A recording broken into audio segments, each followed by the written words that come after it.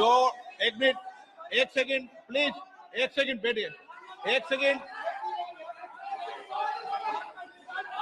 एक मिनट, एक second please, एक सेकंड प्लीज, एक सेकंड प्लीज, एक प्लीज, प्लीज, प्लीज माननीय सदस्य, प्लीज, प्लीज, प्लीज, चुप।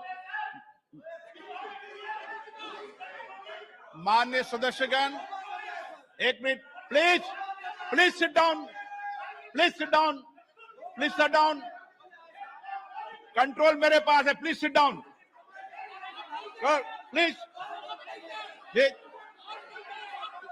एक मिनट, एक मिनट, माननीय सदस्यगण, एक minute please, please, please, please, please, please, माननीय सदस्य, मैं एक विषय मैं बता रहा हूं आपको, एक मिनट बता रहा हूं, एक मिनट बता रहा हूं मैं। माननीय सदस्यगण, चलिए, माननीय,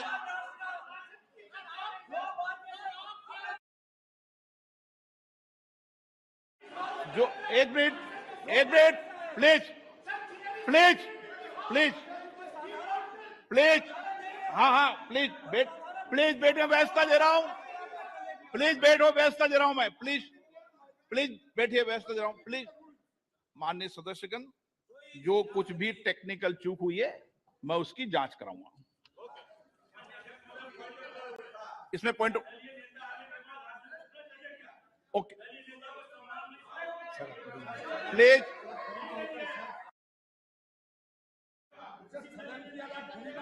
प्लीज, मैंने व्यवस्था दे दी है, इतनी बड़ी व्यवस्था दे दी है मैंने, चूक ना, जो टेक्निकल चूक हुई है उसको मैंने बता दिया ना, ये इलेक्ट्रॉनिक टेक्निक चूक है भाई, प्लीज, ओके, प्लीज, अब क्या तरीका है? नो, माननीय सदस्य, मैंने सारी बात, एक मिनट, आप बैठिए, प्लीज बैठिए, प्लीज बैठिए, प्लीज बैठिए।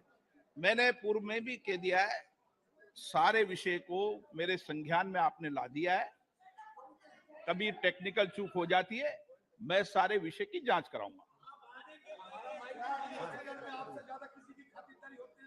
Okay, okay, please, please, please, please, please, please, माननीय सदस्यगण, प्लीज बैठिए, माननीय, प्लीज एक मिनट बैठिए, ये व्यवस्था ठीक नहीं है, आप बैठिए, बैठिए, बैठिए, क्या बैठिए, बैठिए, प्लीज, विषय आपको मौका देंगे, प्लीज, ऐसे क्या, हाँ चलिए, प्लीज, कोई अपमान नहीं है, टेक्निकल चूक है, ओके,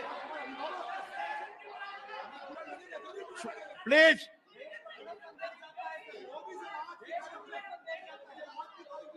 प्लीज, प्लीज, आप सदन के नेता ऐसे मत करिए, मैंने इतनी व्यवस्था दे दी, प्लीज, प्लीज, प्लीज। माननीय सदस्यगण, नई दिल्ली में G20 शिखर सम्मेलन के सफल आयोजन के लिए पूरे देश को बधाई देते हुए मुझे बेहद खुशी है भरी। इस आयोजन की सफलता ने प्रत्येक भारतीय को गर्व से भर दिया है। इसने वैश्विक स्तर पर देश की नेतृत्व की क्षमता को एक नया आयाम दिया है। मैं इस आयोजन को आम जनों का आयोजन बना देने की माननीय प्रधानमंत्री जी के विजन की सराहना करता हूं। भारत के सभी राज्यों और केंद्र शासित प्रदेशों के 60 शहरों में 200 से अधिक बैठकें हुई है, जो अभूतपूर्व है। दुनिया भर से आए 42 प्रतिनिधि मंडलों के साथ G20 नई दिल्ली लीडर समिट अपने आकार, भव्यता और प्रभाव में अभूतपूर्व था। इससे विश्व को भारत की विविधता, लोकतांत्रिक शक्ति और प्रतिभा को देखने का अवसर मिला है। भारत की G20 की अध्यक्षता समावेशी, आकांक्षी, कार्य उन्मुख, निर्णायक और जन केंद्रित रही है। G20 नेताओं के शिखर सम्मेलन में लिए गए निर्णय परिवर्तनकारी हैं और ये आने वाले दशकों में वैश्विक व्यवस्था को नया रूप देने में सहायक होंगे। माननीय प्रधानमंत्री जी के विजन और मार्गदर्शन में G20 नई दिल्ली लीडर्स समिट घोषणा पत्र को सर्वसम्मति से अपनाया गया और संवेदनशील मुद्दों पर भी सबकी सहमति बनी। विश्व स्तर पर यह स्वीकार किया गया है कि भारत के नेतृत्व एवं सक्रिय प्रयासों के कारण वैश्विक उत्तर दक्षिण के बीच दूरी के पाटने और पूर्व पश्चिम ध्रुवीकरण को नियंत्रित करने में सफलता मिली है। ये विश्व में भारत के ऊंचे कद और बढ़ती प्रतिष्ठा तथा इस सरकार द्वारा पिछले 9 वर्षों में किए गए कार्यों को दर्शाता है। माननीय प्रधानमंत्री जी के नेतृत्व में भारत को जो वैश्विक सद्भावना प्राप्त हुए, ये उसी का प्रमाण है। ये इस बात की भी स्वीकृति है कि कई प्रकार के विभाजनों से ग्रस्त विश्व में भारत शांति और संयम की आवाज है। भारत की अध्यक्षता में ग्लोबल साउथ की आवाज को G20 की चर्चा के केंद्र में लाने में महत्वपूर्ण भूमिका निभाई है। अपनी अध्यक्षता की शुरुआत में भारत ने जनवरी 2023 में Voice of the Global South शिखर सम्मेलन की मेजबानी की, जिसमें 125 देशों के नेतृत्व ने भाग लिया। ग्लोबल साउथ के देशों की प्राथमिकताओं और अपेक्षाओं को G20 एजेंडे में शामिल किया गया। शिखर सम्मेलन की घोषणा में निर्धनता उन्मूलन, जलवायु वित्त, ऋण संबंधी समस्याओं से निपटने, खाद्य सुरक्षा, स्वास्थ्य सुरक्षा, डिजिटल बुनियादी ढांचे के विकास सहित विकासशील देशों के हितों से संबंधित विषयों को प्रमुखता दी गई। माननीय प्रधानमंत्री जी की पहल के कारण अफ्रीकी संघ को G20 के स्थायी सदस्य के रूप में स्वीकार करने का ऐतिहासिक निर्णय लिया गया। विश्व के शीर्ष नेतृत्व को राजघाट पर राष्ट्रपिता महात्मा गांधी को सम्मान देते देखना एक अद्भुत दृश्य था। उन सभी ने महात्मा गांधी द्वारा प्रतिपादित शांति और अहिंसा के सार्वभौमिक विचार और वर्तमान समय में इसकी प्रासंगिकता को स्वीकार किया गया। माननीय प्रधानमंत्री जी ने स्वयं अंतर्राष्ट्रीय संस्थाओं में सुधार करने, उसमें समय के अनुसार बदलाव लाने का पुरजोर समर्थन किया। इस विभाजित विश्व में स्थिरता, वृद्धि और विकास सुनिश्चित करने के लिए वास्तविक बहुपक्षवाद के लिए यह महत्वपूर्ण है। माननीय सदस्यगण, G20 का दृष्टिकोण अर्थ केंद्रित न होकर अब व्यापक रूप से मानव केंद्रित हो गया है। सतत विकास लक्ष्यों को साकार करने, अंतर्राष्ट्रीय वित्तीय संस्थानों में सुधार करने, डिजिटल सार्वजनिक बुनियादी ढांचे की स्थापना करने, हरित विकास समझौतों को प्रोत्साहित करने, महिलाओं के नेतृत्व के विकास को प्रोत्साहित करने, डिजिटल स्वास्थ्य पर वैश्विक पहल करने, पारंपरिक चिकित्सा की भूमिका को मान्यता दिए जाने जैसे विषयों को प्राथमिकता दी गई, वह सराहनीय है। G20 शिखर सम्मेलन के प्रमुख परिणामों में अंतर्राष्ट्रीय अर्थव्यवस्थाओं को अधिक सक्रिय करना, विकास के लिए अधिक संसाधनों की उपलब्धता, पर्यटन का विस्तार, विश्व स्तर पर कार्य के अवसर, मोटे अनाज के उत्पादन और उपभोग के माध्यम से सुदृढ़ खाद्य सुरक्षा, कौशल की कमी और गतिशीलता की समस्या का समाधान करना, ग्लोबल वैल्यू चेन की मैपिंग, एमएसएमई की सहायता करना और जैव ईंधन के लिए प्रतिबद्धता शामिल है। इनका लाभ पूरे देश को प्राप्त होगा। शिखर सम्मेलन के दौरान भारत मध्य पूर्व यूरोप आर्थिक कॉरिडोर और वैश्विक जैव ईंधन गठबंधन का शुभारंभ अत्यंत महत्वपूर्ण है। इन पहलों से एक कनेक्टेड भविष्य की नींव रखी गई है, जिसमें आगे भी भारत की महत्वपूर्ण भूमिका बनी रहेगी। पर्यावरण समर्थन के लिए लाइफ संबंधी उच्च स्तरीय सिद्धांतों को अंगीकृत किए जाने और जलवायु संबंधी लक्ष्यों को पूरा करने के लिए जलवायु वित्त और निवेश में बड़े पैमाने पर वृद्धि की आवश्यकता को विकसित देशों द्वारा स्वीकार किए जाने से इस क्षेत्र में भारत का नेतृत्व स्पष्ट रूप से प्रदर्शित हुआ है। भारत की अध्यक्षता में महिलाओं और आपदा जोखिम को कम किए जाने के बारे में G20 कार्य समूह के गठन के साथ साथ स्टार्टअप पर एक नए G20 की स्थापना के रूप में नई उपलब्धि दर्ज की गई है।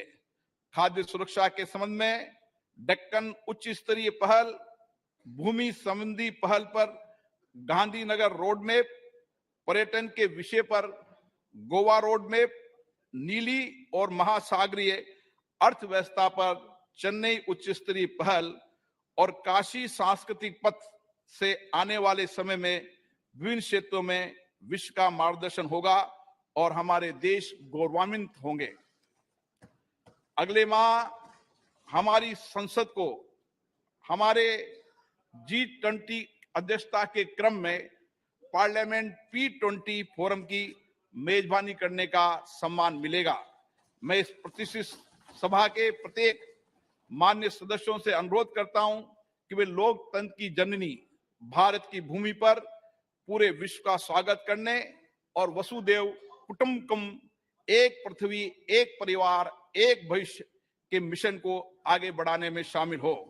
मुझे विश्वास है ये सभा इस ऐतिहासिक उपलब्धि पर माननीय प्रधानमंत्री जी के नेतृत्व की सराहना करने, भारत के लोगों को उत्साह बढ़ाने और सभी संगठनों और व्यक्तियों के योगदान को सराहना करने में मेरा साथ देगी। श्री सुनील कुमार सिंह,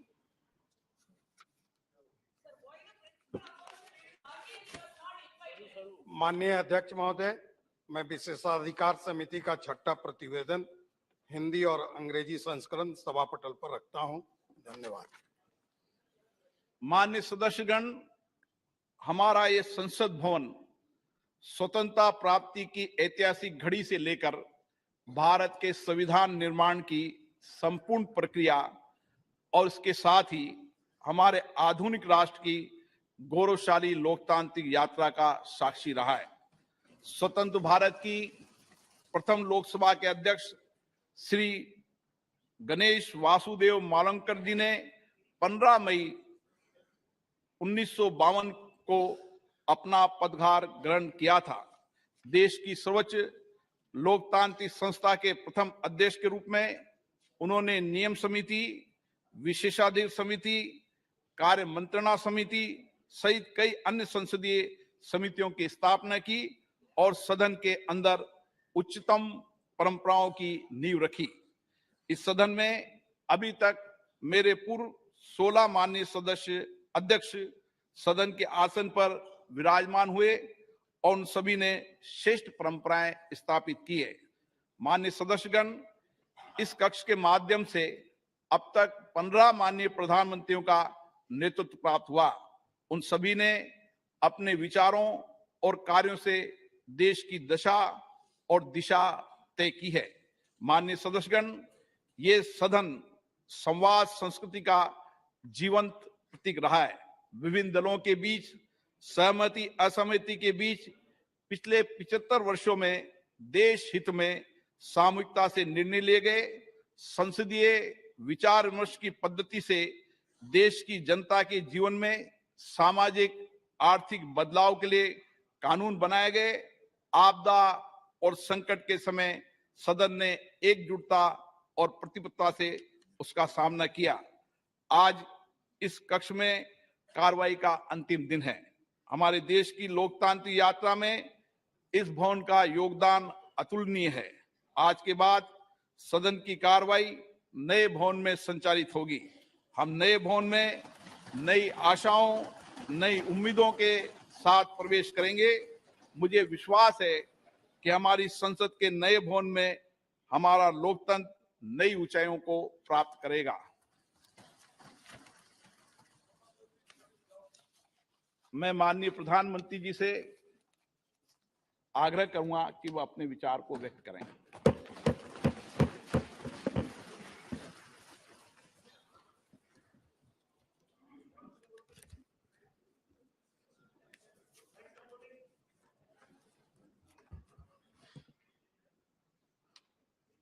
माननीय अध्यक्ष जी,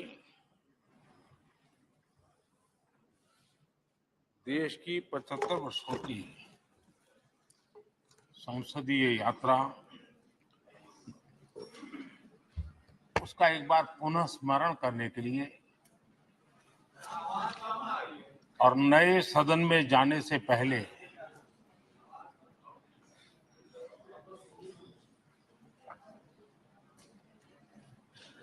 उन प्रेरक पलों को,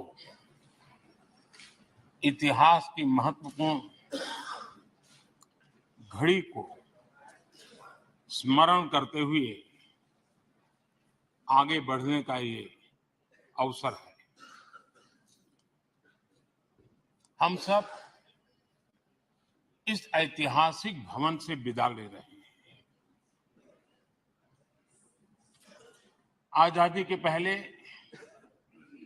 ये सदन इंपीरियल लेजिस्लेटिव काउंसिल का स्थान हुआ करता था। आजादी के बाद ये संसद भवन के रूप में उसको पहचान मिली। ये सही है, इस इमारत के निर्माण करने का निर्णय विदेशी शासकों का था, लेकिन ये बात हम न कभी भूल सकते हैं और हम गर्व से कह सकते हैं कि इस भवन के निर्माण में पसीना मेरे देशवासियों का लगा था, परिश्रम मेरे देशवासियों का लगा था और पैसे भी मेरे देश के लोगों के।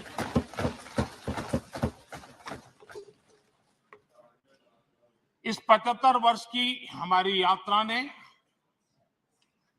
अनेक लोकतांत्रिक परंपराओं और प्रक्रियाओं का उत्तम से उत्तम सृजन किया है और इस सदन में रहे हुए सबने उसमें सक्रियता से योगदान भी दिया है और साक्षी भाव से उसको देखा भी। हम भले नए भवन में जाएंगे, लेकिन पुराना भवन भी, ये भवन भी आने वाली पीढ़ियों को हमेशा हमेशा प्रेरणा देता रहेगा।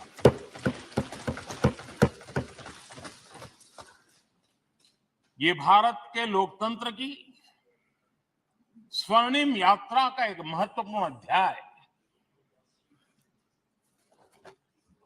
जो सारी दुनिया को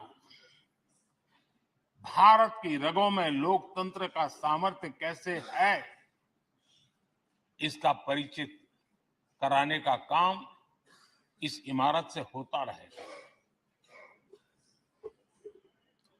आदरणीय अध्यक्ष जी, अमृतकाल की प्रथम प्रभा का प्रकाश राष्ट्र में एक नया विश्वास, नया आत्मविश्वास, नया उमंग, नए सपने, नए संकल्प और राष्ट्र का नया सामर्थ्य उसे भर रहा है। चारों तरफ आज भारतवासियों की उपलब्धि की चर्चा हो रही है और गौरव के साथ हो रही है। ये हमारे 75 साल के संसदीय इतिहास का एक सामूहिक प्रयास का परिणाम है, जिसके कारण विश्व में आज वो गूंज सुनाई दे रही है। आदरणीय अध्यक्ष जी, चंद्रयान-3 की सफलता न सिर्फ पूरा भारत, पूरा देश अभिभूत है और इसमें भारत के सामर्थ्य का एक नया रूप जो आधुनिकता से जुड़ा है, जो विज्ञान से जुड़ा है, जो टेक्नोलॉजी से जुड़ा है, जो हमारे वैज्ञानिकों के सामर्थ्य से जुड़ा है, जो 140 करोड़ देशवासियों के संकल्प की शक्ति से जुड़ा हुआ है, वो देश और दुनिया पर एक नया प्रभाव पैदा करने वाला है। ये सदन और इस सदन के माध्यम से मैं फिर एक बार देश के वैज्ञानिकों और उनके साथियों को कोटि कोटि बधाइयां देता हूं, उनका अभिनंदन करता हूं।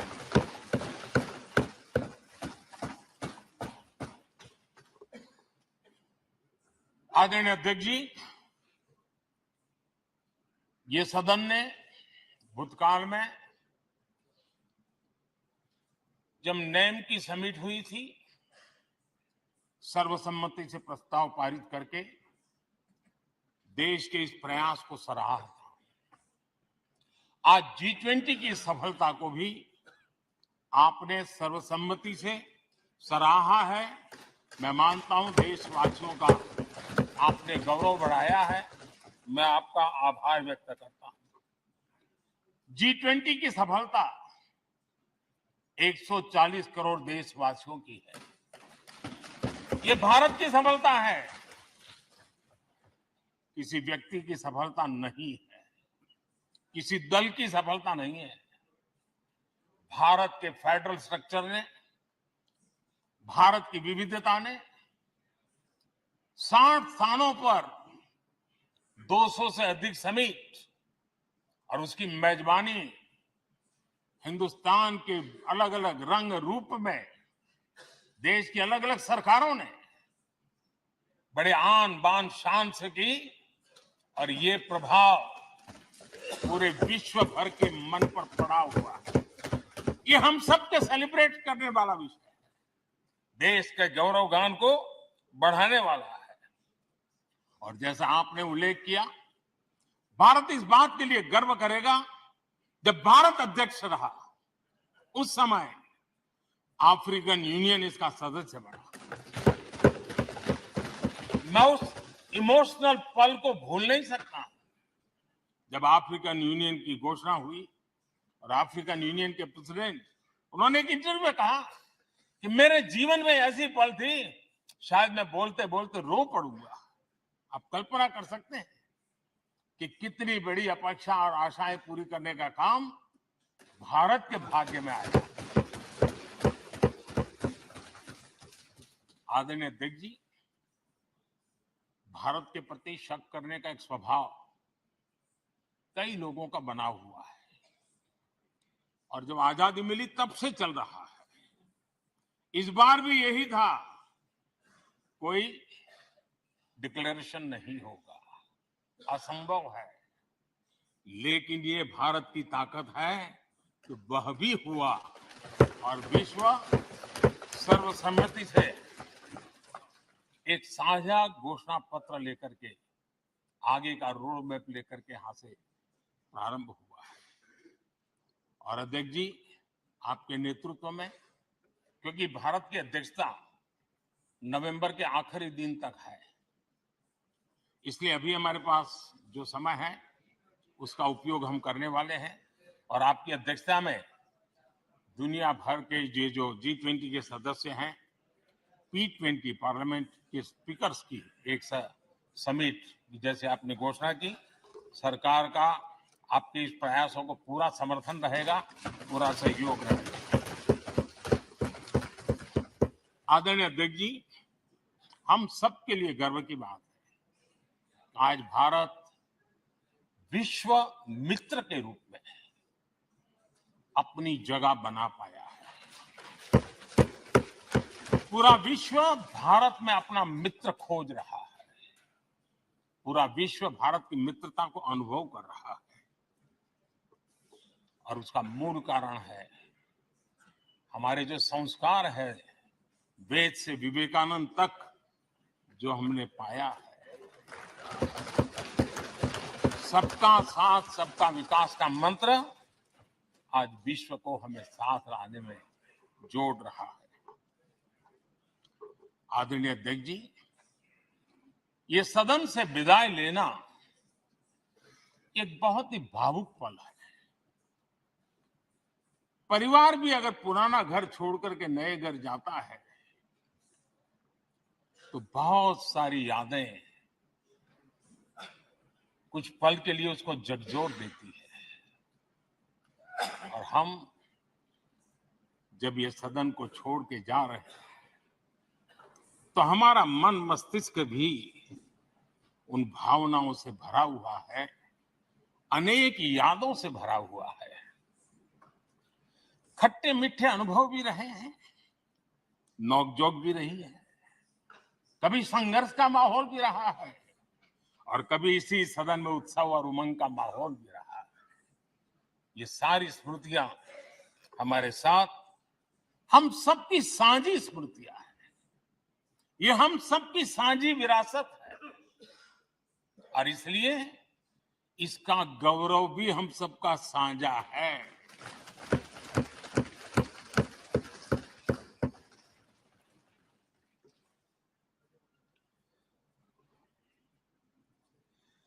आजाद भारत के नवनिर्माण से जुड़ी हुई अनेक घटनाएं इन 75 वर्ष में यही सदन में आकार लेती हुई हमने देखी है।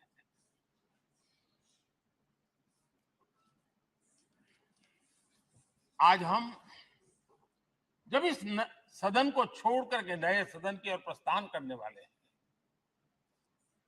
तब भारत के सामान्य मानवीय की भावनाओं को जहां जो आदर मिला है, सम्मान मिला है, उसकी अभिव्यक्ति का भी एक अवसर है।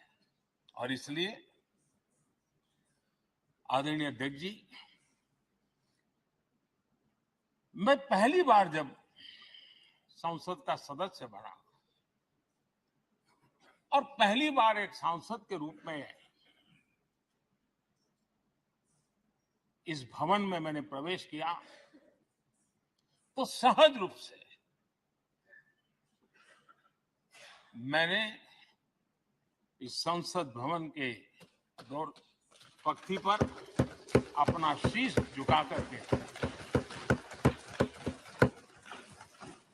इस लोकतंत्र के मंदिर को श्रद्धा भाव से नमन करते हुए मैंने पैर रखा था। वो पल मेरे लिए भावनाओं से भरी हुई थी, मैं कल्पना नहीं कर सकता था। लेकिन भारत के लोकतंत्र की ताकत है, भारत के सामान्य मानवीय की लोकतंत्र के प्रति श्रद्धा का प्रतिबिंब है कि रेलवे प्लेटफॉर्म पर गुजारा करने वाला एक गरीब परिवार का बच्चा पार्लियामेंट पहुंच गया।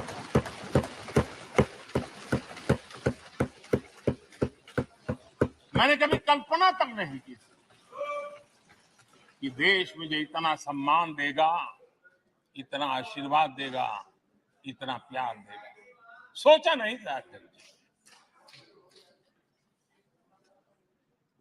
आदरणीय अध्यक्ष जी, हम में से बहुत लोग हैं जो संसद भवन के अंदर जो चीजें लिखी गई उसको पढ़ते भी रहते हैं, कभी कभी उसका उल्लेख भी करते हैं। हमारे यहाँ संसद भवन के प्रवेश द्वार पर एक छांदोग्य उपनिषद का एक वाक्य है, लोक द्वारम करके पूरा वाक्य है। उसका मतलब ये होता है कि जनता के लिए दरवाजे खोलिए और देखिए कि कैसे वो अपने अधिकारों को प्राप्त करती है। हमारे ऋषि मुनियों ने ये लिखा हुआ, हमारे प्रवेश द्वार पर लिखा हुआ। हम सब और हमारे पहले जो यहां रहे हैं वो भी इस सत्यता के साक्षी है। आदरणीय अध्यक्ष जी, समय रहते जैसे जैसे वक्त बदलता गया, यह हमारे सदन की संरचना भी निरंतर बदलती रही है और अधिक समावेशी बनती गई है। समाज के हर वर्ग का प्रतिनिधि विविधताओं से भरा हुआ इस सदन में नजर आता है। अनेक भाषाएं हैं, अनेक बोलियां, अनेक पहरवेश है, अनेक खान पान है। सदन के अंदर सब कुछ है और समाज के सभी तबके के लोग, चाहे वो सामाजिक रचना के हो, चाहे आर्थिक रचना के हो, चाहे गांव या शहर के हो, एक प्रकार से पूर्ण रूप से समावेशी वातावरण सदन में पूरी ताकत के साथ जन सामान्य की इच्छा आकांक्षाओं को प्रकट करता रहा है। दलित हो, पीड़ित हो, आदिवासी हो, पिछड़े हो, महिलाएं हो, हर एक का धीरे धीरे धीरे योगदान बढ़ता चला गया है। आदरणीय अध्यक्ष जी, प्रारंभ में महिलाओं की सदस्य संख्या कम थी, लेकिन धीरे धीरे माताओं बहनों ने भी इस सदन की गरिमा को बढ़ाया है। इस सदन के गरिमा में बहुत बड़ा बदलाव लाने में उनका योगदान रहा है। आदरणीय अध्यक्ष जी, प्रारंभ से अब तक एक मोटा मोटा हिसाब लगाता था, करीब करीब 7,500 से अधिक जनप्रतिनिधि दोनों सदनों में मिलाकर के योगदान दे चुके हैं। इतने सालों में 7,500 से करीब ज्यादा। इस कालखंड में करीब 600 महिला सांसदों ने भी इस सदन की गरिमा को बढ़ाया है, दोनों सदन की। और आदरणीय अध्यक्ष जी, आप जानते हैं कि इस सदन में आदरणीय इंद्रजीत गुप्ता जी 43 ईयर, अगर मेरी गलती नहीं हो तो 43 ईयर इस सदन में लंबा समय बैठ करके इस सदन के साक्षी बनने का उनको सौभाग्य मिला। और यही सदन है आदरणीय अध्यक्ष जी जहां शकीकुर रहमान जी 93 की एज में भी सदन में अपना योगदान देते रहे, जबकि उनकी उम्र 93। और आदरणीय अध्यक्ष जी, ये भारत के लोकतंत्र की ताकत है कि 25 साल की उम्र की चंद्रमणि मुर्मू इस सदन की सदस्य बनी थी। सिर्फ 25 साल की उम्र की सबसे छोटी उम्र की सदस्य बनी थी। आदरणीय अध्यक्ष महोदय, वाद विवाद, कटाक्ष, ये सब कुछ हम सबने अनुभव किया है, हम सबने इनिशिएट भी किया है, कोई बात नहीं है। लेकिन उसके बावजूद भी शायद जो परिवार भाव हम लोगों के बीच में रहा है, हमारे पहले की पीढ़ियों में भी रहा है, जो लोग प्रचार माध्यमों से हमारे यहाँ का रूप देखते हैं और बाहर निकलते ही हमारा जो अपनापन होता है, परिवार भाव होता है, वो एक अलग ही ऊंचाई पर ले जाता है। और ये भी इस सदन की ताकत है, एक परिवार भाव। और उसके साथ साथ हम कभी कड़वाहट पाल करके नहीं जाते हैं। हम उसी प्यार से सदन छोड़ने के कई वर्षों के बाद भी मिल जाए तो भी उस प्यार को कभी भूलते नहीं है, उस स्नेह भरे याद दिनों को भूलते नहीं है। वो मैं अनुभव कर सकता हूं। आदरणीय अध्यक्ष जी, हमारे पहले भी और वर्तमान भी हमने कई बार देखा है कि अनेक संकटों के बावजूद भी, अनेक असुविधाओं के बावजूद भी सांसद सदन में आए हैं और उन्होंने शारीरिक पीड़ा भी असह्य हो तो भी सदन में एक सांसद के रूप में, जनप्रतिनिधि के रूप में अपना कर्तव्य निभाया है।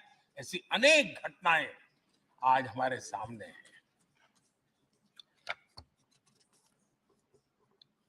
गंभीर गंभीर बीमारियों के बावजूद भी कोई व्हीलचेयर में आना पड़ा, किसी को डॉक्टरों को बाहर खड़े रख करके अंदर आना पड़ता, लेकिन सभी सांसदों ने कभी न कभी इस प्रकार से अपनी भूमिका निभाई। कोरोना काल हमारे सामने उदाहरण है। हर परिवार में रहता था कहीं बाहर जाए तो मौत को बुलावा न दे दे, उसके बावजूद भी हमारे माननीय सांसद दोनों सदन में कोरोना काल के इस संकट की घड़ी में भी सदन में आए, अपना कर्तव्य निभाया। हमने राष्ट्र का काम रुकने नहीं दिया। आवश्यकता पड़ी, डिस्टेंस रखना भी था और बार बार टेस्टिंग भी करना पड़ता था। सदन में आते थे लेकिन मास्क पहनना पड़ता था। बैठने की रचना भी अलग अलग की, समय भी बदले गए। हर चीज के साथ राष्ट्र का काम रुकना नहीं चाहिए, इस भाव से सभी सदस्यों ने इस सदन को अपने कर्तव्य का महत्वपूर्ण अंग माना, संसद को चलाए रखा।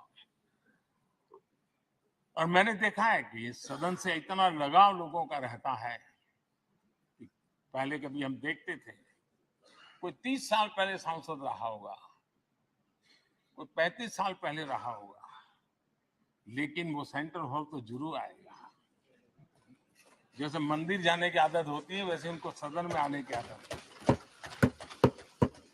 इस जगह का लगाव बन जाता है, एक आत्मीय भाव से जुड़ाव हो जाता है। और ऐसे बहुत से पुराने लोग हैं जो आते जाते हुए मन करता है जरा चलो एक चक्कर काटते हैं। आज उनका जनप्रतिनिधि के नाते दायित्व तो नहीं है, लेकिन भूमि के प्रति उनका लगाव हो जाता है। ये सामर्थ्य होता है इस सदन का। आदरणीय अध्यक्ष महोदय, आजादी के बाद बहुत बड़े बड़े विद्वान लोगों ने बहुत आशंकाएं व्यक्त की थी, पता नहीं देश का क्या होगा, चल पाएगा कि नहीं चल पाएगा, एक रहेगा कि बिखर जाएगा, लोकतंत्र बना रहेगा नहीं, 50। लेकिन इस देश की संसद की ताकत है कि पूरे विश्व को गलत सिद्ध कर दिया और ये राष्ट्र पूरे सामर्थ्य के साथ आगे बढ़ता रहा। और इस विश्वास से कि हम भले आशंकाएं होंगी, घने काले बादल होंगे, लेकिन सफलता प्राप्त करते रहेंगे।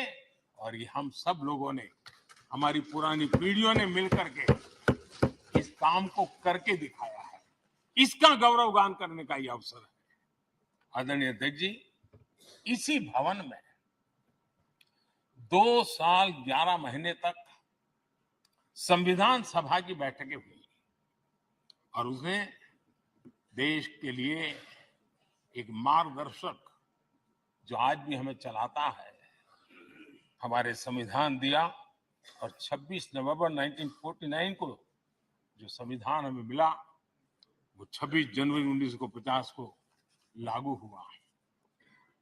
इन 75 वर्षों में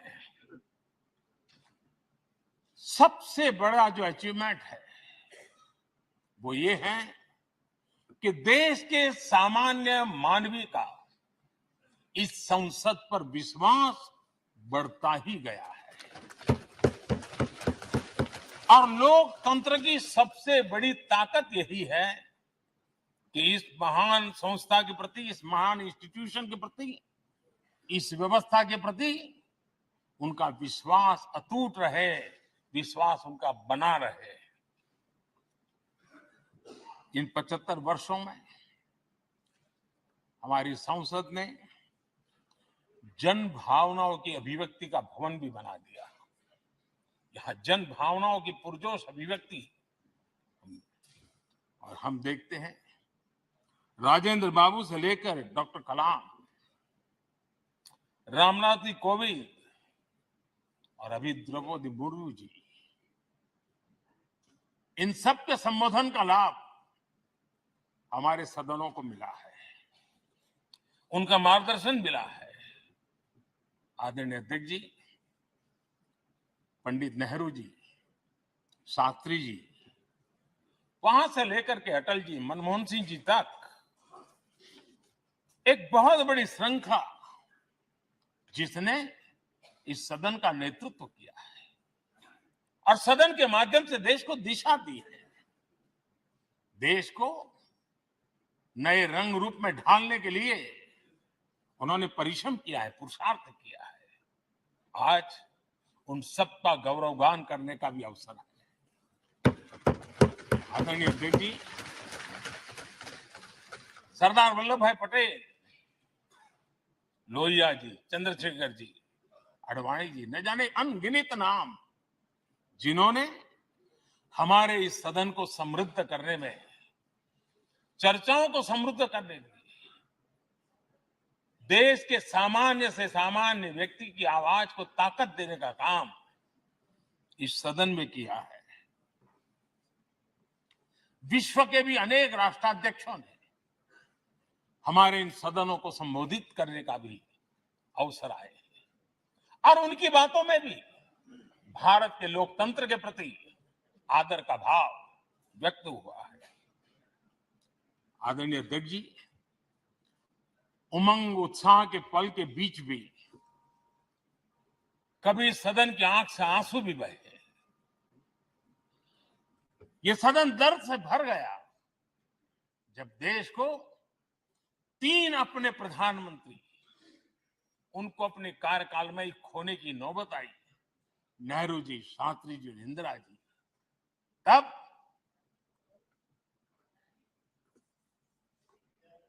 ये सदन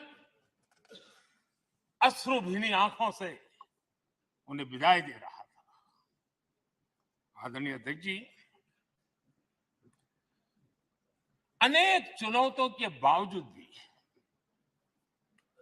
हर स्पीकर ने, हर सभापति ने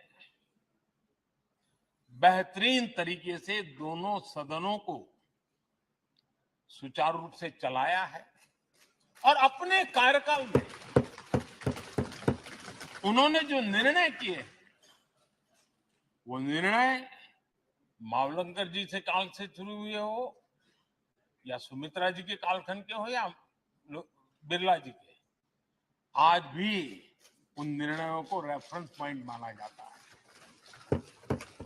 ये काम हमारे करीब 17 स्पीकर और उसमें 2 हमारी महिला स्पीकर ने भी, और मावलंकर जी से लेकर के सुमित्रा ताई तक और बिरला जी का मार्गदर्शन आज भी हमें मिल रहा है। हर एक ने अपनी अपनी शैली रही है, लेकिन उन्होंने सबको साथ लेकर के नियमों कानूनों के बंधन में इस सदन को हमेशा ऊर्जावान बनाए रखा है। मैं आज उन सभी स्पीकर महोदय को भी आज वंदन करता हूं, अभिनंदन करता हूं। आदरणीय अध्यक्ष जी, ये सही है कि हम जनप्रतिनिधि अपनी अपनी भूमिका निभाते हैं, लेकिन सातत्यपूर्ण तरीके से हमारे बीच जो एक टोली बैठती है, उनकी भी कई पीढ़ियां बदल गई है। कभी कागज लेके दौड़ के आते हैं, उनका भी योगदान कम नहीं है।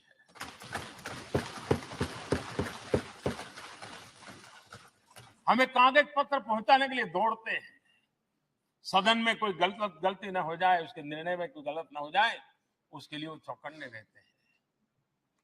जो काम उनके द्वारा हुआ है, उसने भी सदन के क्वालिटी ऑफ गवर्नेंस में तेजी लाने में बहुत बड़ी मदद की है। मैं उन सभी साथियों का और इनके पूर्व में जो रहे हैं उनका भी हृदय से अभिनंदन करता हूं। इतना ही नहीं, सदन मतलब ये खंड ही नहीं है, इस पूरे परिसर में अनेक लोगों ने, किसी ने हमें चाय पिलाई होगी, किसी ने पानी पिलाया होगा, किसी ने रात रात चली हुई सदन को किसी को भूखा पेट रहने नहीं दिया होगा। कई प्रकार की सेवाएं की होगी। किसी ने माली ने इसके बाहर के एनवायरनमेंट को संभाला होगा, किसी ने इसकी सफाई की होगी। न जाने कितने ही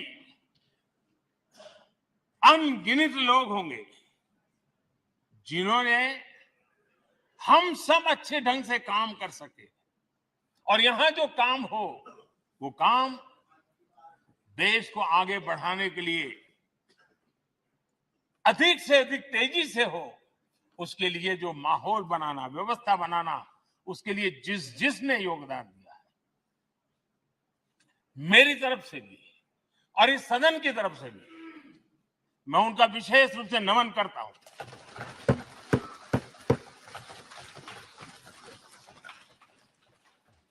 आदरणीय अध्यक्ष जी, लोकतंत्र का एक सदन, आतंकी हमला हुआ,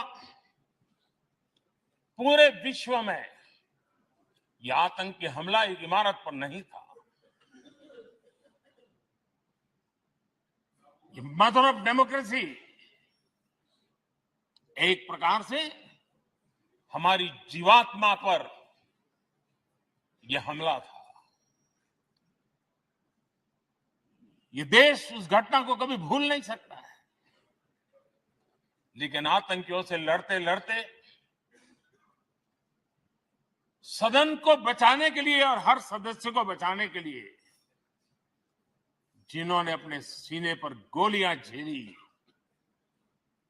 आज मैं उनको भी नमन करता हूं। हमारे बीच नहीं है, लेकिन उन्होंने बहुत बड़ी रक्षा की है। आदरणीय अध्यक्ष जी, जब आज हम इस सदन को छोड़ रहे हैं, तब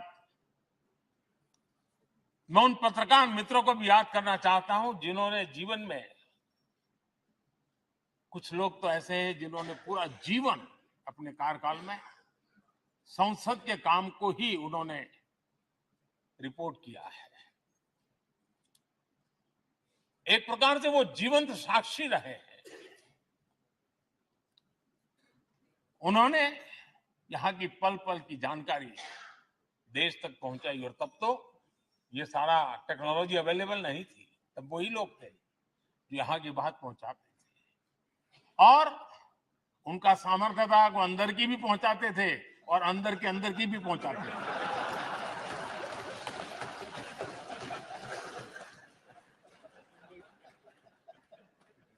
और मैंने देखा कि ऐसे पत्रकारिता जिन्होंने संसद को कवर किया,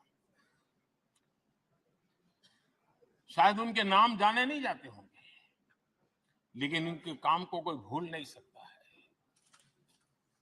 और खबरों को लिए नहीं, भारत की इस विकास यात्रा को संसद भवन से समझने के लिए उन्होंने अपनी शक्ति खपा दी थी।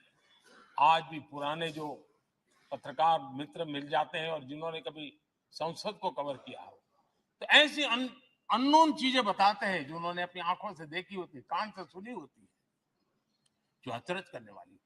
यानी एक प्रकार से जैसी ताकत यहाँ की दीवारों की रही है, वैसा ही दर्पण उनकी कलम में रहा है। और उस कलम ने देश के अंदर संसद के प्रति, संसद सदस्यों के प्रति एक अहोभाव का भाव जगाया है। मैं आज कई पत्रकार बंधु होंगे जो रहे नहीं होंगे, लेकिन मेरे लिए जैसा ये सदन छोड़ना भावुक पल है, मैं पक्का मानता हूं इन पत्रकार बंधुओं के लिए भी ये सदन छोड़ना उतना ही भावुक पल होगा, क्योंकि इनका लगाव हमसे भी ज्यादा रहे। कुछ तो पत्रकार ऐसे होंगे जो हम लोगों की टर्म से भी ज्यादा है, उन्होंने काम किया होगा। आज उनके उस महत्वपूर्ण लोकतंत्र की ताकत बनने के लिए योगदान देने के लिए भी याद करने का अवसर है। आदरणीय अध्यक्ष जी, जब हम सदन के अंदर आते हैं, हमारे यहां नाद ब्रह्म की कल्पना है।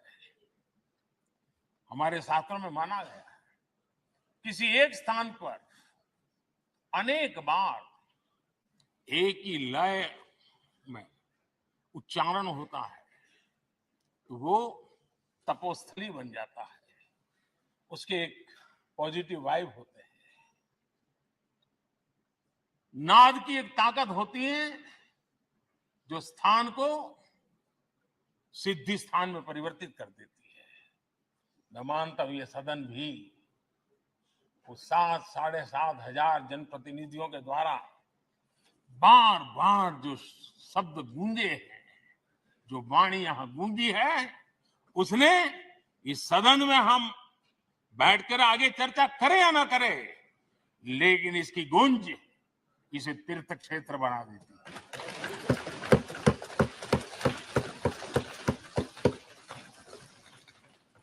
एक जागृत जगह बन जाती है और लोकतंत्र की प्रति श्रद्धा रखने वाला व्यक्ति आज से 50 साल के बाद भी जब यहाँ देखने के लिए भी आएगा तो उसे उस गुंज की अनुभूति होगी कि कभी भारत की आत्मा की आवाज यहाँ पर गूंजती थी।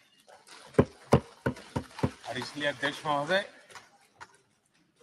ये वो सदन है जहां कभी भगत सिंह, बटुकेश्वर दत्त, उन्होंने अपनी वीरता सामर्थ्य से अंग्रेज सल्तनत को जगा दिया था बम का धमाका कर। वो बम की गूंज भी जो देश का भला चाहते हैं उनको कभी सोने नहीं देती। आदरणीय अध्यक्ष जी, ये वो सदन है जहां पंडित जी को इसलिए भी याद किया, अनेक बातों के लिए याद करेगा, लेकिन हम जरूर याद करेंगे इसी सदन में पंडित नेहरू का at the stroke of midnight की गूंज हम सबको प्रेरित करती रहेगी। और इसी सदन में अटल जी ने कहा था,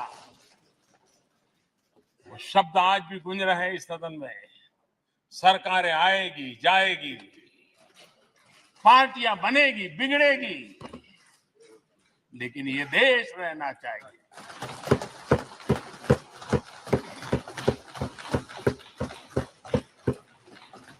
आदरणीय अध्यक्ष जी, पंडित नेहरू की जो प्रारंभिक मंत्री परिषद थी, बाबा साहब आम्बेडकर जी एक मंत्री के रूप में दुनिया की बेस्ट प्रैक्टिसेस भारत में लाने पर बहुत जोर दिया करते थे। फैक्ट्री कानून में अंतर्राष्ट्रीय सुझावों को शामिल करने पर बाबा साहब सर्वाधिक आग्रही रहे थे और उसका परिणाम आज देश को लाभ मिल रहा है। बाबा साहब आम्बेडकर ने देश को नेहरू जी की सरकार में वाटर पॉलिसी दी थी और उस वाटर पॉलिसी बनाने में बाबा साहब आम्बेडकर की बहुत बड़ी भूमिका रही थी। आदरणीय अध्यक्ष जी, हमें जानते हैं कि भारत में बाबा साहब आम्बेडकर एक बात हमेशा कहते थे कि भारत में सामाजिक न्याय के लिए भारत का औद्योगिकरण होना बहुत जरूरी है, क्योंकि देश के दलित पिछड़ों के पास जमीन ही नहीं है, वो क्या करेगा? औद्योगिकरण होना चाहिए। और बाबा साहब इस बात को मान करके, डॉक्टर श्यामा प्रसाद मुखर्जी जो पंडित नेहरू के मंत्री थे, उन्होंने इस देश में, और पहले वाणिज्य मंत्री के रूप में और उद्योग मंत्री के रूप में, उन्होंने इंडस्ट्री पॉलिसी इस देश में लाई थी। आज भी कितनी ही इंडस्ट्री पॉलिसी बने, लेकिन उसकी आत्मा वही होती है जो पहली सरकार के थी, और उनका भी बहुत बड़ा अहम योगदान रहा था। आदरणीय अध्यक्ष जी, लाल बहादुर शास्त्री जी ने 65 के युद्ध में हमारे देश के जवानों में का हौसला बुलंद करना, उनके सामर्थ्य के लिए को पूरी तरह राष्ट्र में झोंक देने की प्रेरणा इसी सदन में से दी थी लाल बहादुर शास्त्री का। और यहीं पर उन्होंने ग्रीन रिवॉल्यूशन के लिए एक मजबूत नींव लाल बहादुर शास्त्री जी ने रखी थी। आदरणीय अध्यक्ष जी, बांग्लादेश की मुक्ति का आंदोलन और उसका समर्थन भी इसी सदन ने इंदिरा गांधी के नेतृत्व में किया था। इसी सदन ने इमरजेंसी में लोकतंत्र पर होता हुआ हमला भी देखा था, और इसी सदन ने भारत के लोगों की ताकत को एहसास कराते हुए मजबूत लोकतंत्र की वापसी भी इसी सदन ने देखी थी। वो राष्ट्रीय संकल्प भी देखा था, ये सामर्थ्य भी देखा था। आदरणीय अध्यक्ष जी, ये सदन इस बात का हमेशा ऋणी रहेगा, क्योंकि इसी सदन में हमारे पूर्व प्रधानमंत्री चरण सिंह जी ने ग्रामीण मंत्रालय का गठन किया था, रूरल डेवलपमेंट मिनिस्ट्री। इसी सदन में मतदान की उम्र 21 से 18 करने का निर्णय हुआ था, और देश की युवा पीढ़ी को इसका योगदान देने के लिए प्रेरित किया गया, उत्साहित किया गया था। हमारे देश ने गठबंधनों की सरकारें देखी, पीपी सिंह जी हो, चंद्रशेखर जी, और बाद में एक सिलसिला चला। लंबे अरसे से दिशा में देश जा रहा था, आर्थिक नीतियों के बोझ तले देश दबा हुआ था, लेकिन नरसिम्हा राव की सरकार थी जिन्होंने हिम्मत के साथ पुरानी आर्थिक नीतियों को छोड़ करके नई राह पकड़ने का फैसला किया था, जिसके आज देश को परिणाम मिलते हैं। अटल बिहारी वाजपेयी जी का सरकार भी हमने इसी सदन में देखी। सर्व शिक्षा अभियान देश में आज वो महत्वपूर्ण बन गया है। आदिवासी कार्यालय मंत्रालय अटल जी ने बनाया, नॉर्थ ईस्ट का मंत्रालय अटल जी ने बनाया, न्यूक्लियर टेस्ट भारत के सामर्थ्य का परिचायक बन गया। और इसी सदन में मनमोहन जी की सरकार कैश फॉर वोट को भी, उस कांड को भी सदन ने देखा है। आदरणीय अध्यक्ष जी, सबका साथ सबका विकास का मंत्र, अनेक ऐतिहासिक निर्णय, दशकों से लंबित विषय, उनका स्थायी समाधान भी इसी सदन में हुआ। आर्टिकल 370, ये सदन हमेशा हमेशा गर्व के साथ कहेगा कि सदन के कारण one nation one tax, one nation one tax, GST का निर्णय भी इसी सदन ने किया। One rank one pension, OROP, ये भी इसी सदन ने देखा। गरीबों के लिए 10% आरक्षण कोई विवाद के बिना पहली बार इस देश में करने में सफल रहे। आदरणीय अध्यक्ष जी, भारत के लोकतंत्र में तमाम उतार चढ़ाव हमने देखे, और ये सदन लोकतंत्र की ताकत है, लोकतंत्र की ताकत की साक्षी है, जन विश्वास का एक केंद्र बिंदु रहा है। इस सदन की विशेषता देखिए, और दुनिया के लोगों का आज भी अचरज होता है। ये सदन है जिसमें कभी 4 सांसद वाली पार्टी सत्ता में होती थी और 100 सदस्य वाली पार्टी विपक्ष में बैठती थी। ये भी सामर्थ्य इस सदन के लोकतंत्र की ताकत का परिचय कराता है। और यही सदन है जिसमें एक वोट से अटल जी की सरकार गई थी और लोकतंत्र की गरिमा को बढ़ाया था। ये भी इसी सदन में हुआ। आज अनेक छोटी छोटी रीजनल पार्टियों का प्रतिनिधित्व हमारे देश की विविधता को, हमारे देश के एस्पिरेशंस का एक प्रकार से वो आकर्षक केंद्र बिंदु बना है। आदरणीय अध्यक्ष जी, इस देश में 2 प्रधानमंत्री ऐसे रहे, मोरारजी भाई, वीपी सिंह। एक प्रकार से कांग्रेस में जीवन खपाया था, लेकिन एंटी कांग्रेस गवर्नमेंट का नेतृत्व कर रहे थे। ये भी इसकी विशेषता थी। और हमारे नरसिम्हा राव जी, वो तो बिस्तरा गोल करके घर जाने की तैयारी कर रहे थे, निवृत्ति की घोषणा कर चुके थे। लेकिन यही लोकतंत्र की ताकत देखिए, सदन की ताकत देखिए, वो प्रधानमंत्री के रूप में 5 साल हमारी सेवा कर।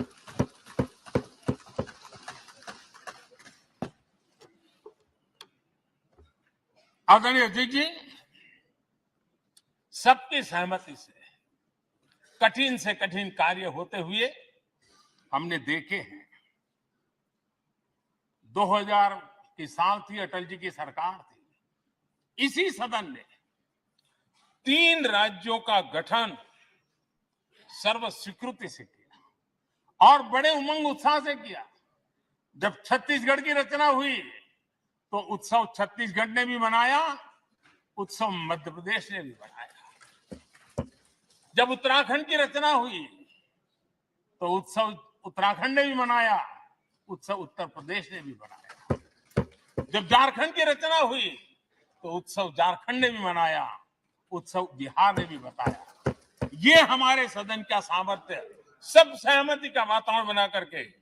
लेकिन कुछ कड़वी यादें वो भी है कि तेलंगाना के हक को दबोचने के लिए भारी प्रयास हुए, खून की नदियां भी बही और बनने के बाद न तेलंगाना उत्सव मना पाया, न आंध्र उत्सव मना पाया। एक कटुता के बीज बो दिए गए। अच्छा होता उसी उमंग और उत्साह के साथ हम तेलंगाना का निर्माण करते तो एक नई ऊंचाई पर आज तेलंगाना पहुंच चुका होता। आदरणीय अध्यक्ष जी, संविधान सभा ने, आदरणीय अध्यक्ष जी, इस सदन की परंपरा रही है। संविधान सभा ने उस समय अपना दैनिक भत्ता 45 रुपये से कम करके 40 कर दिया था। उनको लगा हमें इसको कम करना चाहिए। आदरणीय अध्यक्ष जी, यही सदन है कैंटीन में मिलने वाली सब्सिडी, जो बहुत कम पैसे में खाना मिलता था, इसी सदस्यों ने उस सब्सिडी को भी खत्म कर दिया और पूरा पैसा देकर के अब कैंटीन में खाते। आदरणीय अध्यक्ष जी, कोरोना काल में जब जरूरत पड़ी तो यही सांसद जिन्होंने एमपी लेड फंड को छोड़ दिया और देश को इस संकट की घड़ी में मदद करने के लिए आगे आए। इतना ही नहीं, कोरोना काल में इसी सदन के सांसदों ने अपने तनख्वाह में 30% कटौती की और उन्होंने देश के सामने आए हुए संकट में अपनी बहुत बड़ी जिम्मेवारी निभाई। आदरणीय अध्यक्ष जी, हम गर्व से कह सकते हैं, ये सदन में बैठे हुए लोग भी कह सकते हैं, हमारे पूर्वज जो सदन में बैठे थे वो भी कह सकते हैं कि हम ही लोग हैं जिन्होंने हम पर डिसिप्लिन लाने के लिए हमारे यहां जनप्रतिनिधित्व कानून में समय समय पर कठोरता बरती। नियम हमने ही लादे, हमने ही तय किया कि नहीं, जनप्रतिनिधि के जीवन में नहीं हो सकता। मैं मानता हूं ये जीवंत लोकतंत्र का बहुत बड़ा उदाहरण है और ये सदन ने दिया है, यही माननीय सांसदों ने दिया है और हमारी पुरानी पीढ़ी के सांसदों ने दिया है। और मैं मानता हूं कि कभी कभी उन चीजों को भी याद करना चाहिए। आदरणीय अध्यक्ष जी, हम जो वर्तमान सांसद हैं, उनके लिए तो ये विशेष सौभाग्य का अवसर है। सौभाग्य का अवसर इसलिए है कि हमें इतिहास और भविष्य दोनों की कड़ी बनने का अवसर मिलता है।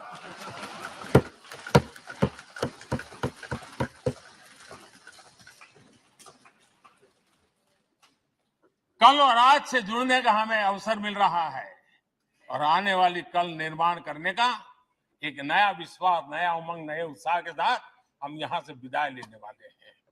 आदरणीय अध्यक्ष महोदय, आज का दिवस सिर्फ और सिर्फ इस सदन के सभी 7,500 जनप्रतिनिधि रह चुके हैं, उनके गौरवगान का पल है। इन दीवारों से हमने जो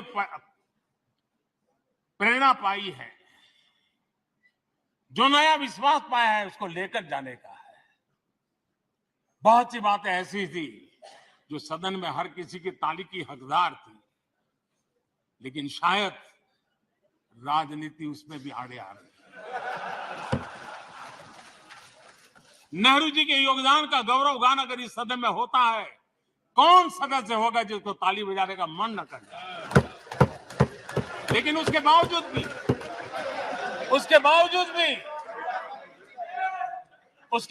भी देश के लोकतंत्र के लिए बहुत जरूरी है हम सब ने अपने यहां सोच लें। आदरणीय अध्यक्ष जी, मुझे पूरा विश्वास है कि आपके मार्गदर्शन में और इस अनुभवी माननीय सांसदों के सामर्थ्य से हम नई संसद में जब जाएंगे तो नए विश्वास के साथ जाएंगे। मैं फिर एक बार, आज पूरा दिवस आपने इन पुरानी स्मृतियों को ताजा करने के लिए दिया, एक अच्छे वातावरण में सबको याद करने का मौका दिया, इसके लिए मैं आप सबका, आपका हृदय से आभार व्यक्त करता हूं।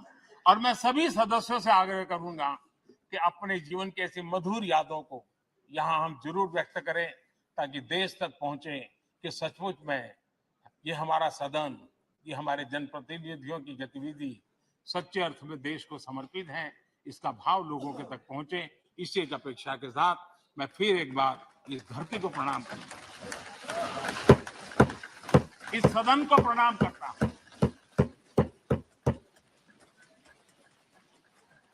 भारत के मंदिरों से बनी हुई हर एक दीवार के हर एक ईंटे को प्रणाम करता हूं और पिछले 75 साल में भारत के लोकतंत्र को नया सामर्थ्य शक्ति देने वाले हर गुंज को, उस नाद ब्रह्म को नमन करते हुए मेरी वाणी को विराम कर देता हूं। बहुत बहुत धन्यवाद।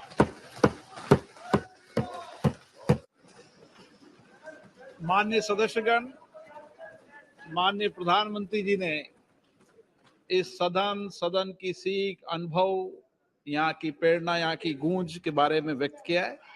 मैं ये अपेक्षा करूंगा कि आज का दिन इसी तरीके से सकारात्मक वातावरण में हम चर्चा करें, सकारात्मक विषय रखें और जो कुछ भी यहाँ से सीखा है, हमारे पूर्वजों ने जो कुछ भी इस देश को, लोकतंत्र को दिया है, उसके बारे में सकारात्मक विचार रखें। आप सभी को बहुत बहुत धन्यवाद। अधीर रंजन चौधरी जी। प्रधानमंत्री को रहना चाहिए था, प्रधानमंत्री को उपस्थित रहना चाहिए था, हमारी बात को सुन ले। ये क्या मर्यादा रही? I'm just coming. Sir,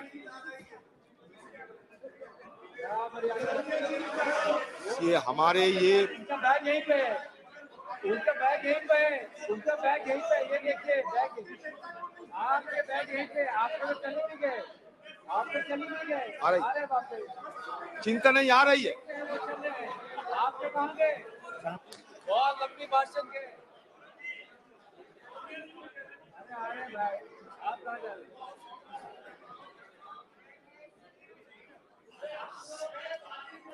sir, sir,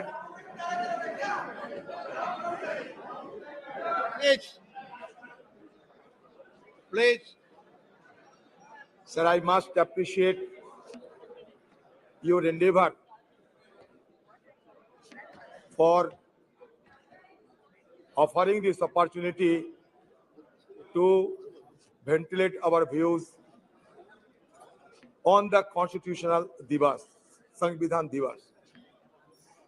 लेकिन बात यह सर, कहे तो जाते हैं 75 साल, लेकिन जब तक मेरा जानकारी है, सबसे पहले जो कॉन्स्टिट्यूशन असेंबली की सभा हुई थी वो 1946 में, और 1949 26 नवंबर में ये अडॉप्ट हुई थी, और 1950 26 जनवरी ये चालू हुई थी हमारे संविधान इस देश में।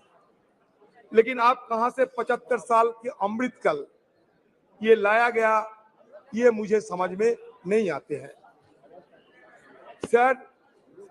सही मायनों में जब ये सदन,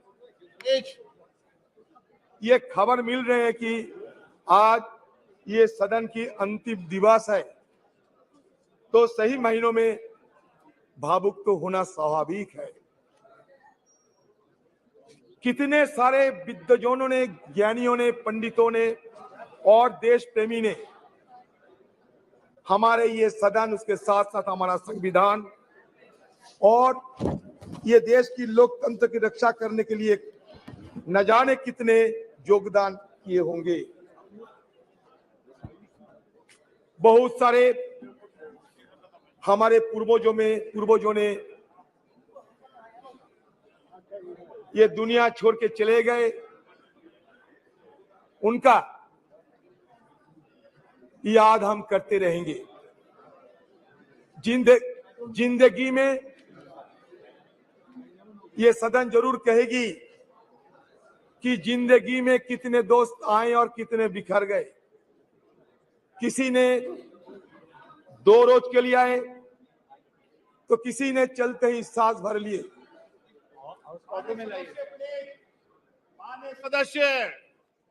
माननीय सदस्य प्लीज सिट डाउन, प्लीज। माननीय सदस्य नाम लेके पुकारूंगा, प्लीज बैठिए।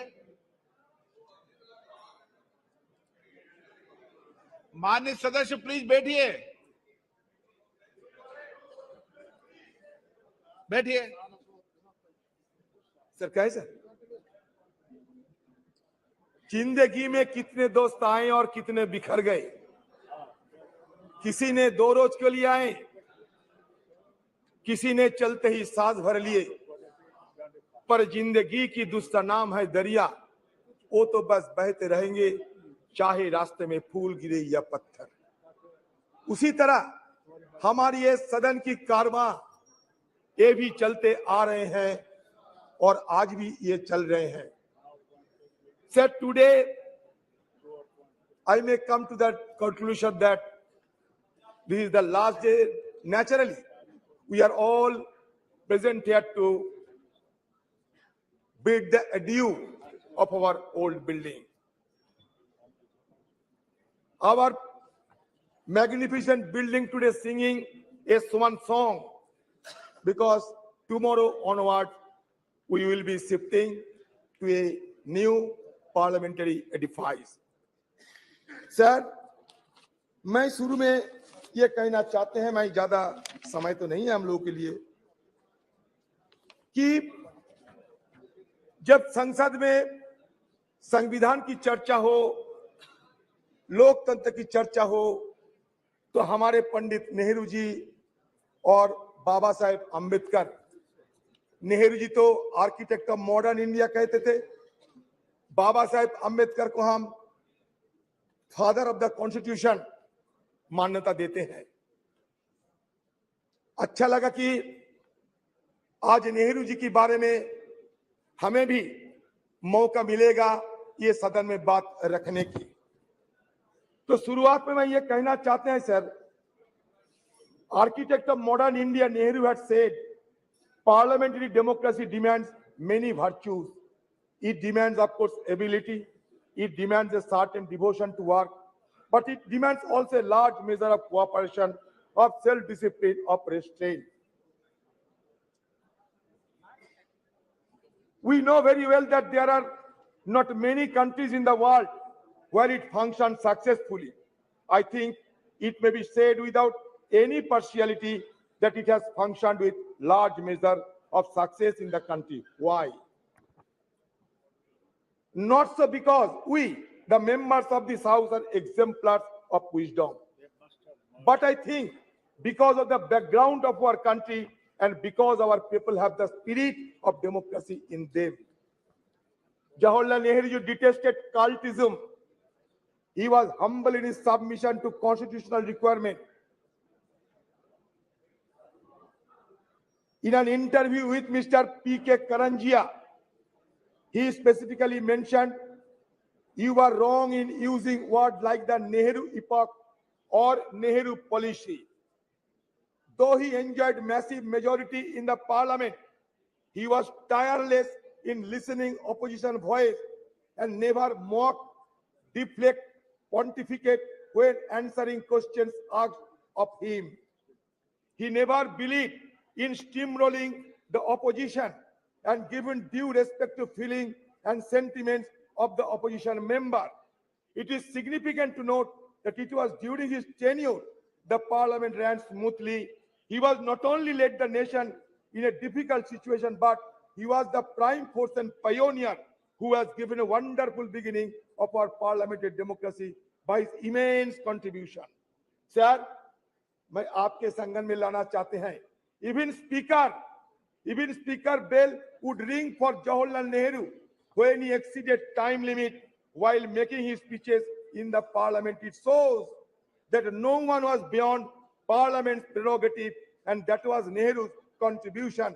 Analyzing Jawaharlal Nehru's contribution to the development of parliamentary democracy in India has become significant and mere relevant in the contemporary context, which forces us to recall the glorious beginning of our parliamentary democracy, where healthy debate and discussions were order of the day. Sir, अगर सदन में जवाहरलाल नेहरू की चर्चा ना होगी, तो it will be equivalent of the performance of Hamlet without the presence of Prince of Denmark. So at the stroke of midnight hour, the iconic speech has delivered in the parliament still has been reverberating the entire precinct of this house. Sir, another one, most illustrious person, Baba Saheb Ambedkar.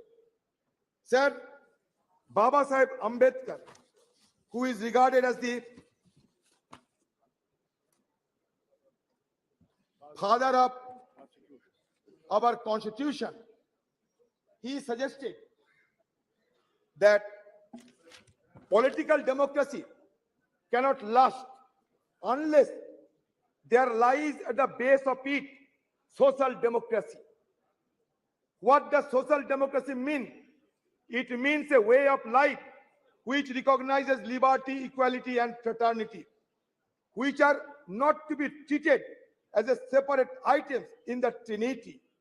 They form a union of Trinity in the sense that to divorce one from the other is to defeat the very purpose of democracy. Equality cannot be divorced from liberty. Liberty cannot be divorced from equality. And nor equality and liberty can be divorced from fraternity. Now we need the mantra of Baba Saheb Ambedkar, the mantra of Jawaharlal Nehru and other stalwarts who have made this parliamentary democracy glorious for us to be remembered again and again. Sir, ये parliament में कभी भगत सिंह जी एक बम फेंका था, लेकिन किसी को आहत करने के लिए नहीं, ब्रिटिश सरकार को जगाने के लिए 1929 में। सर, ये सदन में हमला हुई थी 2001 साल में, आतंकवादी ने हमला किया था, हमारे वॉच एंड वार्ड और सारे लोग ये आतंकवादी हमला को रोके थे। आज हम सब के लिए हमारी तरफ से श्रद्धा अर्पण करना चाहते हैं।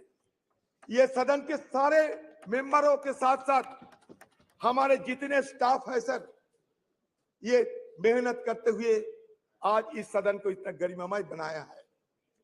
सर, आप सुन के चौंक जाओगे सर, जब पंडित जवाहरलाल नेहरू ने हिंदुस्तान की ये प्राइम मिनिस्टरशिप को संभाला ये देश को अगुवाई करने के लिए तैयार हुई, तब हिंदुस्तान की हालत क्या थी जानते हैं सर? हमारे आयु थी महज 32 साल, हमारा साक्षरता थी महज 12%। सर, पर कैपिटा हमारा रोजगार क्या था जानते हैं सर? सिर्फ 245 रुपया। आप सोचिए, एक तरफ अकाल, विभाजन, पाकिस्तान और हिंदुस्तान का बंटवारा, लाखों की तादाद के लोगों को जान गंवाने पड़े, सारे देश में तही तही मच गई थी। उसी कठिन हालात में जवाहरलाल नेहरू साहब को ये सरकार को संभालने पड़ी। और उस समय की हमारा आर्थिक हाल को भी अब देखिए कि रोजाना हमारी देश की हर व्यक्ति को रोजगार की से 245 रुपया। सर, आज 14-15 साल तक ये देश की हर व्यक्ति की रोजगार बढ़ाया गया था 72,000 रुपया, अभी उससे और बड़ी होंगी। किसका मतलब किस जगह से उन्होंने शुरू किया था और किस जगह पहुंचे। इसीलिए उन्होंने कहा था उसी दिन कि long years ago we made tryst with destiny and the time comes when we will redeem our pledge. सिर्फ जवाहरलाल नेहरू नहीं, उस कॉन्स्टिट्यूएंट असेंबली में जितने लोग थे सारे ने ये शपथ ली थी कि हम देश को आगे बढ़ाएंगे, और देश आगे बढ़ते बढ़ते यहां तक पहुंचे। सर, चंद्रयान की बात हो रहे थे, आपको जानकारी देना चाहते हैं, 1946 में हमारे देश की आजादी के पहले ये नेहरू जी के नेतृत्व में एटॉमिक रिसर्च कमेटी बनाया गया था। 1948 से हमारे देश में ये नेहरू जी के नेतृत्व में हम सिर्फ आज की मॉडर्न टेक्नोलॉजी और आज की साइंस विज्ञान की तरफ हम आगे निकलते हुए हमें ये देश के लिए क्या किया सर? ये देश के लिए बनाया इसरो। विक्रम भाई साराभाई की अगुवाई में, नेहरू जी के दर्शन से ये इसरो बने, आज नहीं 1964 में। और हमारे देश में 1975 में आर्यभट्ट हम लोग सैटेलाइट आसमान में भेजा था।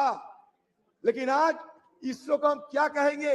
Indian institute of space research कहेंगे, और क्या कहेंगे पता नहीं, कहां से लाए गए भारत और इंडिया, तरह तरह की बातें। सर मैं दोबारा ये सरकार को ये जरूर ये कहना चाहते हैं सर, नहीं ये तर्क नहीं, इसरो की बात कहते हैं। सर आपको संगठन में ये भी लेना चाहते हैं सर आपकी संगठन में ये भी लेना चाहते हैं कि on the above of independence the constitution assembly met at 11 p.m. with President Rajendra Prasad in the chair. Sucheta Kripalini, a member from Uttar Pradesh, sang the first verse of Bande Mataram to mark the opening of special session. Prime Minister Jawaharlal Nehru delivered his famous Trees to Destiny speech.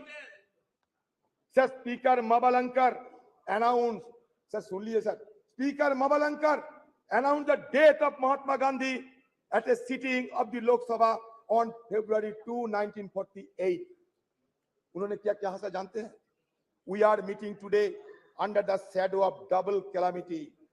The sad demise of the tallest man of our age, who has led us from slavery to independence, and reappearance of the cult of political violence in our country. Mavalankar said, a glory that was said by Mavalankar ji.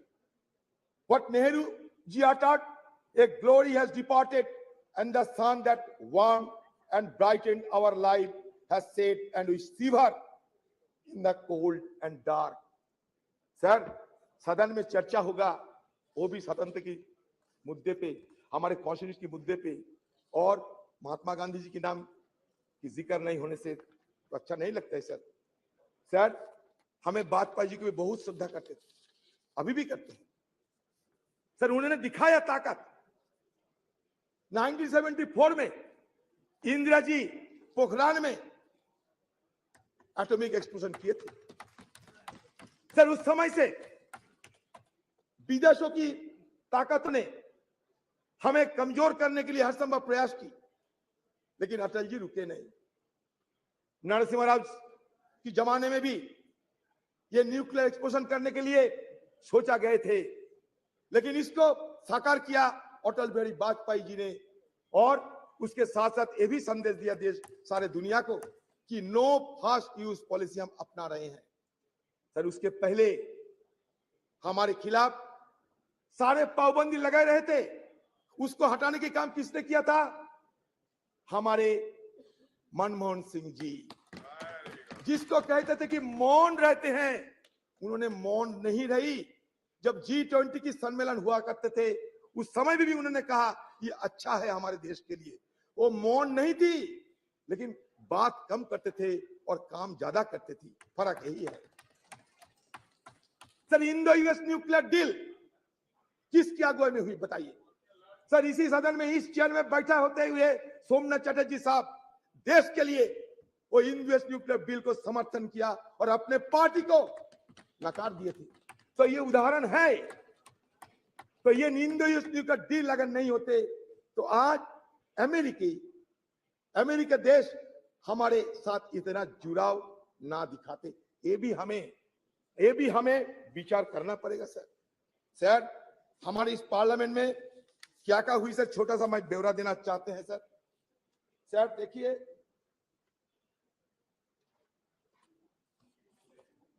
Sir, इस सदन में sir 1951 में representation of peoples act पारित हुई थी to ensure that people are given the right to vote. अगर वोट देने के अधिकार ना होते तो आज बाकी बात करने की हमें गुंजाइश ना मिलती सर। दूसरा essential commodities act 1955, a law that has helped the government regulate the production, supply and distribution of essential commodities such as drugs, oil, kerosene, coal, iron, steel, pulses. Sir तीसरा क्या हुआ?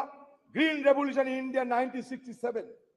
4 nationalization of bank, 14 banks were nationalized which enhanced banking infrastructure and services and created provision of cheaper credit to farmers. बता दे sir 1974 में atomic जब explosion हुई थी ना, हमारे प्रधानमंत्री उस समय रही थी स्वर्गीय इंदिरा गांधी जी। ये भी आपको याद दिलाते हैं। इंफॉर्मेशन टेक्नोलॉजी जब हुई थी हमारे देश में क्रांति के स्वरूप से, एक क्रांति के रूप से हमारे स्वर्गीय राजीव गांधी जी। आज तो हम डिजिटल इंडिया की बात करते हैं। शुरुआत हमारे स्वर्गीय राजीव जी ने किए थे। शायद हम सबको ये याद में रखना चाहिए। सी डॉट से लेकर आज आर्टिफिशियल इंटेलिजेंस, जितने भी एवोल्यूशन होते हैं, इसका पीछे क्या इतिहास है, इसको हमें ध्यान में रखना चाहिए। हिस्ट्री को हम भूलना नहीं चाहिए। History is the remembrance of the past, it transmits from generation to generation.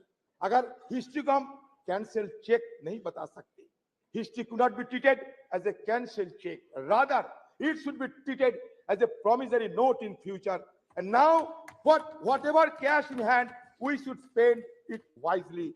That should be the agenda of the any government. Sir, anti-defection law 1985 और एक क्रांतिकारी, child labor act 1986, the scheduled caste and tribes prevention of atrocities act 1989 to prevent atrocities against members of scheduled caste and scheduled tribe.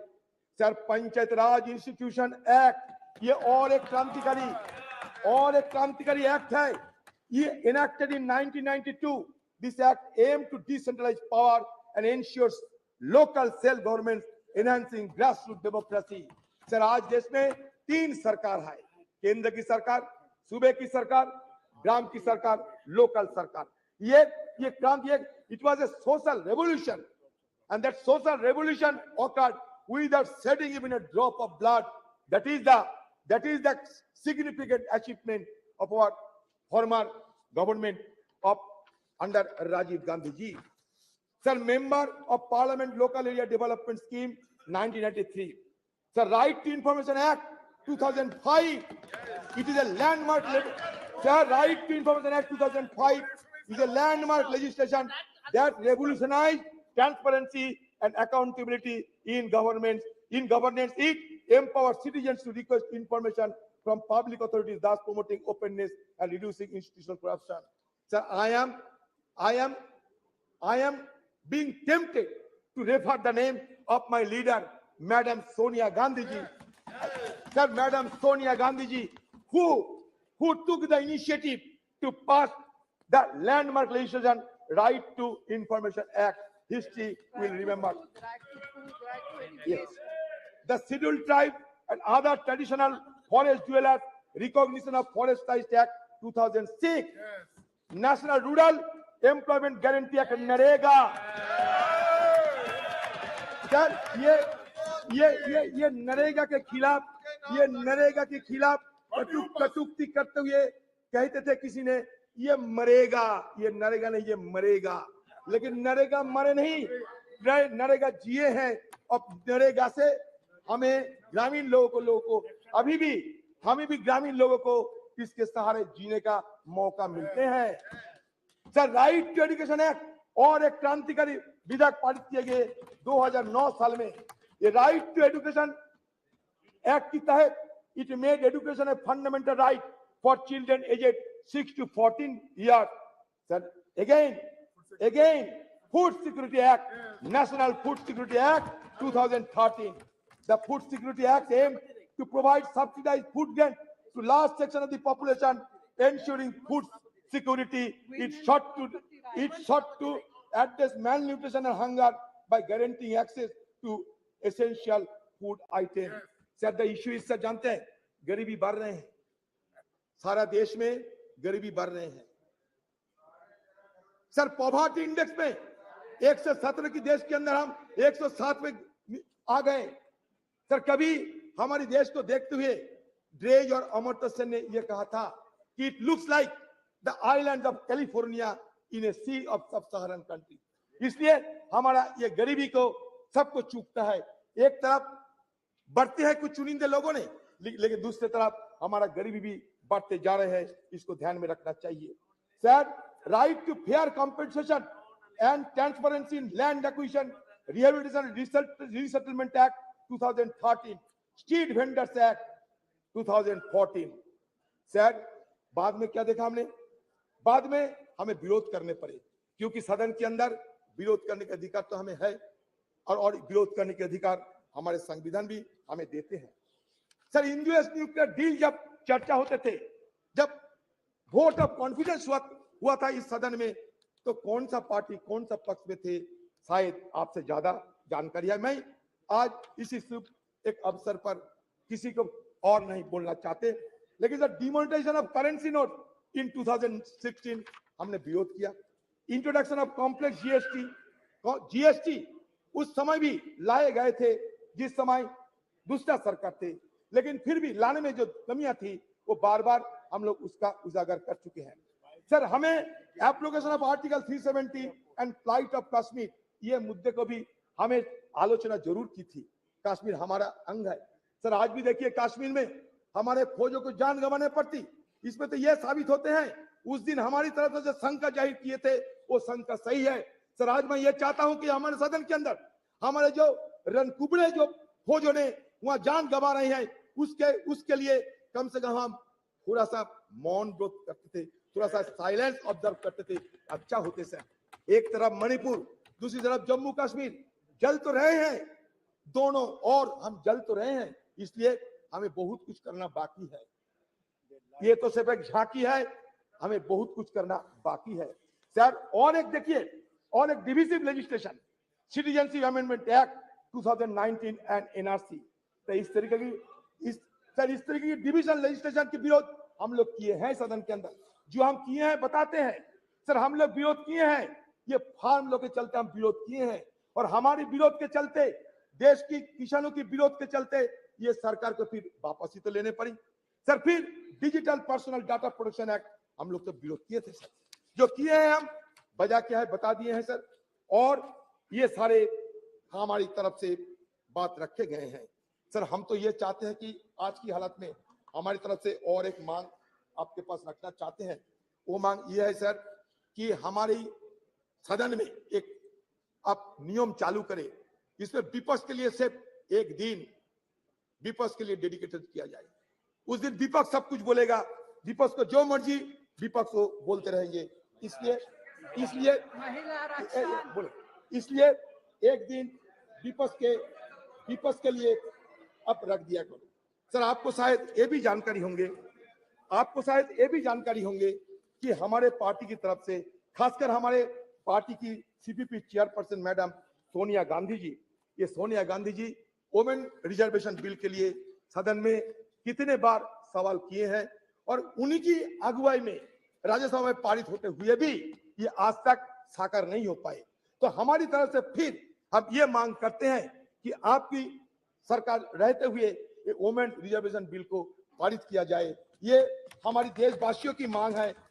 मुझे लगता है कि आप हमारी बात को जरूर गौर से सोचेंगे। सर बस हो गए सर। मैं ये कहना चाहते हैं सब देश के हम ये कहना चाहते हैं सर, ये हमारे अभी भी बहुत सारे चैलेंजेस है, हमारे लिए बहुत सारे अवसर भी है। तो चैलेंजेस और अपॉर्चुनिटी के बीच मैं ये कहना चाहते हैं कि आज देखिए एक माहौल पैदा होते जा रहे हैं कि मेजोरिटी रहने से सब कुछ कर सकते हैं। Sir there are fears of an ambition to establish a one party dictatorship. ये देश में एक माहौल पैदा हो रहे हैं। This has led to the sidelining of the opposition's role in parliament, destabilization of opposition-led governments through tactics like the purchase of members of legislative assembly and the selective use of central agencies such as Enforcement Directorate, CBI, Income Tax Department against opposition leaders and ministers. Furthermore, the devaluation of parliament and the erosion of parliamentary procedure have become particularly pronounced during the second term of this dispensation. No, that's true. In 2021, the parliament convened for fewer than 50 days with minimal discussion on legislation and inadequate scrutiny of legislative bills. The decline in the referral of bills to standing committee is also notable, dropping from 60 to 70% during the previous government to only 22%. आपके लिए अच्छा होगा, ये हमारे deputy leader है, पूछिए ना sir. हो गया the first term of this government, a mere 13% in the second term. Additionally, the opposition has been denied the right to raise issues and press for vote during the legislative process, further undermining parliamentary norms. Sir, same is the status of Rajya Sabha. I don't know whether it will be allowed or not. Sir, India's transition, sir, मान के चलिए, India's transition from one party dominant system to multi-party system, and more recently to a nascent one-party system under this regime has fundamentally altered the dynamics of engagement with parliament. One positive aspect of parliamentary story is its representativeness. Initially in 1952, parliament consisted mainly of lawyers associated with the freedom movement and pre-independence legislative bodies. But now, scheduled caste, scheduled tribe, OBC, all have been included in the legislative mechanism. It's a very positive idea. Sir, मैं जानता हूं sir आपको थोड़ा जल्दबाजी है, मैंने आपको पहले ही बोल दिया था। सर मैं ये कहना चाहते हैं कि देखिए सर, ये हमारे देश, इसमें तरह तरह की बात तो किए जाते हैं, लेकिन सच तो ये है कि इंक्लूसिवनेस की बात होते हुए भी इंक्लूसिव नहीं है हमारे पार्लियामेंट। आप खुद देख लीजिए, नंबर देख लीजिए, माइनॉरिटी कम्युनिटी के लोगों को संख्या देख लीजिए और खुद तय कर लीजिए। मैं कुछ नहीं कहूंगा, आज कटुता हम नहीं चाहते। सर बात यह है कि सर ये हिंदुइज्म की अगर बात करें, ये हिंदुइज्म क्या होते हैं? हिंदुइज्म में 4 वेद है, मिलियंस ऑफ गॉड्स है, 18 उपनिषद है sir, 6 classical school of philosophy है सर, दो एपिक है। अच्छा ठीक है, अच्छा मान लिया आप, अच्छा ठीक है, तो है तो that means what does it suggest? It suggests that plurality is the essence of our civilization. We may be a young nation, but certainly we can proud of old civilization. Sir, हमारे civilization क्या कहते हैं? Plurality की बात करते हैं. India as a nation or as a civilization is an unending celebration of pluralism. Sir, pluralism accommodates differences, and differences in turn embody, enact dissent. Sir, ये हम कहना चाहते हैं जब ये कहते हैं कि वसुधैव कुटुंबकम का मतलब क्या है? यही तो मतलब है, सबको चिंता को, सबकी भावना को शामिल करना चाहिए. सर, हमारे सरकार कहिए, हमारे संस्कृति कहिए, ये संस्कृति में ये भी दोहरा गया है. अहंकारम बलम दर्पम क्रोधम. सर, अहंकारम बलम दर्पम ये वर्जित कहते हैं हमारे हिंदू धर्म. सर, इसलिए मैं कहना चाहते हैं अहंकार को छोड़ना चाहिए हम सबको. हो सकता है आपका बहुत सारी क्षमता हो सकता है, आपको कभी हमको, लेकिन इसको वर्जन करना चाहिए. अहंकारम बलम दर्पम कामम क्रोधम समस्थिता मम आत्मा सर्वदेहेषु प्रदो विष्णु अभ्यसुआ का मतलब क्या है? मतलब ये होते हैं कि ऊपर वाले को गुस्सा की आप आमंत्रण ना करें तो बेहतर है. सर, इसलिए आज जब सदन के अंतिम दिन है, मैं उस बुजुर्गों को स्मरण करते हैं जो हमारे बीच अभी नहीं है. हाँ sir,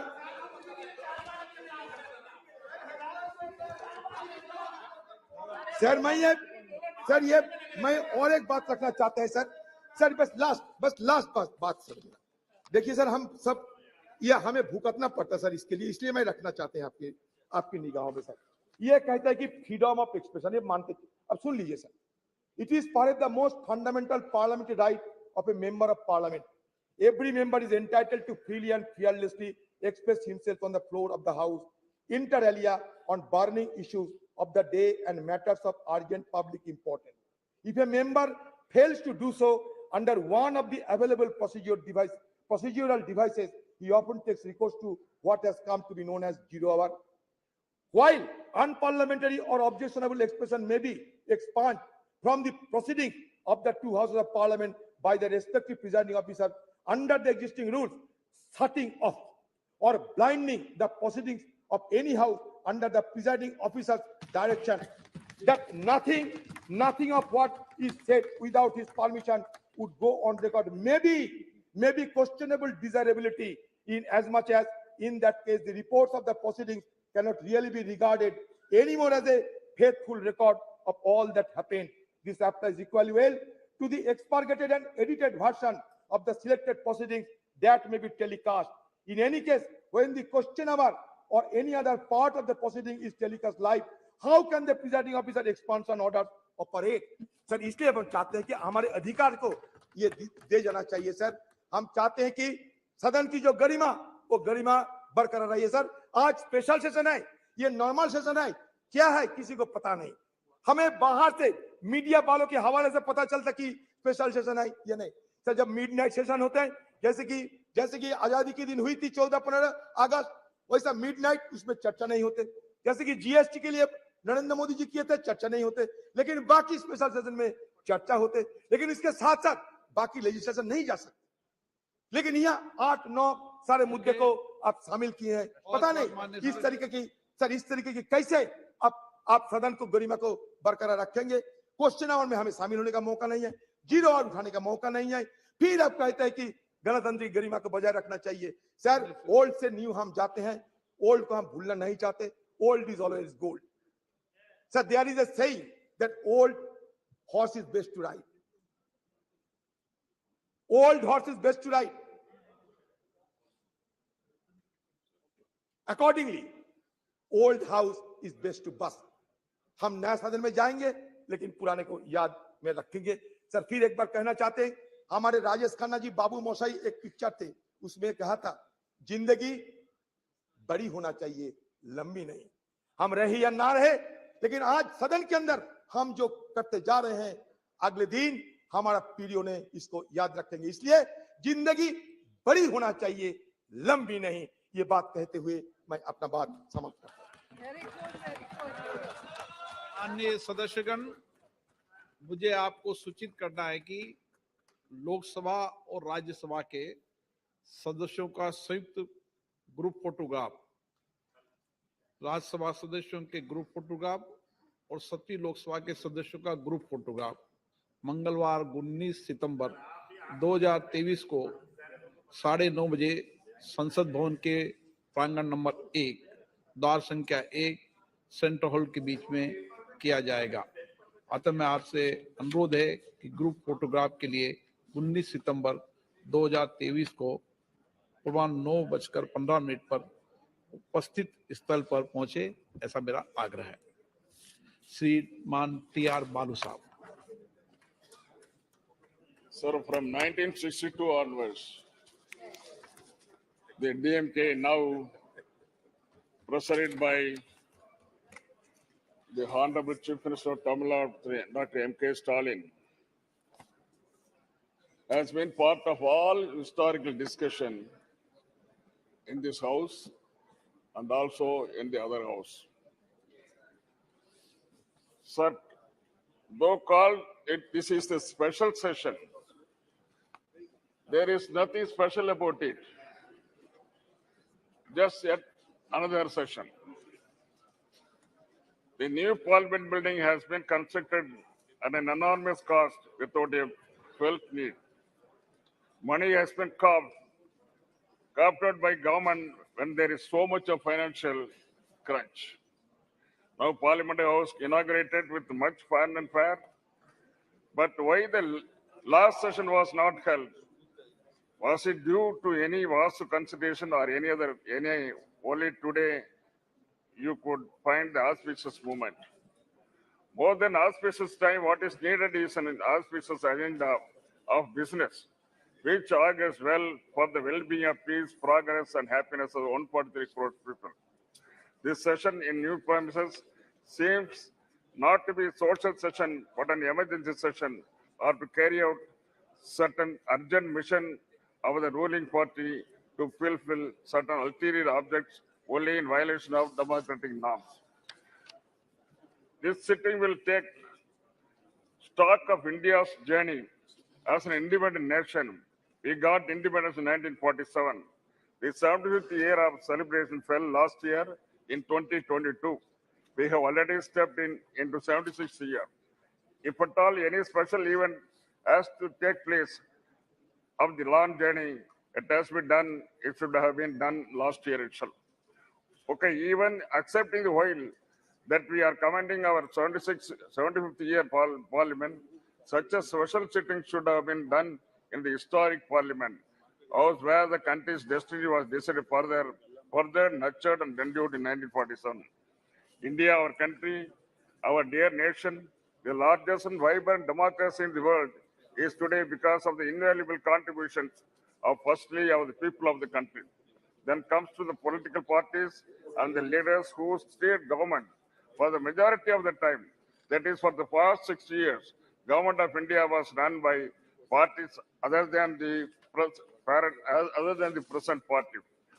The strong base of the modern India, the developed India, was laid by 6 decades of planned work done by sovereign leaders, starting from Jawaharlal Nehruji, the light of Asia. Contributions of Prime Ministers Lal Bahadur Shastri, Indira Gandhi ji, Morarji Desai ji, Chaudhary Charan Singh ji, young Prime Minister leader Rajiv Gandhi ji, and Narasimha Rao are great indeed. Tower of strength of the backward class masses who constitute more than 60%. VP Singh ensured social justice to them, which was denied to those marginalized fourth level people, so-called Sutras. His contribution is immense and invaluable. It will stand out and shine in our modern history of progress. His government was pulled down with vengeance by forces inimical to empowerment of weaker section. Leaders and their parties who led the country with a lot of sagacity and foresightedness Whenever there was political instability, when single party majority evaded mainstream parties, it was like saving and protecting standard person. It happened in 1989, 96, 98, 99, 2004, and 2014. The leaders who came to the rescue of the nation at critical times were Deva Gowda, I.K. Gujaral, Atal Bihari Vajpayee, and Dr. Manmohan Singh. The political leaders who played a great role then were DMK leader Dr. Kalanga Karunanidhi, NTR, George Fernandez, Communist Party like Indrajit Gupta, Somnath Chatterjee, Sujit Singh. When we look back at 75 years, the contribution of these tall leaders is great and needs special mention. The contribution of opposition parties, mostly of the regional parties like DMK, in national politics and governance, have a special place.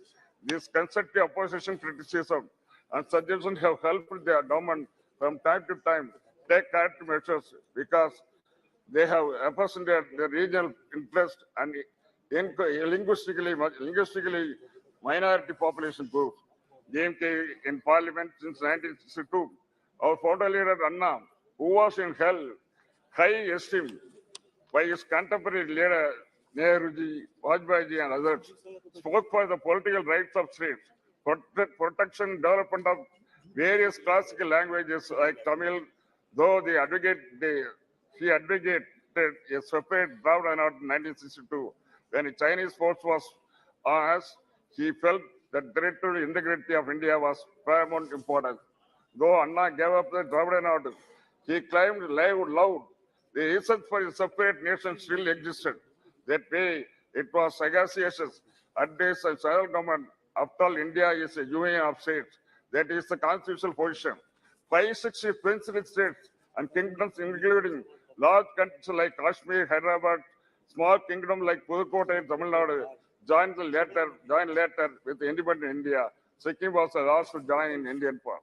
In the last 75 years, promises given to its members, state and just aspiration of the people of the states with various cultures, traditions have been broken by Union of India. The latest example is repeal of Article 370 and snatching away the special status of Jammu and Kashmir, like rubbing salt on the sea's wound that large states have now been broken into two union territories, whereby the emotions and rights of the people of Kashmir have been trampled upon. While looking back India 75 years, patting our backs and claiming credit to the impressive performance like Chandrayaan by individual leaders and parties is not appropriate. The success we have seen so far is success of one party, crores of people of this country. Without their support, strength, labor, and commitment, nothing is possible. What we have really introspect is failures we have faced in 75 years. These failures are the result of the broken promises as in Kashmir, Manipur, Tamil Nadu, and other states. Union of India should go extra mile to get full confidence of the people of states and fulfill the regional aspirations in terms of secularism, equal rights for development, linguistic, political, and democratic rights. While mentioning about the crucial role played by DMK party in ensuring stability and national government at the center, I have tell you about the support extended to Indiraji government in 1969 and Vajpayee government in 1999. After vertical split support by Congress in 1969, the Indiraji government lost majority. It becomes a minority government. This happened after leader Anna has passed away in 1969. Congress was not our friend then, but when mattered to our great leader Kalanga, who succeeded Anna as Chief Minister and President of DMK, was stability of the Union of India. Still, the scares of 1962 war with China was still paining us. Therefore, Kalanga decided with a clear vision to support Indiraji with our 26 members in Lok Sabha. With our continued support, she was able to bring the revolutionary policy measures like abolition of privy purse, nationalization of banks, and the other poverty alleviation program. Anna, a good friend of Adalji, after a very long political struggle, he is able to lead BJP to power in center 1998. It was a feeble ragtag coalition with with a particular party. Poor Vajpayee, a gentleman leader, was carrying on with his government, as is said in Tamil, Nitya Gandam Purna Aisu, daily death, threat by alive still. This was the condition of Vajpayee government. The government was in ICU for 13 months. She was gifting life to Vajpayee government on a daily basis. What a pity. Ultimately, she pulled out and government fell at 13th month in March 1989. On the confidence motion in Lok Sabha, DMK supported Prime Minister Vajpayee, but he lost by one vote. In the subsequent election, we supported Vajpayee's candidature for the Prime Minister because, as I said, he was a gentleman politician, a statesman, and above that, he did not have animosity towards all minorities. He willingly agreed to common minimum program with alliance partners. He stuck to Raj Dharma. Not only that, Vajpayee has asked his other leaders in his party to stick to Raj Dharma. He was able to complete his full term as Prime Minister with the precision cope. Pokhran test and Kargil victory was possible because of stability of Vajpayee's government with the DMK support and our leader Dr. Kalangar's support was the main reason. The present ruling party should revisit the pages of India's recent history and refresh itself with these important movements and appreciate how DMK has played a respectable role in providing stable government at the center. In the building of the modern India, the role of former young Prime Minister Rajiv Gandhi has an exceptional place. In fact, he is the father of the so-called digital India.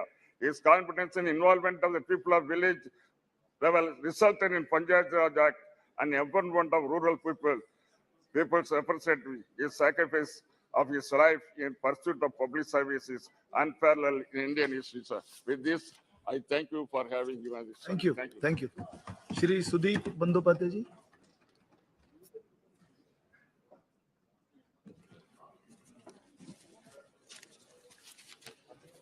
Sir, I rise to speak on the discussion on parliamentary journey of 75 years, starting from Samvidhan Sabha, which has not yet been discussed in details at all in the House.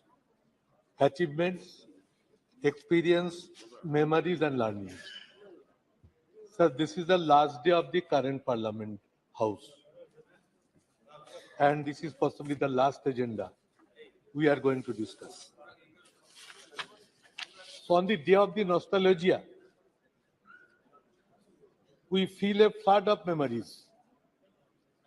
The past and pledge to preserve our best democratic traditions for the future.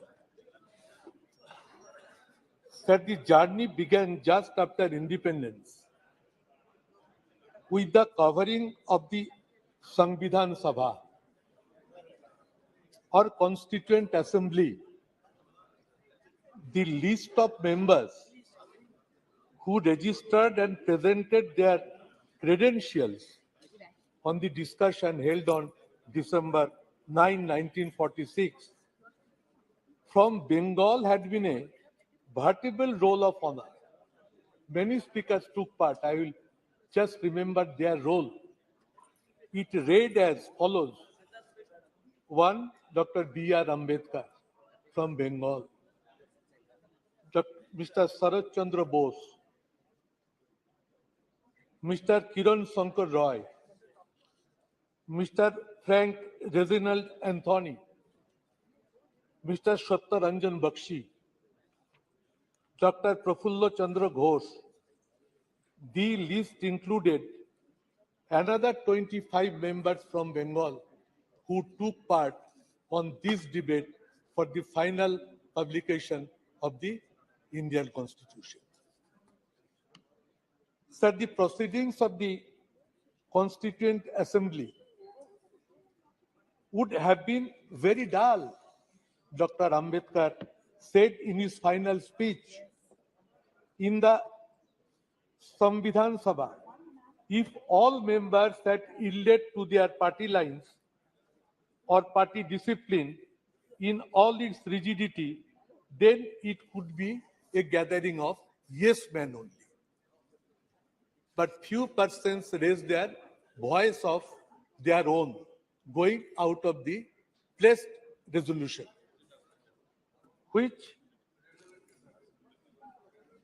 there were rebels rising to the lend qualified support to Dr. Ambedkar motion to pass the constitution. One of these rebels was Hari Vishnu Kamath, suggested that we the people of India, and that was inducted in the constitution with the proposal of Hari Vishnu Kamath, we the people of India, had come to the end of a long journey, which was, however, the beginning of a longer, a more arduous, and a more hazardous one. True to the Indian genius, he noted, our struggle, our awakening began with a spiritual renaissance, which was pioneered by Ramakrishna Paramahansadev, Swami Vivekananda, and Swami Dayananda. In the wake of those spiritual leaders came the political renaissance and the cultural renaissance, of which the torchbearers, the leaders, the guides were Lokmanya Tilak, Aurobindo, and Mahatma Gandhi, and last but not the least, Netaji Subhash Chandra Bose. Today, we once again pay our tribute to those great leaders of our freedom struggle. Set the journey of a next 75 years. The covering of a 17th Lok Sabha in this historic house. Before moving from an old building to a new one, we need to understand the true meaning of the name of our country, India, that is Bharat. We are happy and comfortable with both the names. That we want to reiterate here also. Sir, while speaking inspiration from achievements and memories of the past, that is the main learning we must take for the future. We who currently in the opposition rededicate ourselves to defending democracy against authoritarianism and commit ourselves to building our new India on the strong foundations of secularism and federalism. One of our colleagues, Sugata Basu, now he is the head of the Harvard University, was MP in the 16th Lok Sabha, delivered a beautiful speech on this subject, which I remember very much. Sir, India has a parliamentary system of government. We are watching it since last 75 years. The Union of Parliament is the supreme legislative body of India.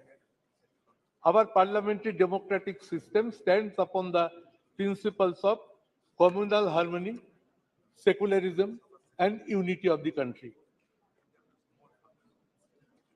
Ethos of our constitution vibrated as, after the constitution was passed, unity in diversity. This spirit is to be kept maintained. India is a country which almost believes on principles of Nana Bhasha, Nana Mat, Nana Poridhan, Vividher Majhe Dekho, Milan Mohan. This is unity in diversity. This spirit was reflected from the first Prime Minister of India, Pandit Jawaharlal Nehru, and that should be reflected so long we remain in the country. We speak Ek Jati, Ek Pran Ekota, Ei Desh Amader Vidhata. This country is godly to us. And this is one country, one feeling should percolate to the hearts of the every Indian. We believe the principles of unity amongst Hindu, Bauddha, Sikh, Jaina, Parsi, Muslim, Christian. Somewhere we are finding this idea is not being implemented in all parts of the country. Indian parliament, sir, is famous for its ornamental speeches, records of debate and discussions since last its inception. Spirit of brotherhood and feeling of respect always used to maintain between one party MPs to the other parties, from which we are now lacking. This system is vanished. Prime Minister was expressing no claps from the opposition. I was hearing. But the system has been collapsed, and this is not a good sign which we are going to face. Sir, Indian Parliament at different occasions and different era have proven that how much powerful can Indian Parliament become at the time of crisis of nation. Whole Parliament stands by India or Bharat. Earlier Prime Ministers, sir, of all times responded to the questions raised by the members. But somehow we are not finding this since last 10 years. Why it is happening? I am here, sir, last 12 Lok Sabha. I have interacted with so many prime ministers in question hours. But this time I am not finding it. I hope this will be reflected at the new house. Continuous process of discussion in connection with international and very important national issues were part of regular parliamentary practices. Nowadays, it is totally invisible, sir. Indian Parliament have shown their unity amongst themselves when China or Pakistan invaded India. Atal Bihari Vajpayee ji praised Indira Gandhi by pronouncing her as Ma Durga. At the time of war in Bangladesh, we still remember it. There are exemplary precedents like this in the history of Indian Parliament. Opposition praising treasury benches opposition, these were reflected in the House on many occasions, on several times, but which is now being totally invisible. Keeping faith upon international solidarity and brotherhood, our Parliament has expressed solidarity with many other countries who have fought for their independence. Sir, I was first elected in 12th Lok Sabha as Trinamool Congress candidate. That time, our party leader, Mamata Banerjee, it was the first time a new political party entered into the parliament. And that time, she raised her voice in parliament for 1/3 reservation of in Lok Sabha and assembly. The incident we still remember. She caught one MP by neck when she was going to hear the bill which was going to be placed on the floor of the House. Now Sonia ji has also written a letter to Honorable Prime Minister to take it up. Sir, our demand would be that in the next current new Lok Sabha building, Parliament building, let this women reservation bill be tabled and let it be passed without further delay. Let it be initiated with a positive direction by which this Parliament can initiate its journey with a very positive outlook. Sir, fall of government by one vote, we have witnessed it sitting on the floor of the House. And we have seen the power of the Parliament. How peacefully the voting pattern went on. And just next to me, Chandrasekhar ji was sitting. He asked me, Sudeep, what is the result of the vote? I said, Vajpayee ji has been defeated by margin of one vote only. He said it to me, oh, if I had the idea, I could have voted for Vajpayee ji, by which the vote pattern could have been different.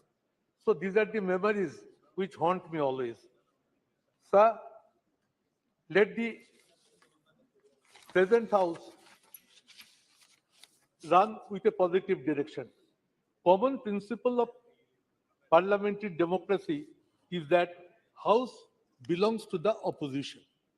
I tell it at the all-party meetings whenever Honorable Speaker convenes, that in a parliamentary democratic system, House should belong to the opposition. But nowadays, bills are being passed without debate or discussions. It is not a good precedent. Both sides are to be more objective in their approach, in their outlook. And when a House can run properly If the ruling party takes a positive decision, then only it becomes possible. Otherwise, it is not possible for the opposition to run the house in a proper manner. The GST declaration being celebrated by convening midnight parliament session. It was held to make it historical. But many important and extraordinary situations prevailing in the country are not being allowed to raise and discuss in the House. Sir, brute majority in Parliament by one political party at this present Parliament reflects its arrogance is not desirable. What my long experiences say that if brute majority persists, they are in a mood to gag the voice of the opposition. It is neither desirable nor it is supported by all the members. So we will approach to the ruling party to make themselves restrained in the coming sessions. Long since it is proven, Parliament session must reflect with more positivity and become as result-oriented. But in few last sessions or in few last years, this Parliament session is not becoming result-oriented. That is a part of sorrow. The attitude of the ruling party of Parliament can make it viable and functioning. Day will come, sir, if this way runs, that people will start losing their faith in the parliamentary system of process. That what this Parliament is going to give to us. And once people start losing their faith upon this parliamentary system, it is a very dangerous system. So, sir, we must try to remain more committed and faithful at the 75th year of Indian independence to see that parliamentary democratic system remains alive with its massive strength. Sir, we hope we are entering into a new parliament. Let all these systems be approached, be focused, be presented, be ventilated in a positive manner. Whole country should feel the change from one building to other building will also carry some feelings, good sense of ideas prevail, and we each one become to the respectful to each other sections in a broader mind. So lastly, I must say the slogan that whatever manner country proceeds, we must say, long live secularism and federalism. The federalism structure of the country is under big threat, where West Bengal is one of the major victims. I should take it up. We are trying our best to draw the attention of the government, and as a leader of a Trinamool parliamentary party in Lok Sabha, I should keep it on record as mentioned. Sir, I repeat, no attempt is to be taken to create division in between India and Bharat.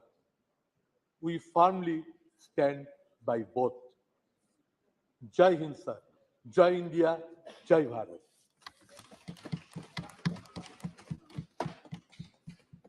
Shri M. Srinivas Reddy ji, please. Sir, thank you very much, sir. Speaker, Please, sir. please. Madam ji, just 1 minute, ma'am. I wanted to tell about, my 12th Lok Sabha under your leadership. I was a Congress member also. 2 minutes, ma'am. Then I will talk. Sir, thank you very much, Chairperson, sir. She will listen you, definitely. Yeah. Because she was my leader. Yeah, please, please. Oh.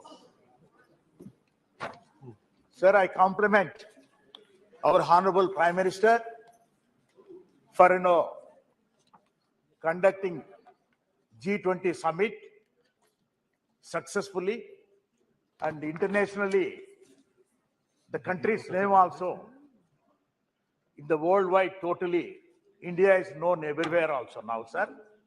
So really, he has put a lot of, effort and hard work for this. My complimentaries again to him, sir. And one more thing, sir. My Chief Minister of Andhra Pradesh, by Jagannath Reddy, wishes to all the honorable members of this parliament on the occasion of, 75 years, Samvidhan Sabha, sir. He was also 2 terms, a member also of this house. So my experiences, I wanted to share. As my colleague, with the Sudeep ji, has mentioned about it. My 12th Lok Sabha I entered also, madam. That time, Madam Sonia ji was the president of the Congress party. And on Congress party ticket, I won and I come to the parliament also. That is in 12th Lok Sabha, sir. So the experience, as earlier, my colleague mentioned, that time, after 13 months, Vajpayee ji's government, when ADMK withdrew the support for the Vajpayee ji's government, then strength has come down, sir. It has become a minority government. So that time, because confidence motion has been moved by Vajpayee ji also. So the voting pattern and everything was on slips generally. Everybody was in tense generally. How we know the result will be there? Because of the floor management. Everything, we all also thought that, okay, Vajpayee ji also will come out and everything. But lastly, when the result has come with 1 vote, he was defeated. The government was defeated. That too, then Chief Minister Giridhar Gomango ji was also a member of parliament in this house. Yes, Sudhir ji? Yes. So he came and voted. Then otherwise it would have become it equal and decided by the speaker also. That time the speaker was Honorable GMC Balayogi. So how the parliament also depends on nature only, finally. God has to decide how it has happened. When we see all these experiences, we cannot forget in our lifetime, sir. So I have seen a lot of speakers also in this, because when I entered about 25 years back, before that itself, my family, my late brother and sister-in-law were also members of parliament. I used to come to the Central Hall regularly, enjoy the Central Hall, sitting there yourself. Sorry. Sorry, ma'am. Sorry. The luxury of the Central Hall, sir. When you sit in the Central Hall and look at the dome, you will feel so comfortable also. Because that only now you are going to miss in the new parliament. And these experiences cannot be, generally, only memories will be there always for us also, sir. And regarding, again, in 14th Lok Sabha, sir, main, important, agreements, Indo-US agreement. This has happened on 23rd August 2006. So the bill that time, to be passed in this agreement was also a potential thing. Later, 14th Lok Sabha itself, 22nd July 2008, conference motion of Dr. Manmohan Singh ji. That also was a tensionable thing. It was also, floor management could able to do everything. So that was also in a tensionable. All this, strength of strength and everything used to happen in the midnight only, sir. Generally. So the result of the thing was so joyful at the time. Then if you look at it also, sir, 15th Lok Sabha, that is, worst thing for our Andhra Pradesh itself. The division of both the states. Andhra Pradesh has been divided into 2 states. That is Andhra Pradesh and Telangana. 18th February 2014, the bifurcation, the bill, AP reorganization bill has been passed. But problems are so far, after 9.5 years also, whatever the promises made on the floor of the house, both the houses have not been fulfilled, sir. The special category status, which has been, for 10 years awarded by both of the houses, so far, now we are not getting, any inch of it also, it has been no move, sir. In spite of, our Honorable Chief Minister, Jagan Mohan Reddy Garu, used to come and visit also to meet in the Prime Minister and our respective other related ministers also, sir. So I request you, sir, the special category status is a must for Andhra Pradesh for the development of the state, sir. In spite of, my Chief Minister, Jagan Mohan Reddy Garu is working hard. If it is there, to add to that also, he can do, a lot of wonders there in this, sir. Sir, now if you see that, 17th Lok Sabha, we are here. So 17th Lok Sabha also, this Lok Sabha, I have seen also, sir, Article 370 passing also great thing, and introduction of GST, other things also, sir. So all my experiences, sir, I want to put it to you here, sir, because it is only to tell always to my colleagues that this house got only 543 members. So becoming a member of parliament is, God's nature's gift only. One should be lucky to become a member of parliament in this house, because 140 crore people are there, sir, now. Only 543 people are recognized in this. So this is the temple of democracy. From Sarpanch also should think of whatever is passed, Panchayat Sarpanch, in the parliament, will go into that also. They have to implement that. So when the temple of democracy, when it is there, so here we have to make some suggestions also, sir. It is very much required also, sir. And to tell you frankly, sir, my dear colleague also mentioned some of the things. Number of days, working days has to be increased here. That is the main thing. And other thing is private members bill, sir, should be implemented properly also. And the third one, so 30% of the agenda should be suggested by the opposition parties. Then only the house can function properly. And apart from that, sir, respect for MPs are a little bit coming down, what I could able to see, sir, now. So that earlier when I entered in, that is 1998, 25 years back, the ministers used to give appointments, right away, without, much time or anything. And the secretaries used to give appointments also right away. And now, that is lacking. And not only that, sir, what is required is because our country's thing is, only 10%. That means strength of the ministers have been decided by long ago. That is 10% of the Rajya Sabha and the Lok Sabha members only can be made as the council of the ministers. See, this time, this thing has been decided when the population was only 50-60 crores. Now the population has increased to 140 crores. This percentage has to be increased automatically to take care of the public, so that, everybody can, get the benefits of the central government. So the states also needs to know more powers to be given also, which has to be done by the central government. Sir, my conclusion is that, sir, we have done, beautiful here. We have actually 75 years now we are living in this atmosphere. We are going to miss it.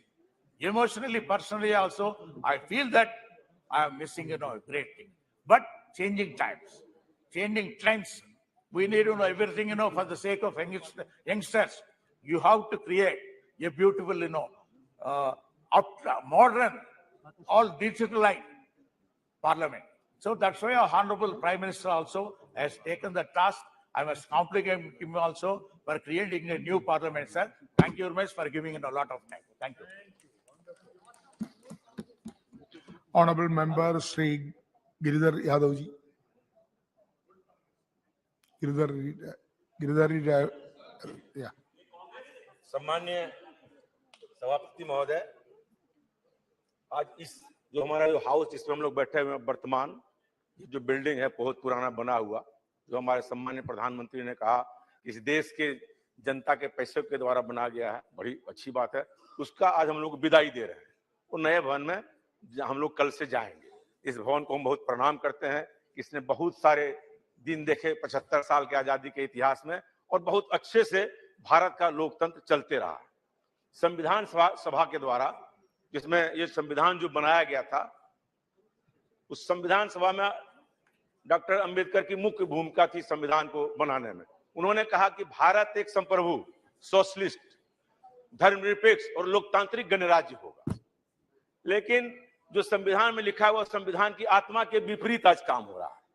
लोग धर्म के नाम पर vote मांग रहे हैं, लोग house में जय श्री राम कर रहे हैं, लोग हाउस में कुछ कुछ बोल रहे हैं। समझ में नहीं आता जो हमारे अंबेडकर जी ने जिस संविधान की रचना की थी, जिसमें धर्मनिरपेक्ष शब्द का उपयोग उन्होंने प्रस्तावना में ही किया है, उसके बारे में क्या भावना है इन लोगों को समझ में आता है कि नहीं? जो इन नारों को लगाते हैं हम समझ में आता। वोट में तो देखते हैं जो नेता हैं, बड़े नेता हैं देश के, वो हनुमान जी का गदा लेके कहते हैं कि वोट दे दो, जबकि संविधान में धर्मनिरपेक्ष कहा गया है और धर्म के नाम पर वोट मांगना उसमें तो डिस्क्वालिफिकेशन हो जाता है। आपको हमको ताज्जुब लगता है कि पता नहीं इन लोगों को लोकतंत्र तो लोकलाज से चलता है, यदि कोई लोकलाज ही खत्म कर देगा तो लोकतंत्र कैसे चलेगा? लोकलाज बचा के रखिए तभी लोकतंत्र चलेगा। और जहां तक बात है, हम लोग हर अच्छे काम का हमेशा सपोर्ट भी करते हैं।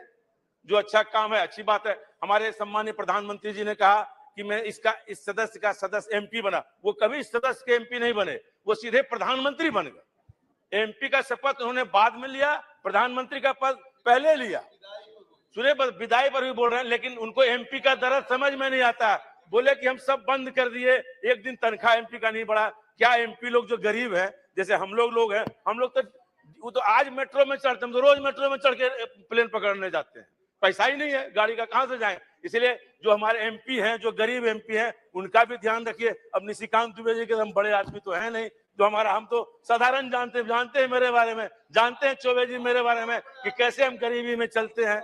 इसलिए हम चाहते हैं कि जो संविधान सभा के द्वारा जो आत्मा किया गया, और बहुत सारे लोग, देश की आजादी में कोई रोल नहीं है, देश का संविधान बनाने में कोई नहीं है। एक है कोई पेपर में पढ़े, कोई विवेक देवराय जी हैं, वो कह रहे संविधान बदल देंगे। ये बताइए संविधान कैसे बदल देंगे? इसको हम चाहते हैं कि जो संविधान के साथ छेड़छाड़ किया जा रहा है, ये सब काम नहीं होना चाहिए, तभी लोकतंत्र बचेगा। और देश की जनता ने बड़े बड़े सत्तारूढ़ दल को चने चबा दिए हैं। ये देश की जो जनता है, ये जागरूक जो भारतवर्ष की जनता है, जितने को भी अहंकार जब सत्ता में हुआ है, उसको चना चिपवाने का काम इस देश की जागरूक जनता ने किया और सत्ता से उखाड़ फेंकने का काम किया। ये हमारा लोकतंत्र है। ये लोकतंत्र कोई एक दिन का नहीं है, वैशाली के जमाने से इस देश में लोकतंत्र चला आ रहा, आज से लोकतंत्र है हमारा। ये तो ट्यूटर पार्लियामेंट जो कहते हैं, वो ट्यूटर पार्लियामेंट जो अंग्रेज लोग बोलते हैं, पहले मेरे यहाँ ट्यूटर पार्लियामेंट था, ब्रिटेन में पहले लोकतंत्र, उसके पहले मेरे यहाँ लोकतंत्र, लिच्छवी का गणतंत्र, वैशाली का गणतंत्र। जो गणतंत्र इस देश में है, उसकी एक परंपरा रही है, उसी परंपरा के हम लोग हैं। अब जानते हैं अमेरिका में अभी जो चुनाव हुआ था ट्रंप और जे बाइडेन में, ट्रंप हमला कर दिया कि लोकसभा उसके जो हाउस जो उसका सदन है, बोला कि हम ही प्रधान राष्ट्रपति रहेंगे। लेकिन इस देश में ऐसा कभी नहीं हुआ। जब सत्ता परिवर्तन की बात आई हो, इस देश की जनता ने, इस देश के नेता ने, चाहे वो किसी दल के राजनीतिक नेता हो, किसी दल के प्रधानमंत्री हो, स्वेच्छा से जाके राष्ट्रपति के यहाँ इस्तीफा देने का काम किया। हम तो 3 बार लोकसभा में रहे, 11वीं लोकसभा में मुझे 3 प्रधानमंत्री को देखने का मौका मिला है।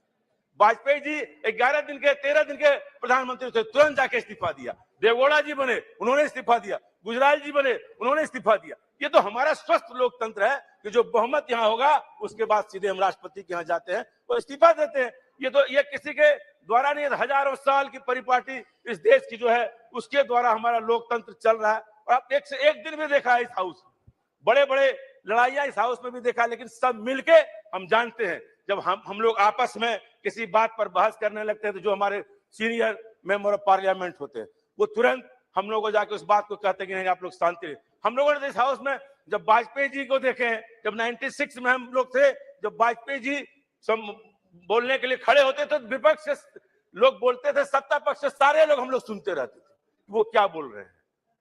लेकिन आज क्या परिपाटी है, जब हम लोग बोलते हैं विपक्ष का लोग, एक भी सत्ता पक्ष एमपी नहीं रहता। ये नहीं है, नहीं, ये कोई उपस्थिति है, ये कोई उपस्थिति है, क्या कहते हैं निशिकांत जी, ये कोई उपस्थिति तो है नहीं। और हम लोग सब लोग रहते थे। ये स्वस्थ लोकतंत्र का इस देश में हनन हो रहा है। वो ये सत्तारूढ़ पार्टी के, आपकी जिम्मेवारी है, अरे आपकी जिम्मेवारी है, लोकसभा चलाना सत्ता पक्ष की जिम्मेवारी है, कोरम पूरा करना सत्ता पक्ष की जिम्मेवारी है, विपक्ष की सूची लागू नहीं है। इसीलिए आप जो कह रहे हैं, ये सच बात को स्वीकार करिए, आप ऐसा नहीं करिए। आप हम कोई ऐसा बात नहीं, ये आपकी जिम्मेवारी है, लेकिन आप तो सुनेंगे नहीं किसी का बात, आप बोलेंगे सब लोग चले जाएंगे। इसलिए स्वस्थ लोकतंत्र का हनन हो रहा है, इस पर भी हमारे सम्माननीय अध्यक्ष महोदय को विचार करना चाहिए। जब तक हम लोग इस पर विचार नहीं करेंगे, तब तक कैसे चलेगा हम लोगों का काम। और हम लोग जिन बातों को आप देख लीजिए, अब हमारे संविधान को बनाया कितने 2 साल कुछ महीना बताए सम्मानित प्रधानमंत्री महोदय, और आज कोई विवेक देवराय या ओबेराय क्या है पता नहीं, नाम नहीं जानते हैं उतना, पेपर में पढ़े वो कहते हैं संविधान बदल देंगे। ऐसे कैसे होगा, बाहर का आदमी बोल रहा है कि संविधान बदल देंगे। अब हम लोगों को कल अपियर होना है कहाँ पे, फोटो सेशन, हम लोग पेपर में पहले ही पढ़ लेते हैं, बाद में सूचना हम लोग को जाती है कि कल हम लोग का ग्रुप फोटो सेशन होना। हम नोटिस ऑफिस में जाके पूछे भाई क्या है, बोला सवेरे पेपर में देखे कि पहले ही छप गया। पहले हम लोग को सूचना मिले, लोकतंत्र में हम लोग जब से थे, पहले एमपी को सूचना जाती थी तब मीडिया में जाती थी।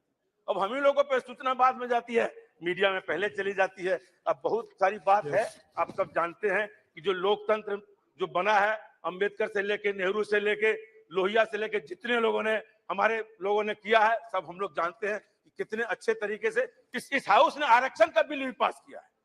बीपी सिंह के नेतृत्व में जब आरक्षण का बिल लाया गया था मंडल कमीशन को, कितना दुराव था, लेकिन सब लोगों ने मान लिया बाद में। फिर हमारे रामकृपाल जी बैठे हैं, अर्जुन सिंह जी ने शिक्षा का बिल लाया आरक्षण का, लेकिन आरक्षण का जो था वो धीरे धीरे निजीकरण कर रहे हैं। जो सोशलिस्ट वर्ड लिखा हुआ है इस सब प्रस्तावना में, वो तो खत्म हो रहा है। अब सारा चीज पूंजीपतियों को बेच दे रहे हैं, आप सारे होटल बेच रहे हैं, एयरपोर्ट बेच रहे हैं, रेलवे स्टेशन बेच रहे हैं, तो प्रस्तावना ही खत्म हो जा रहा है। कुछ दिन संप्रभुता का जो वर्ड है, ये बचेगा कि ना बचे, इस पर भी हमको ध्यान देना पड़ेगा। सोशलिस्ट तो खत्म हो चुका, सेकुलर खत्म हो चुका, डेमोक्रेटिक अब चुनी हुई सरकार को गिराने का काम करते हैं। एक संप्रभु शब्द अभी तक बचा हुआ है, उसको भी बचाने के लिए मेहनत करना, बाकी तो खत्म हो ही चुका है। आप सब चीज को खत्म कर ही रहे हैं, उसमें कोई बहुमत आप करेंगे ही।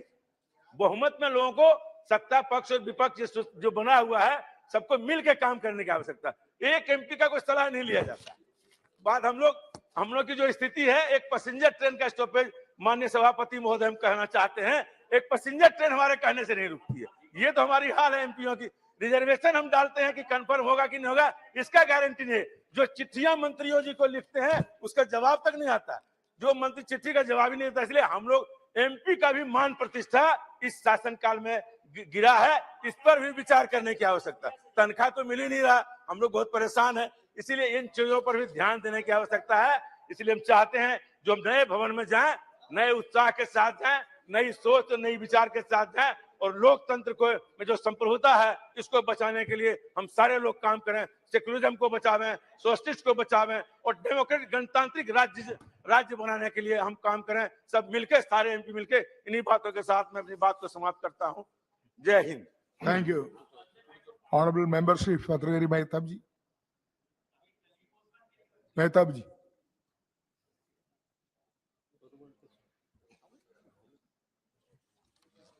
Is not ready. Not ready. Mehtab ji. Thank you. Ready? Sir. Unexpected call, eh? I think. Unexpected call. You're not ready. I'm unable. Unexpectedly. Yes. I was expecting Sivasana to speak before, No, she was a member late. but Came late. because I don't have the habit of jumping the queue, and thank you for allowing me to speak. It is definitely a nostalgic moment. Nostalgic in the sense that when you leave one house and go to a new one, you have all the expectations of the new house. And you have all the expectations how it would be. And as we have seen the other day, when it was inaugurated, the technological advancement that has been put forth before all our seats is lacking here. Here it is very difficult, you also know yourself, that we have to squeeze our legs to sit in these benches. But the best part is, we don't relax while sitting in the Lok Sabha, in this house. We always sit little bit Congestion. in action mode, yes, on the edge. And always the people also put us on the edge, so that we always strive to get elected again and again. I remember the day I first got elected to this house in 1998.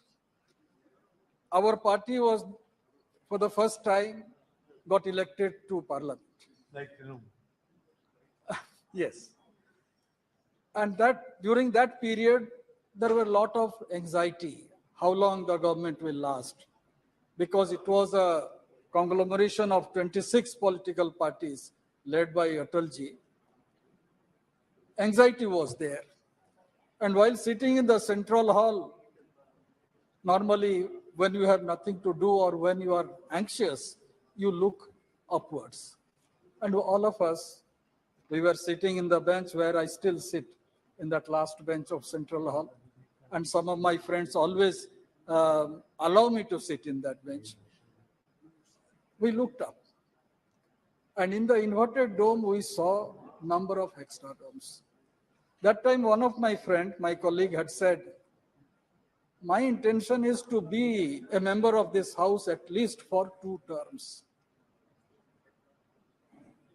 Then I asked him, 2 terms means 10 years. अगर 10 साल हो गया तो काफी है यहाँ member होने में. फिर हम अपने प्रोफेशन में निकल जाएंगे. That time I had, yes. And that time I suggested, very foolishly of course, that let us count the hexagrams which are up there. Let us count it. And the day we get the correct answer, I'm yet to count it. The day we get the correct answer, counting it, think that that is the last term of yours in this house. And Mr. Shiv Kumar Udasi has already counted it. And he has been repeatedly telling us the eventuality. So I'm a short-sighted person. I'm very poor in arithmetic. I'm yet to complete the counting, and I still venture to count. Yes. Sir, we are celebrating Amrit Kal of Bharat, independent India. We are in the 75th year of our independence. I bow my head in reverence to those freedom fighters who gave away their present for our future, for our tomorrow. Let us not forget that it is because of their sacrifice, their titikya, tapasya, tyag, we gained freedom. And in Swadhin Bharat, our forefathers framed the constitution not by diktat of a few, but democratically after full-fledged discussion, deliberation, and debate. It is the constitution that has guaranteed us to remain one as a nation. They deliberated for 2 years, 11 months, the Honorable Prime Minister mentioned that time period. Many kingdoms ruled different parts of the present-day India in different eras. At no point of history, the borders of the present were borders of the past. This political map came into existence 75 years ago. A question may arise, is it language that keeps us together?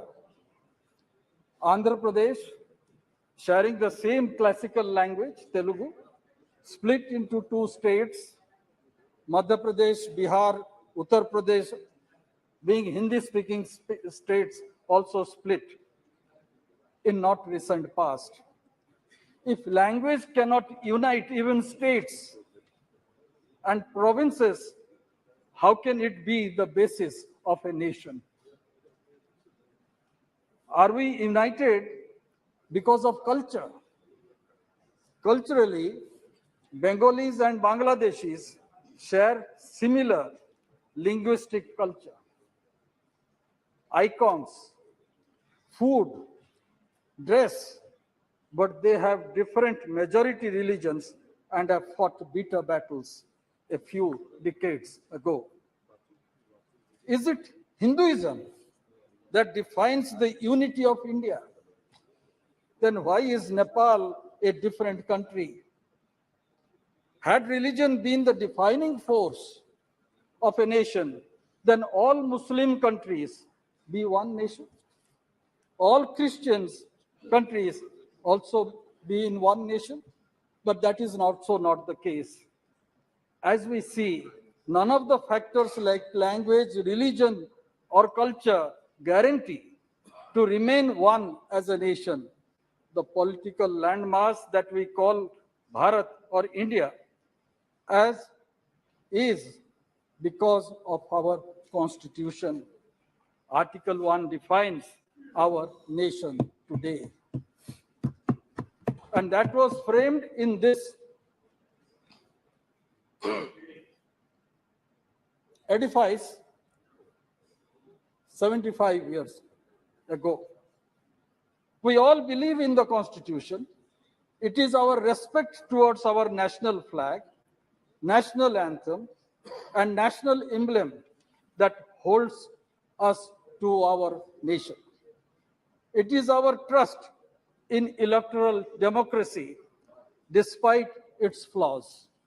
We all believe that all are equal before the law, irrespective of gender, race, religion, caste, language, or culture, and this keeps us together.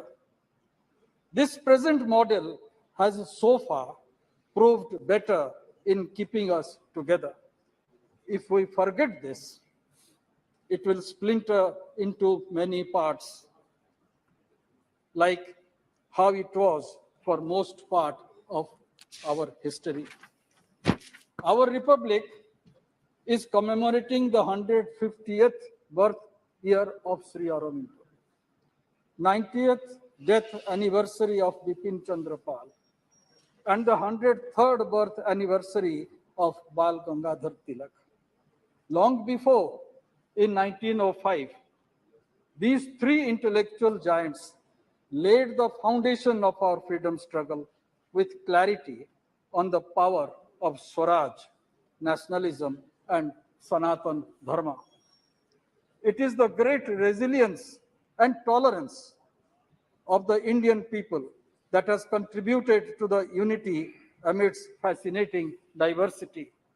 It is the spirit of togetherness and tolerance and acceptance of other point of view that has bound us together, the people of Bharat, of diverse region and culture, while extreme individualism and separatism have marked the evolution of European nationalism. Admittedly, all was not well with the Indian civilization in its journey towards unity and integration of our nation. We should remember the painstaking effort that Sardar Patel had made in uniting this country. The princely states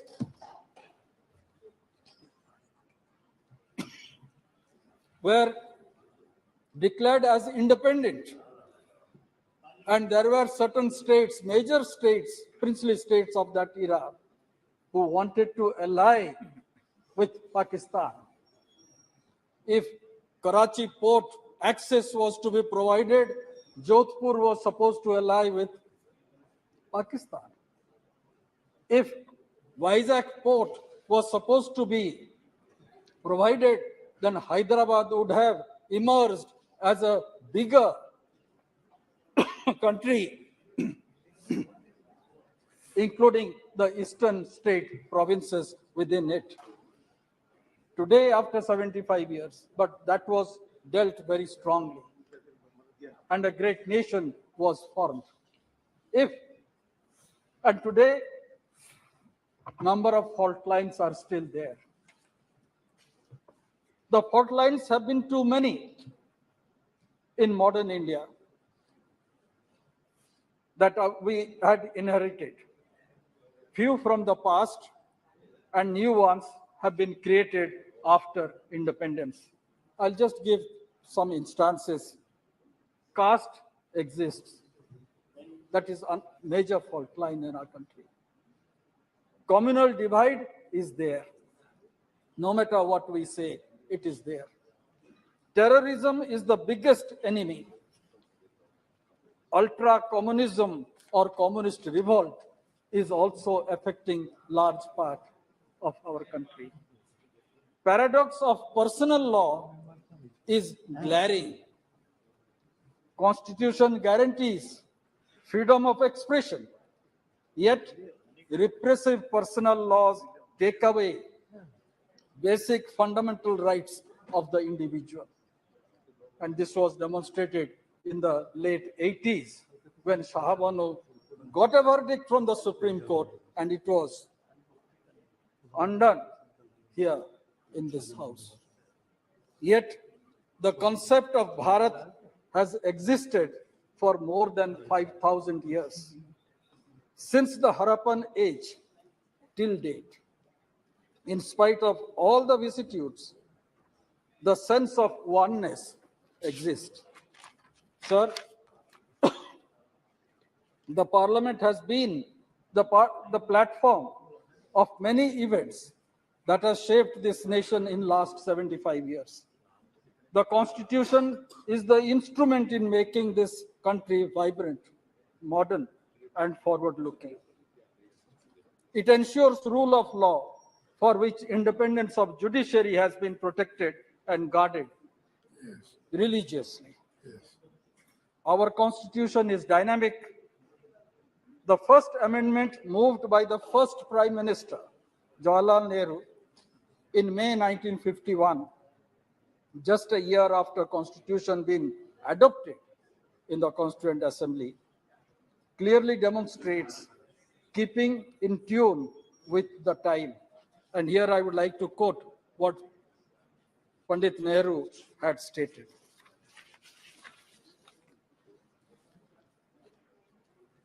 Now we come to this house for amendments because we have noticed some lacuna.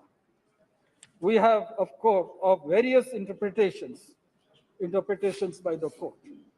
And he goes on explaining, this house knows very well that there are many kinds of constitution in the world. There is the constitution which is not written down, citing the United Kingdom's constitution. And also he has mentioned about the Constitution of United States. And there he says, we have a written constitution like the constitution of that great country, where the constitution to some extent limits the authority of the parliament or of the Congress. So bringing a semblance of both together, where rigidity will be little bit of flexible and one can move ahead. That's how the first amendment relating to Article 19, addition of 31A and 31B was incorporated so that the elected government can prepare specific programs for the development of the country.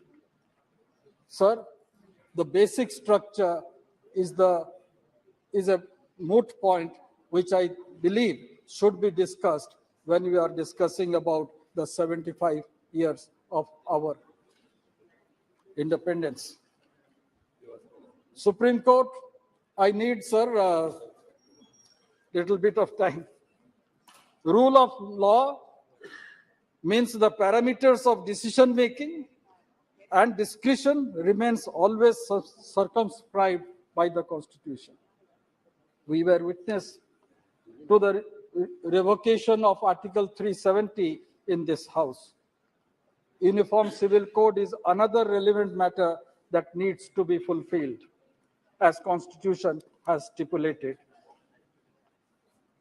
Lot of talk is being made about nation, one election. Various views are expressed. A committee has been formed. Let's wait for that, their recommendations. But I feel it's not something unachievable. I believe it is a necessity. We cannot have elections every year. And we should also remember what Gandhiji had said. He always said, India belongs to all who live in it. Feeling others' pain is the mark of a good individual. And the prarthana that is also sung in all Gandhian ashrams is Vaishnava Janato Tena Kahiye. पीड़ा जो दूसरे के पीड़ा जानते हैं वही वैष्णव ही होते हैं. And that is the essence of our republic, the mantra of our constitution.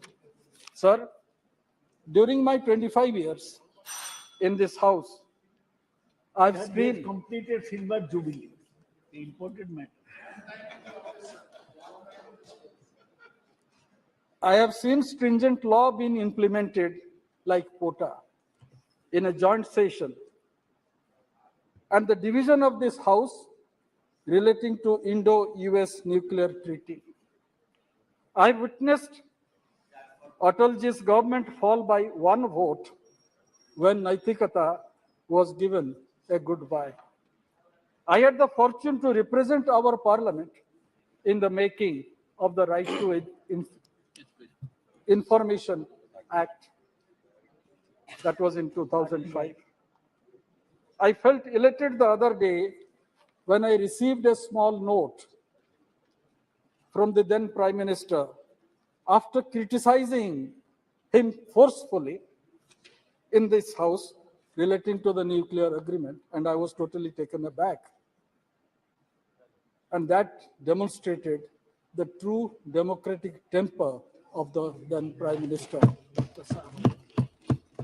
We also GST being implemented in a midnight hour. India celebrated 25 years of independence, and the freedom fighters were presented with a copper plaque by the then Prime Minister, Mrs. Indira Gandhi.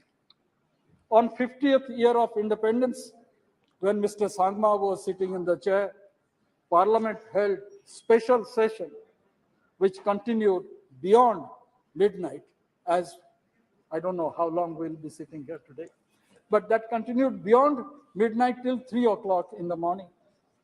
On 75th year completion, not only a special session is being held, but a newly constructed magnificent Sansad Saudha has been built, and session will start from tomorrow. This Sansad Bhavan functioned since 1927. The central hall was the library and became the venue of the Constituent Assembly. The Supreme Court, when it came into existence, was functioning in the Rajya Sabha house. So these are certain instances which we remember. Yes. And which we also remember. I don't know what will happen once we move out to the new Saudha. How this will be utilized. Become a museum. Before concluding, sir, I will just mention one aspect.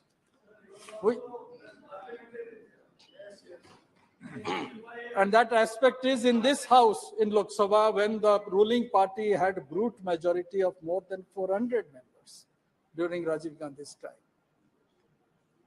Constitution amendment was made and 10th schedule was added. For the first time in the Constitution, party was mentioned. Earlier in the Constitution, party within quote was never mentioned. It was all individual members. The rights of the individual was recognized. But after 10th schedule addition, party came into existence. Yes. And by that, all of us have lost our voice. Individual opinion we cannot express it here. Though no matter how much we oppose certain aspects of a bill, when there is a whip, the terrorism of whip is very much hanging over our head. That needs to be corrected. If not today, of course in future, I believe the people of India will correct it. Thank you. Because with rampant fractured mandate, that became a necessity. But I think it is necessary now that individual members should express themselves in this house. Unless you do that, the discussion, deliberations in the house becomes sterile. We know what Madam Supriya Sule is going to speak. We anticipate what Nishikant Dubey is going to speak. We all know. How? We also know Professor Saugat Rai Subhu, what he is going to speak. Because every view today is because of the party. The party gives dictate that this is the view is to be expressed. I also follow that view. And I also follow another point, and that is we have committed ourselves to the rules and regulations of the process of the parliament. We never jump to the well. BJD perhaps is the first party never jump to the well. And this has been recognized by the leader of the house, by the deputy leader of the house, and also by the chairman. No. NCP also. And that's why I say there are certain customs and regulations which needs to be maintained for a proper functioning of the house. And the best part in our constitution that is enshrined is this, that yes, I should have that strength to act. I may not accept the other point of view, but should I quarrel with him? He has a different point of view. Let me accept it. And that is what Hinduism is all about. Yes. That is what Indianness is all about. We always have different path. That is what Bharatiyata is about. That is what Bharatiyata is about. That's the reason why I would say Thank you. the other may have a different point of view. That is what Swami Vivekananda had said in Chicago speech. It's not that I tolerate another religion. I accept that point of view. That is what Swamiji had said. Yes. So let us have that point of view here. Let us hear others, and by hearing others, we can frame our own opinion and still hold to our own opinion. With these words, Thank you. Thank you, sir. Honorable Member Shri Rahul Shewari. धन्यवाद अध्यक्ष महोदय। आपने मुझे संविधान सभा से शुरू हुई 75 वर्षों की संसदीय यात्रा, उपलब्धियां, अनुभव, यादें और सीख के बहस पर बोलने का मौका दिया। अध्यक्ष महोदय, सबसे पहले मैं हिंदू हृदय सम्राट शिवसेना प्रमुख बाला साहब ठाकरे जी का धन्यवाद मानता हूं और उनकी वजह से आज मुझे इस सदन में आने का मौका मिला है और मैं खुद को भाग्यशाली समझता हूं कि मुझे इस सदन में भी बैठने का मौका मिला है और कल नए सदन में भी बैठने का मौका मिलेगा। और माननीय प्रधानमंत्री जी का भी धन्यवाद मानता हूं कि कल 19 सितंबर को गणेश चतुर्थी है और पूरे महाराष्ट्र और पूरे देश में गणेश चतुर्थी के अवसर पर गणेश उत्सव मनाया जाता है। और आप सभी को पता है कि हम गृह प्रवेश करते तो गणेश जी की पूजा करते हैं। तो कल का एक पवित्र दिन है और कल के पवित्र दिन में हम नए संसद में वहां पे प्रवेश करेंगे। तो एक हमारे सभी सदस्यों के लिए एक भावुक क्षण है हमारे लिए। और अध्यक्ष महोदय, क्या अध्यक्ष महोदय, भारत के संविधान 26 नवंबर 1949 को संविधान सभा द्वारा अपनाया गया था और 24 नवंबर 1950 को सभा के सदस्यों द्वारा औपचारिक रूप से हस्ताक्षरित किया गया था और संविधान 26 जनवरी 1950 को लागू हुआ। अध्यक्ष जी, 1579 में इस देश में आने वाला पहला अंग्रेज एक ईसाई धर्म प्रचारक था। उसके बाद ऐसे व्यापारी आए जो व्यापार करने आए लेकिन शासन करने के लिए रुक गए। 1765 में अधिकार ईस्ट इंडिया कंपनी को हस्तांतरित कर दिया गया।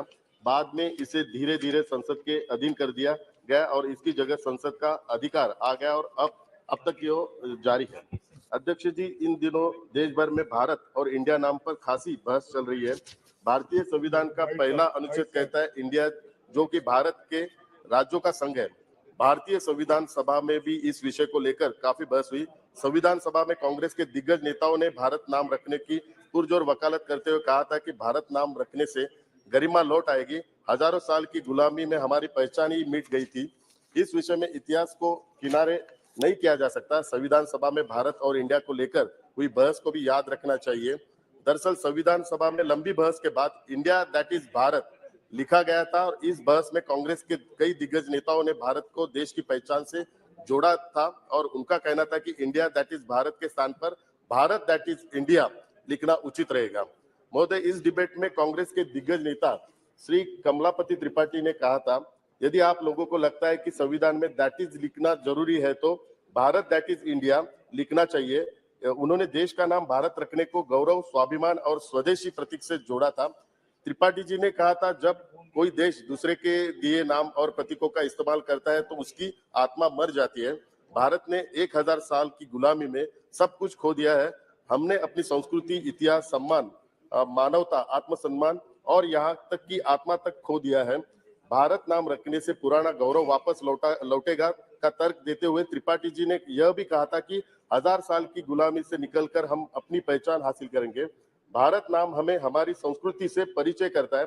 उन्होंने यह भी कहा था कि वैदिक काल से ही साहित्य में देश का नाम भारत ही रहा है। इसके अलावा वेदों, पुराणों और ग्रंथों में भी भारत का वर्णन मिलता है।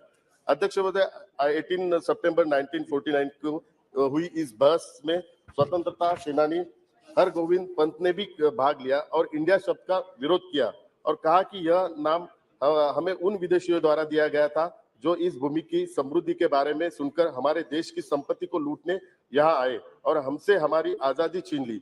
संविधान सभा में इंडिया शब्द का पुरजोर विरोध करने वालों में कई संविधान सभा के सदस्य थे। जब संविधान सभा में इस विषय पर बहस हो रही थी तो हरगोविंद पंत आखिरी व्यक्ति थे जिन्होंने इस पर अपनी बात रखी। महोदय, तो फिर आज क्या हो गया है कांग्रेस को कि आज कांग्रेस के नेता कमलापति त्रिपाठी जैसे अपने नेताओं की वाणी को भूल गए। श्री एचवी कामत ने सभा में सबसे पहले भारत नाम रखने का प्रस्ताव रखा था। यह सर्वाधिक की संविधान के पहले ड्राफ्ट में भारत लिखने की मांग श्री कामत, श्री गोविंद वल्लभ पंत, श्री हरगोविंद पंत और श्री कमलापति त्रिपाठी जैसे नेताओं ने की थी। आज के कांग्रेस के नेताओं को ग्रंथ पढ़ने से परहेज है तो फिर जानकारी कहां से आएगी। बिना इतिहास जाने ये लोग अपने ये दिग्गज नेताओं को झुठला रहे हैं और उनको गलत साबित करने पर तुले हुए और यह सब एक व्यक्ति का विरोध करने के चक्कर में अपने ही दिवंगत नेताओं को बेइज्जत कर रहे हैं।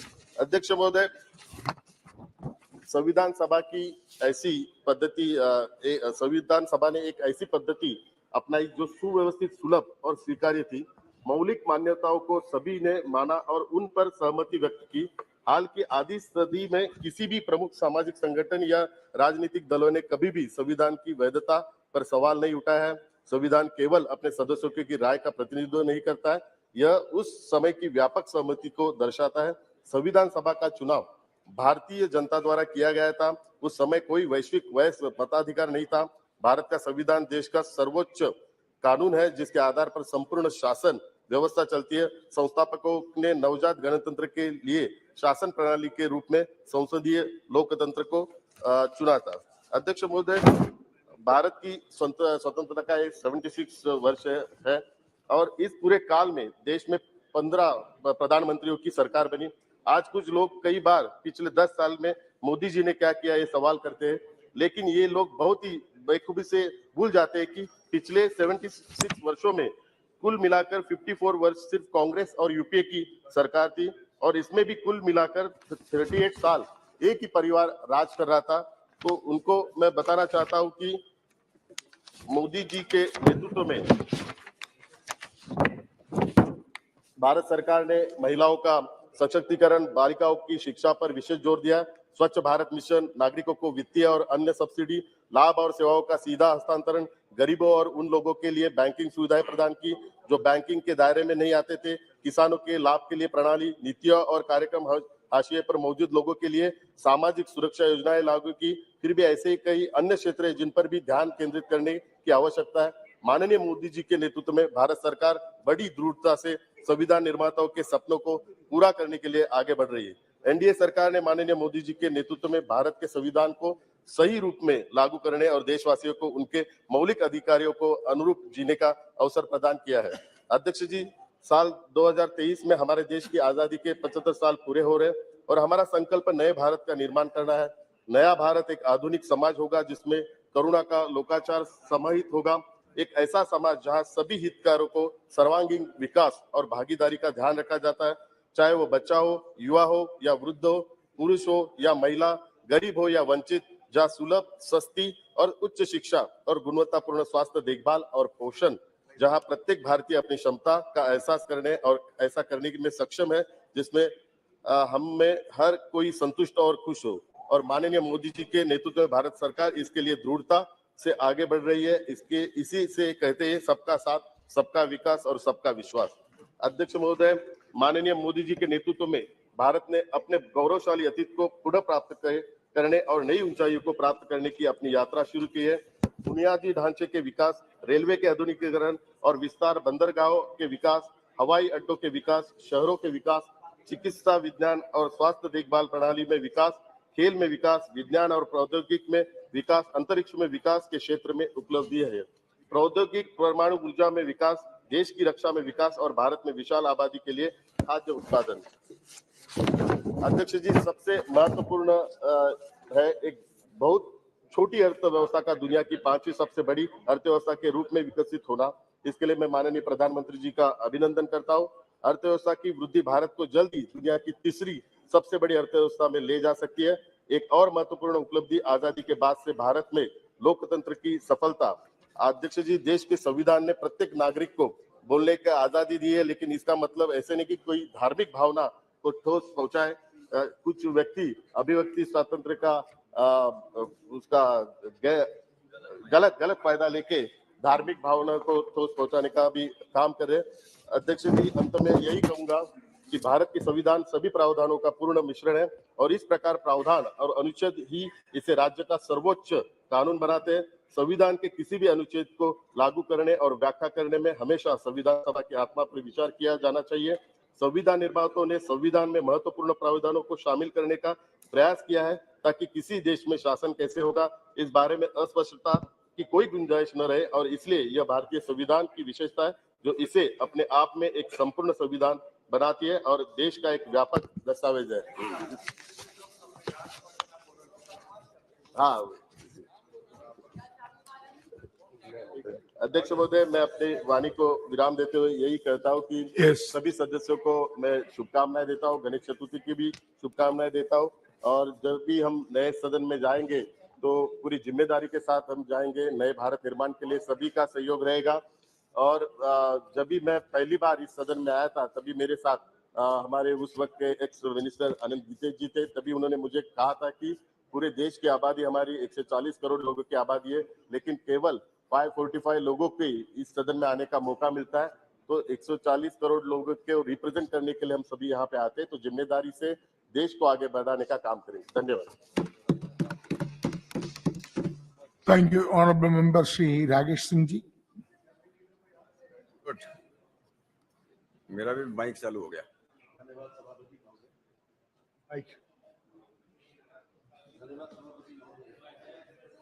मेरा माइक चालू हो गया, पीछे का माइक यहाँ से चालू नहीं होता, माइक वहीं से चालू होता। हो गए। धन्यवाद सभापति महोदय,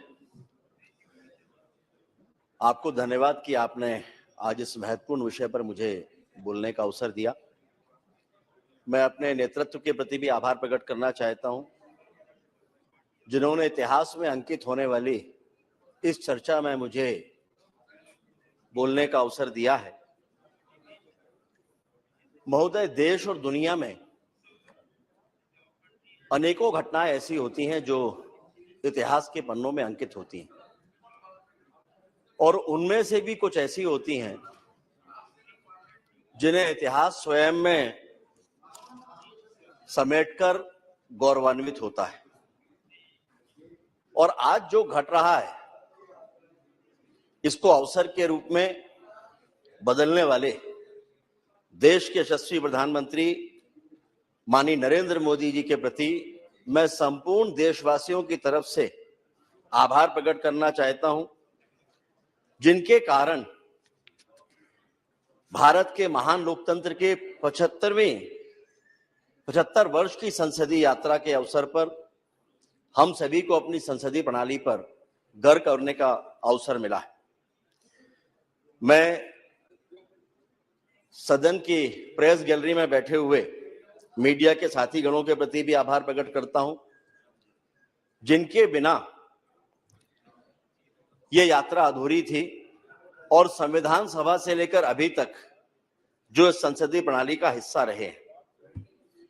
ये यात्रा कितनी महत्वपूर्ण है महोदय, इसका अंदाजा इस बात से लगाया जा सकता है कि जब संविधान सभा की पहली बैठक हुई थी तब आकाशवाणी के माध्यम से पूरे देश ने इसको सुना था। सभापति महोदय, मैं चाहूंगा आपका ध्यान इस तरफ रहे। सभापति महोदय, आपका ध्यान इस तरफ रहे। सभापति महोदय का ध्यान नहीं हो रहा है। तब आकाशवाणी के माध्यम से देश ने संविधान सभा की पहली बैठक और उस पूरी कार्यवाही को सुना था, और आज संसद टीवी के माध्यम से देश प्रत्यक्ष रूप से इस चर्चा को सुन रहा है। जैसा माननीय प्रधानमंत्री जी ने कहा कि इस पूरी यात्रा में संसद के सभी अधिकारी और कर्मचारियों की भी महत्वपूर्ण भूमिका है। महोदय, अभी कुछ दिनों पहले ही G20 का ऐतिहासिक सम्मेलन भारत की धरती पर हुआ है। पूरे विश्व में जिसने भारत की साख बढ़ाई और प्रत्येक भारतवासी को जिस पर गर्व और गौरव की अनुभूति हुई, ऐसा वो सम्मेलन भारत मंडपम में जब आयोजित हुआ तो वहां हम में से अनेक लोगों ने देखा होगा कि वहां लोकतंत्र की जननी भारत, ये प्रदर्शनी लगी थी और विश्व में लोकतंत्र का उद्गम किस तरह से भारत में हुआ, इसका सुंदर चित्रण उस प्रदर्शनी में है। लेकिन ये मान्यता देश और दुनिया के सामने इतने प्रभावी रूप से लाने के लिए मैं माननीय प्रधानमंत्री जी के प्रति भी आभार प्रकट करना चाहता हूं। महोदय, ऋग्वेद को विश्व का सबसे प्राचीन ग्रंथ माना जाता है और इस ऋग्वेद में हमारी लोकतांत्रिक परंपराओं का स्पष्ट उल्लेख है। 40 स्थानों पर ऋग्वेद में और 9 स्थानों पर अथर्ववेद में गणतंत्र शब्द का उल्लेख आता है। यानी हजारों सालों से हमारे भारत में लोकतंत्र की सनातनी परंपरा रही है। ऋग्वेद के 10वें अध्याय के 174वें सूक्त के पहले श्लोक के अनुसार देश में राजा या राष्ट्राधिपति के चुनाव तब भी होते रहे हैं, और वो श्लोक है, आत्वा हर्षित मंत्रेधि ध्रुव स्तिष्ठा विचाचली विशरत्वा सर्वा वांछन्तु मातत्व राष्ट्रमदि भ्रशत। अर्थात, हे राष्ट्र के अधिपति, मैं आपको चुनकर लाया हूं, आप सभा के अंदर स्थिरता बनाए रखें, सारी प्रजा आपको चाहेगी और आपके द्वारा राज्य का पतन भी नहीं होगा। और अथर्ववेद के 3रे अध्याय के 4थे भाग का जो दूसरा श्लोक है, त्वा विशेष व्रणता राज्याय त्वामिमा प्रदिशा पंचदेवी वश्मन राष्ट्रस्य कुकदि श्रेष्व ततो वा उग्रो विमजा वसूनी। अर्थात, देश में बसने वाली प्रजा, देश के नागरिक आपको राष्ट्राधिपति या प्रतिनिधि चुने, ये विद्वानों की बनी उत्तम मार्गदर्शक पंचायतें आपका अनुमोदन करें। और ऐसे अनेकों श्लोक, अनेकों मंत्र हमें वेदों में मिलेंगे जो इस बात को रेखांकित करते हैं कि लोकतंत्र यह हमारे सनातन की परंपरा है। हम कह सकते हैं कि लोकतंत्र भारतवासियों के खून में है, और इसलिए भारत को लोकतंत्र की जननी अर्थात मदर ऑफ डेमोक्रेसी प्रधानमंत्री जी के द्वारा कहना, यह भारत के लोकतंत्र की ताकत का एहसास कराता है। चाहे महाभारत हो या बौद्ध साहित्य, सभी में गणतांत्रिक प्रणाली का उल्लेख हमको मिलता है। इसके बहुत विस्तार में न जाते हुए मैं इतना ही कहूंगा कि वैशाली साम्राज्य में जितने भी गणराज्य रहे हैं, ये सभी लोकतांत्रिक प्रणाली के उदाहरण हैं। यहां तक कि वैशाली के पहले राजा विशाल का भी चयन चुनाव के द्वारा ही हुआ था। और जब अलेक्जेंडर ने भारत पर आक्रमण किया, उसके 20 साल के पश्चात जब यूनान के राजदूत मेगास्थनीज भारत में आए, चंद्रगुप्त मौर्य का वो कार्यकाल था, उन्होंने भारतीय गणराज्यों के बारे में बहुत विस्तार से उल्लेख किया है कि कितनी सुंदर व्यवस्था उस समय पर इसकी हुआ करती थी। तो हम कह सकते हैं कि ये गणतंत्र प्रणाली, ये लोकतंत्र हमें विरासत में मिला है और हमने इसको दुनिया को दिया है। लेकिन आजाद भारत के बाद या आजादी के समय पर जो परिस्थितियां बनी, जब अंग्रेज इस बात के लिए मजबूर हुए कि उन्हें देश छोड़ना पड़ेगा, तब लोकमान्य तिलक की मांग पर संविधान सभा के गठन को मंजूरी मिली।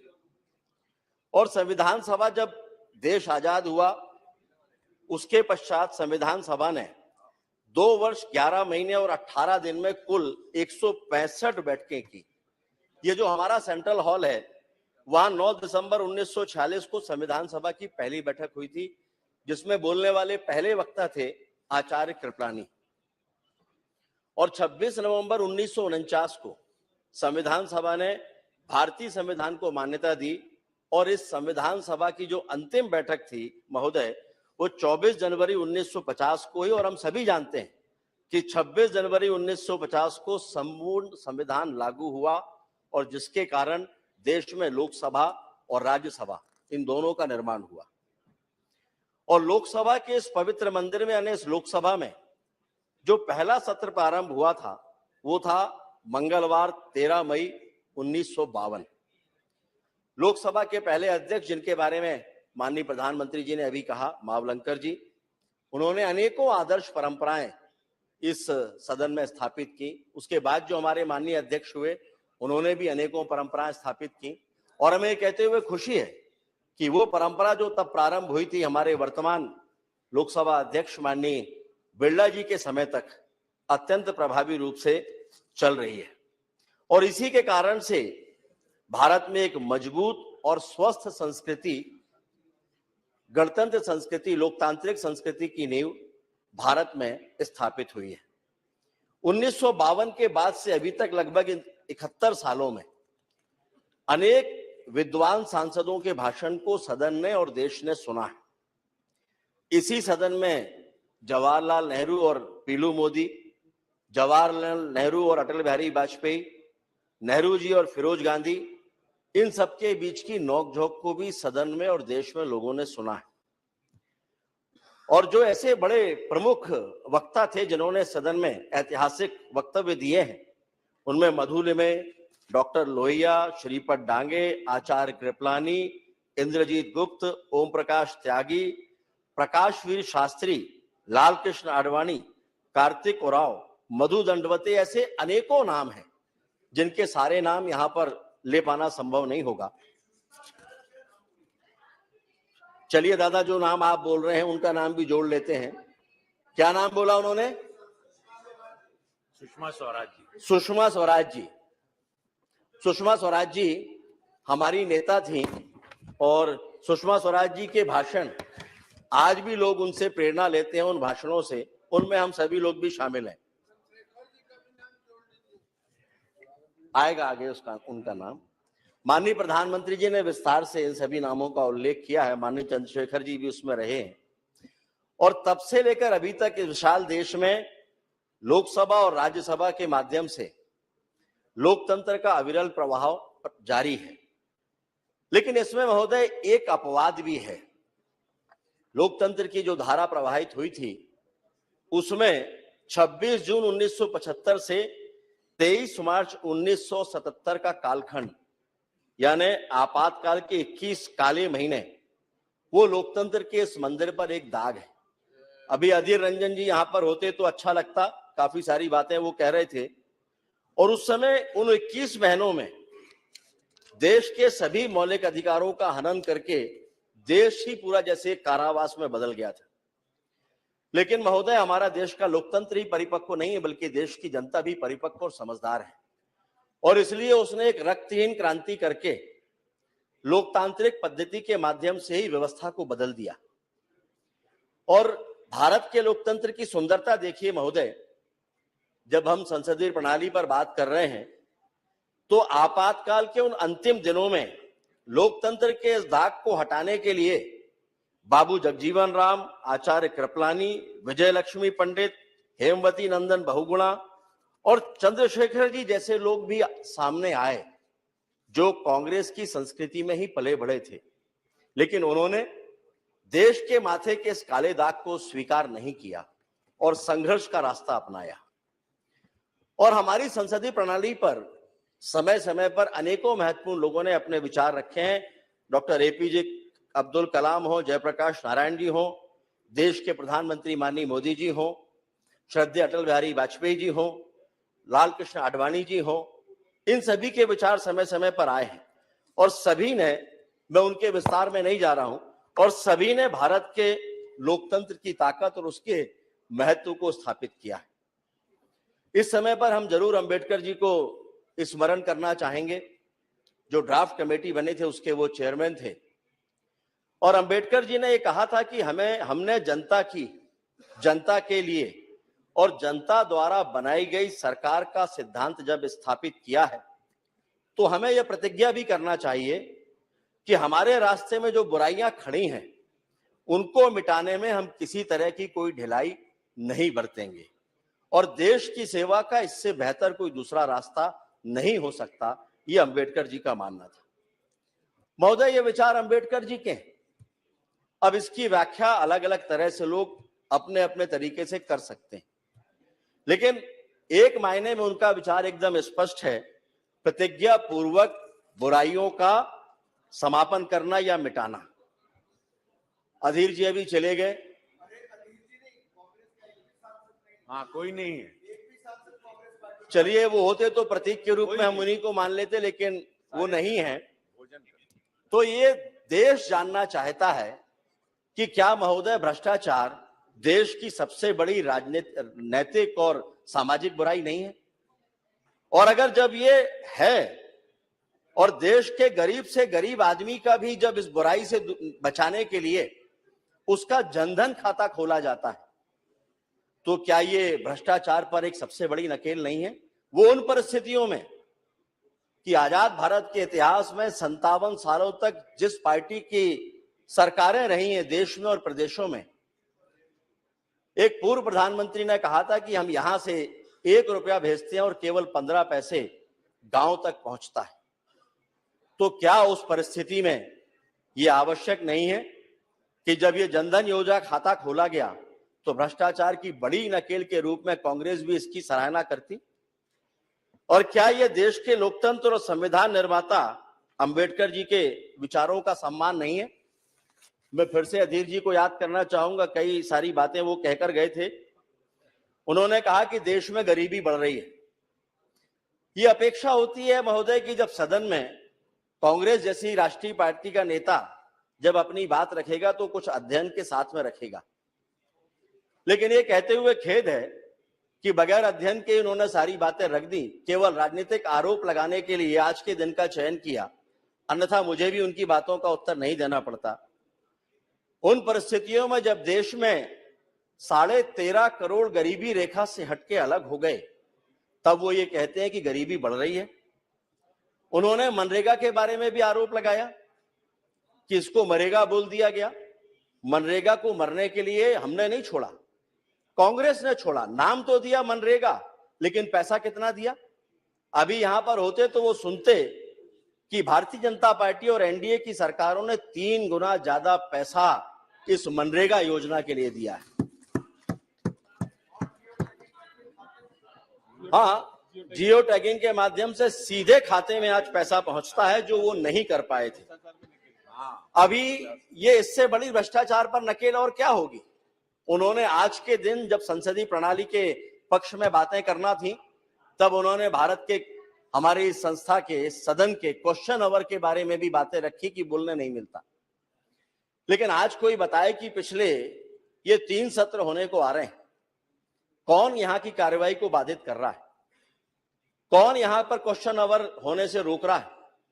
जो रोक रहे हैं वही ये सवाल खड़े करें कि उन्हें क्वेश्चन आवर में बोलने नहीं मिलता। इससे ज्यादा शर्मनाक स्थिति कोई दूसरी नहीं हो सकती। अभी महिला रिजर्वेशन पर भी वे अपनी बात रखकर बस्ता लेकर चले गए, लेकिन विचार करना चाहिए कि 57 साल तक शासन करने के बाद ये सारी बातें वो क्या इस बात के लिए छोड़कर गए थे कि देश में कभी नरेंद्र मोदी जी प्रधानमंत्री के रूप में आएंगे और उस समय देश की समस्याओं का निराकरण होगा? महिला रिजर्वेशन पर बोलने के पहले एक बार कम से कम उनको याद करना चाहिए था कि कांग्रेस ने इस दिशा में क्या काम किया। वो तो आज भी अगर चंद्रयान चांद पर उतर रहा है, तो वो 1964 में नेहरू जी ने इसरो का गठन किया था। 74 बोला या 64 बोला उन्होंने? भाभा का गठन किया था। वो इसको इससे जोड़ते हैं कि तब भाभा का गठन हुआ था, यानी अनुसंधान प्रारंभ हुआ था, तो चंद्रयान जो आज जा रहा है उसका क्रेडिट कांग्रेस को जाना चाहिए। और इतनी बचकाना बातें इस सदन के भीतर कांग्रेस के किसी नेता से उम्मीद नहीं की जा सकती। चंद्रयान तो अटल जी की कल्पना थी। अटल जी की कल्पना थी भाई चंद्रयान। महोदय, 75 सालों की ये संसदीय यात्रा श्रद्धेय अटल बिहारी वाजपेयी जी के स्मरण के बगैर अधूरी है। और सभी इस बात को कोट करते हैं, माननीय प्रधानमंत्री जी ने बहुत गर्व के साथ कहा कि उन्होंने कहा था सरकारें आएंगी, सरकारें जाएंगी, लेकिन लोकतंत्र रहना चाहिए और देश रहना चाहिए और लोकतंत्र मजबूत बनना चाहिए। क्योंकि देश का लोकतंत्र महान है महोदय, और इसकी संसदीय यात्रा भी इतनी प्रेरणादायक है, उसको समझने के लिए 2 उदाहरण ही काफी हैं। देश के प्रधानमंत्री नरेंद्र मोदी जी जब पहली बार सदन में आते हैं तो लोकतंत्र के सर्वोच्च मंदिर की सीढ़ियों पर वो माथा रखकर नमन करते हैं, जो ये साबित करता है कि लोकतंत्र के इस सर्वोच्च मंदिर के प्रति भारतीय जनता पार्टी या देश के प्रधानमंत्री के मन में कितना सम्मान है। और जब उन्हें कांग्रेस के नेता लोकतंत्र के बारे में ज्ञान देते हैं, जिन्होंने देश के माथे पर आपातकाल जैसा काला दाग लगाया, तो फिर देश की जनता को उन पर हंसी आती है। और लोकतंत्र की मर्यादा और उसका सम्मान देखना हो तो हमें एक बार फिर से देश के प्रधानमंत्री का आचरण देखना होगा कि इसी सदन के भीतर एक दिन जब वो प्रवेश कर रहे होते हैं और एक माननीय सदस्य का वक्तव्य चल रहा होता है, तो वो वहीं ठहर जाते हैं, क्योंकि ये मर्यादा है कि जब कोई सदस्य अपना वक्तव्य दे रहा हो तो उसको लांघ कर नहीं जाना चाहिए। और दुनिया के सबसे लोकप्रिय नेता, भारत के प्रधानमंत्री, तब तक वहां पीछे खड़े रहते हैं जब तक उस हमारे सदस्य का वक्तव्य पूरा नहीं हो जाता, उनका भाषण पूरा नहीं हो जाता। इससे ज्यादा देश की संसदीय प्रणाली पर देश के प्रधानमंत्री के विश्वास का और कौन सा दूसरा उदाहरण होगा। और यह घटना केवल आज के लिए नहीं, आने वाली पीढ़ियों को भी प्रेरणा देने वाली ये घटना होगी। महोदय, अटल जी ने कई बातों के माध्यम से देश और लोकतंत्र के बारे में अलग अलग तरह से अपनी बातें रखी थी, जिसमें उन्होंने एक बार कहा था कि हम केवल अपने लिए ना जिएं, औरों के लिए भी जिएं, हम राष्ट्र के लिए अधिकाधिक त्याग करें।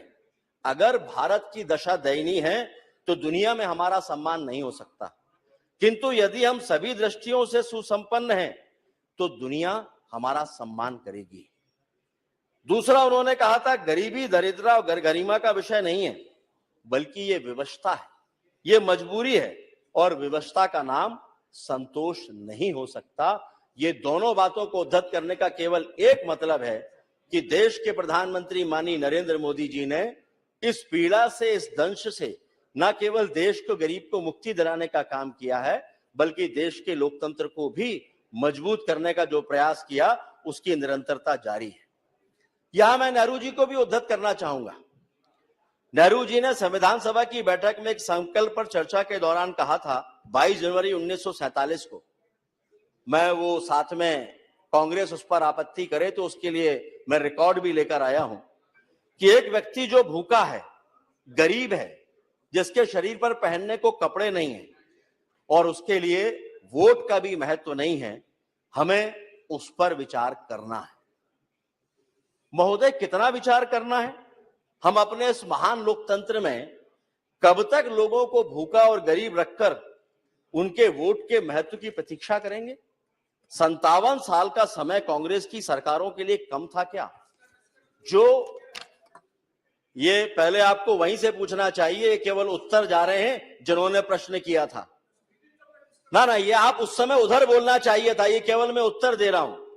और यदि देश के प्रधानमंत्री माननीय मोदी जी उसकी गरीबी दूर करने के लिए प्रधानमंत्री आवास का पक्का मकान उसको देते हैं, जिसके घर दीपावली के दिन भी बिजली का बल्ब नहीं जला, उसके घर में बिजली का कनेक्शन देते हैं, उज्ज्वला की रोशनी देते हैं, शौचालय देते हैं, कोरोना से लेकर अभी तक मुफ्त का राशन देते हैं, और ऐसा करते समय बिना किसी भेदभाव के अपनी जिम्मेदारी का निर्वहन करते हैं, सबको समान अवसर देते हैं, तो क्या ये उस गरीब को वोट का महत्व समझाने और देश में लोकतंत्र का सम्मान नहीं है? और अगर सम्मान है तो क्या कांग्रेस कभी इसके पक्ष में कुछ कहना चाहेगी? महोदय, अभी आप कह रहे थे कि ये विषय नहीं है आज का, ये मैं भी जानता हूं, लेकिन जिस समय पर कांग्रेस के नेता इस बात को यहां पर रख रहे थे, मुझे आश्चर्य है कि आप में से किसी ने भी उनको ये नहीं टोका कि आज का विषय ये नहीं है। आज जब उसका उत्तर मिलना शुरू हो रहा है, तब आप ये कह रहे हैं कि आज का विषय नहीं।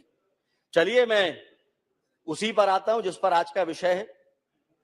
महोदय, इस सदन में अनेकों फैसले हुए हैं, लेकिन इस सदन में इतिहास की गलतियों को सुधारने वाले भी कुछ ऐसे फैसले हुए हैं जो इतिहास में दर्ज हुए हैं।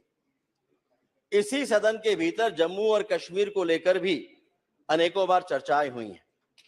इसी सदन के सदस्य रहे डॉक्टर श्यामा प्रसाद मुखर्जी जी ने जो गलती उस समय पर हो रही थी उसका विरोध किया था। उन्होंने कहा था कि देश में 2 प्रधान, 2 विधान और 2 निशान नहीं चलेंगे।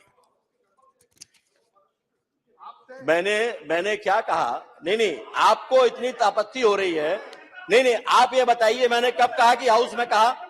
नहीं, मैंने कब कहा कि हाउस में कहा? मेघवाल जी, मैंने कब कहा? मैंने कब कहा कि वो हाउस में बोल रहे थे? मैंने नहीं कहा ये कि वो हाउस में बोल रहे थे, लेकिन सदन का सदस्य रहते हुए उन्होंने कहा था और आपको सुनना पड़ेगा। वही मैं कह रहा हूं, सदन का सदस्य रहते हुए का आपको सुनना पड़ेगा। कश्मीर के मामले में आपको जो तकलीफ होती है, उस समय कश्मीर के लाखों करोड़ों लोगों का भविष्य आपको ध्यान में नहीं आता। जब कश्मीर में कश्मीरी पंडितों की हत्याएं होती हैं, मासूम लोगों के साथ में उनकी इज्जत छीनी जाती है, उनकी हत्याएं होती हैं, उनका खून बहता है, तब आपको ध्यान में नहीं आता कि श्यामा प्रसाद मुखर्जी ने क्या कहा था। और उस समय महोदय, बड़ी स्पष्टता के साथ मैं कहना चाहूंगा कि उन्होंने ये कहा था कि देश में स्वतंत्र राज्य का दर्जा देने की मांग करने वाले, आप सुन लीजिए इस बात को, शेख अब्दुल्ला क्या इस बात के लिए तैयार होंगे कि जम्मू कश्मीर के भीतर जम्मू और लद्दाख, वहां के लोगों को भी अवसर देंगे कि वो स्वतंत्रता की मांग करें और उनको मिले? ये उन्होंने कहा था और तब भी ये बात बोली थी उन्होंने। लेकिन उन्होंने ये भी कहा कि ये देश की अखंडता के साथ खिलवाड़ होगा।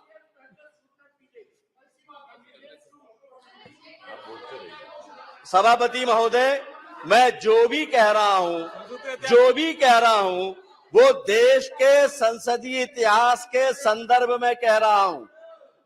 यह पुरानी बात है जिसका उल्लेख मैंने किया है।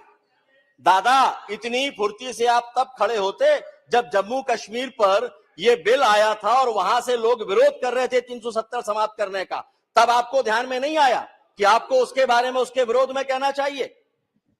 लेकिन उन्होंने कहा कि देश की अखंडता के साथ ये खिलवाड़ स्वीकार। दादा आप तो बैठ जाओ, कल्याण दादा आप तो बैठो।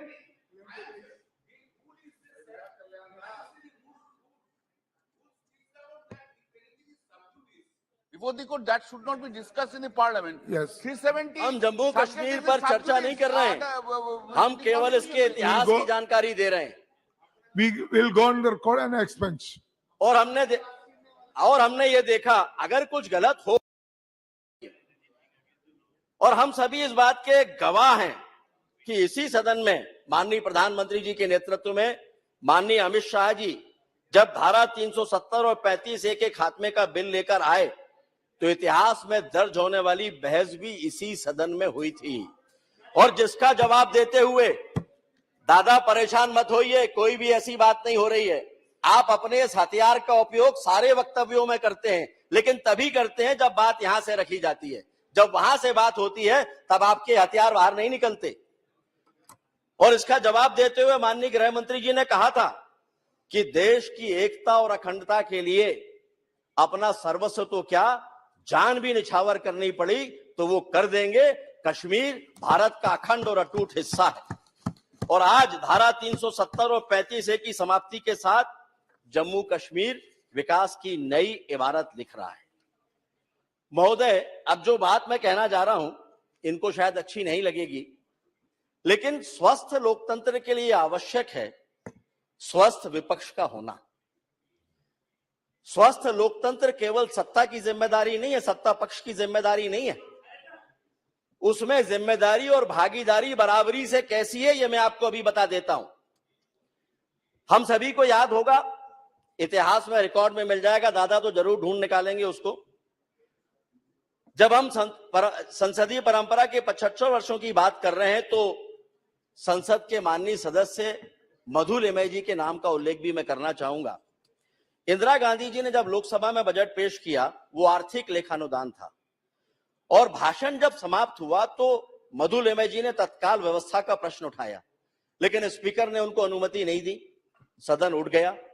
मधु लिमय जी स्पीकर के चैम्बर में गए और जाकर वहां उन्होंने कहा कि आज एक बहुत बड़ी गलती हो गई है कि आपने लेखानुदान तो प्रस्तुत किया लेकिन मनी बिल तो प्रस्तुत ही नहीं हुआ, और अगर ऐसा है आप रिकॉर्ड चेक कर लीजिए, और अगर ऐसा है तो आज रात को 12 बजे के बाद देश के सारे कामकाज रुक जाएंगे, कोई भी महकमा 1 रुपया भी खर्च नहीं कर पाएगा। और ये सुनने के बाद जो स्पीकर महोदय थे वो भी हतप्रभ रह गए। रिकॉर्ड बुलाया गया, रिकॉर्ड बुलाने के बाद पाया गया कि मनी बिल प्रस्तुत नहीं हुआ है, और उसके बाद सुझाव भी, मैं मजबूत विपक्ष की बात क्यों कर रहा हूं, सुझाव भी मधु लिमय जी ने दिया। उन्होंने कहा कि अभी भी आपके पास समय है, आप तत्काल सभी विपक्षी नेताओं को बुलाइए और आज सदन की बैठक आप बुलाइए। और जानकर आप लोगों को हैरानी होगी, आप में से कईयों को शायद जानकारी भी होगी कि उस समय रेडियो से बाकायदा घोषणा कराई गई कि जो जहां है वो तुरंत वापस लौटे, और सदन की बैठक हुई और रात में बैठक करने के बाद में मनी बिल पास किया, और इस तरह से देश का कामकाज चला। ये है मजबूत और सकारात्मक विपक्ष। ये कांग्रेस के साथ ये विपक्ष था। हम वैसी उम्मीद तो कांग्रेस से नहीं करते, विपक्षी साथियों से नहीं करते, लेकिन सकारात्मक भूमिका में वो दिखाई दें, इतनी अपेक्षा जरूर हमारी होती है। महोदय, इसी सदन में बहुत सारे ऐसे कानूनों को भी हमने समाप्त किया है, 14 से ज्यादा ऐसे कानून जिनकी उपयोगिता लगभग समाप्त हो चुकी थी, उनके बारे में बहुत विस्तार से कहने की आवश्यकता नहीं है, लेकिन उनको खत्म करने में भी 75 साल 70 साल निकल गए, तब जाकर वो कानून समाप्त हुए। महोदय, जब संसदीय प्रणाली की बात आती है तो पूरा सदन एक है, इस पर चर्चा होती है, और आज इस सदन में उपस्थित विभिन्न विचारों और दलों का प्रतिनिधित्व करने वाले अपने सभी साथी सदस्यों का मैं आह्वान करना चाहूंगा कि यह गौरवशाली यात्रा सामूहिक है। माननीय प्रधानमंत्री जी ने भी कहा है कि यह साझा है और यह हमारे सामूहिक प्रयासों की कहानी है। और अब जबकि माननीय प्रधानमंत्री जी की दूरदर्शिता और संकल्प से देश दुनिया की 5वीं बड़ी अर्थव्यवस्था बन चुका है और तीसरी बड़ी अर्थव्यवस्था बनने के संकल्प के साथ आगे बढ़ रहा है, और हम विश्व में एक महाशक्ति के रूप में जाने जा रहे हैं। और इस समय हम पूर्णतः भारतीय ज्ञान और भारत की अपनी आर्थिक ताकत के बूते बने संसद के नए भवन में प्रवेश करके गुलामी के प्रतीकों को हटाते हुए आगे बढ़ रहे हैं, तब ये हमारी सामूहिक जिम्मेदारी है कि उस नए भवन को भावी पीढ़ियों और भविष्य के भारत की नींव रखने वाले लोकतंत्र के ऐसे मंदिर के रूप में स्थापित करें, जहां मंदिर के घंटे से नाद की तरह एक ही गूंज हो, सबका साथ, सबका विकास, सबका विश्वास और सबका प्रयास। और विश्वास मानिए, 140 करोड़ भारतीयों के स्वप्न को हम सब मिलकर पूरा कर लेंगे। इस मंत्र में इतनी ताकत है, आवश्यकता है राजनीति का चश्मा आंखों से उतारने की। महोदय, बहुत कुछ कहने को है, लेकिन मुझे लगता है कि हमारे जो माननीय सदस्य हैं आज दूसरा मानस बनाकर यहां पर बैठे हैं, और इसलिए अंत में मैं देश के प्रधानमंत्री माननीय नरेंद्र मोदी जी ने देश को उन ऊंचाइयों पर पहुंचाया जहां पर पहुंचने की कल्पना इसके पहले कोई कर नहीं सकता था। आज पूरी दुनिया में भारत के नाम का डंका बज रहा है, और इसलिए कुछ पंक्तियां उनको समर्पित करते हुए मैं अपनी बात समाप्त करूंगा। वो परख रहे हैं तूफानों में कितनी ताकत है, वो देख रहे हैं आंधियों की कितनी आहट है, पर मन में संकल्पों की राहत है। कांटों से कीलित पथ पर कदमों की छाप उकेरी है। हाथों को वज्र बनाकर अंधियारों में दीप जलाती वह एक जान अकेली है, वह एक जान अकेली है। और इसी के साथ हम सभी कल जब उस नए सदन में प्रवेश करेंगे तो भविष्य के एक नए भारत के संकल्पों के साथ हम अपनी जिम्मेदारी को महसूस करते हुए प्रवेश करेंगे। आपको बहुत बहुत धन्यवाद। भारत माता की जय। Thank you. Now, Honorable Member Srimati Supriya Sule ji. Sir, here I stand here on behalf of the NCP here for this very important discussion, which was actually started by the Honorable Prime Minister on a very emotional note. And he, after a long time today, spoke as a statesman. So I was presuming that this debate was not about the tutu meme, which we usually do. But unfortunately, when the Treasury bench started speaking, he made it really political, which was not what the Honorable Prime Minister's speech says. So I will follow the Prime Minister's speech first, but I will seek your help, guidance, and time for 2 minutes to give a few clarifications to the Honorable. I won't speak as much as he does, but in a small few clarifications before I make it little political, with your permission, sir. Sir, India is the largest democracy in the world. Democracy, freedom, secularism, fraternity, equality. This is what B.R. Ambedkar ji gave us in this constitution, which we are also proud of. And this is what this organization, the Temple of Democracy Parliament, where we all are absolutely blessed that we have had the opportunity to speak on behalf of millions of Indians, to debate, deliberate, have discussions, and make sure that the last person becomes first. And that's what really the common agenda, I think, whether you're sitting on this side or this side becomes. And I appreciate the Honorable Prime Minister's speech today, where he appreciated that governance is continuity. Various people have contributed over the last 7 decades to build this country, which we all love equally. It's not that whichever side you love it less or more. Whether you call it India or Bharat, it's your own country. We're all born here. We're all blessed to be here. And I think I would take the point forward what Mehtabji said, that unity in diversity, this is the beauty of India. And I think that's what clearly comes across in most of the speeches which came. And I'd like to quote Dr. Ambedkar. The B.R. Ambedkar in the Constitution Assembly said that the Constitution is a federal constitution. The Union is not a league of states, nor in the states is the agencies of the Union deriving powers from each other. Both Union and the states are created by the Constitution. Both derive their respective authority from the Constitution. And here, unfortunately, I felt a little sorry because I am the 2009 Member of Parliament here. Clearly, this is a huge legacy that we have been blessed to have. But I would like to put on record 2 people who have not been mentioned by the BJP today, who I'm been highly influenced by in my parliamentary work, who come from the BJP, but I still feel that they were one of the tallest leaders and excellent, extraordinary parliamentarians who we looked up to. One was Honorable late Sushma Swaraj ji, and second was Shri Arun Jaitley ji, who constantly talk about cooperative federalism. It's not on this side or that side. Good work has to be established. So this building that we are all sitting in today, it was the Herbert Baker who opened this in 18 January 1927. And this building was built by sandstone. You know, Dushyant Singh ji comes from Dholpur. And fortunately enough, SP Baghel ji is here from Agra. ये जो मिट्टी जिससे बनाई है, ये आपके निर्वाचन क्षेत्र आगरा से आई है.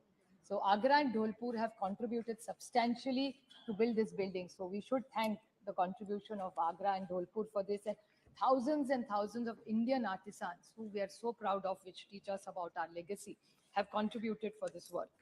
While we are here, everybody talked about Pandit ji, President Rajendra Prasad. These are walls which the Honorable Prime Minister, or every wall, every tile, every bench has a story to tell.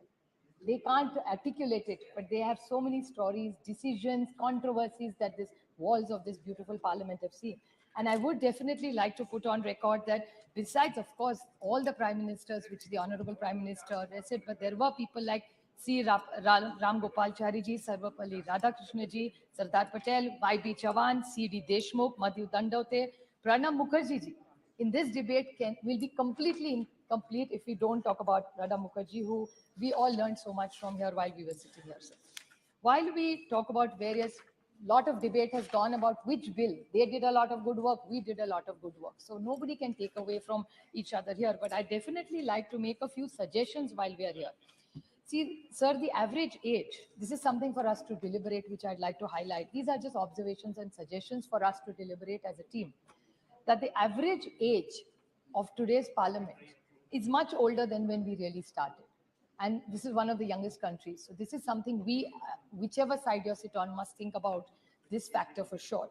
Plus the women MPs. I would like, most of these women here today have been asking about the women reservation bill. My friend Kanimoli, Dimple, everybody who's sitting here has been concerned about it. And all the parties are concerned and would support it. But there was a question Rakesh Singh ji raised, which I'd just like to put the record straight. That he said, "Itne salon se aapki sarkar thi, aapne kya kiya?" The first woman president of India, Pratibha Tai Patil, was from the Congress. The first prime minister of this country, a woman, Indira Gandhi ji, was from the Congress. The first speaker who was a woman was Meera Kumarji, was from the Congress. So this is what he's done. And I would like to put one more thing on record, which probably Rakesh Singh ji missed out, that the women's reservation bill was also brought out. Unfortunately, we didn't have the numbers, so we couldn't pass it. That was also brought by the Congress.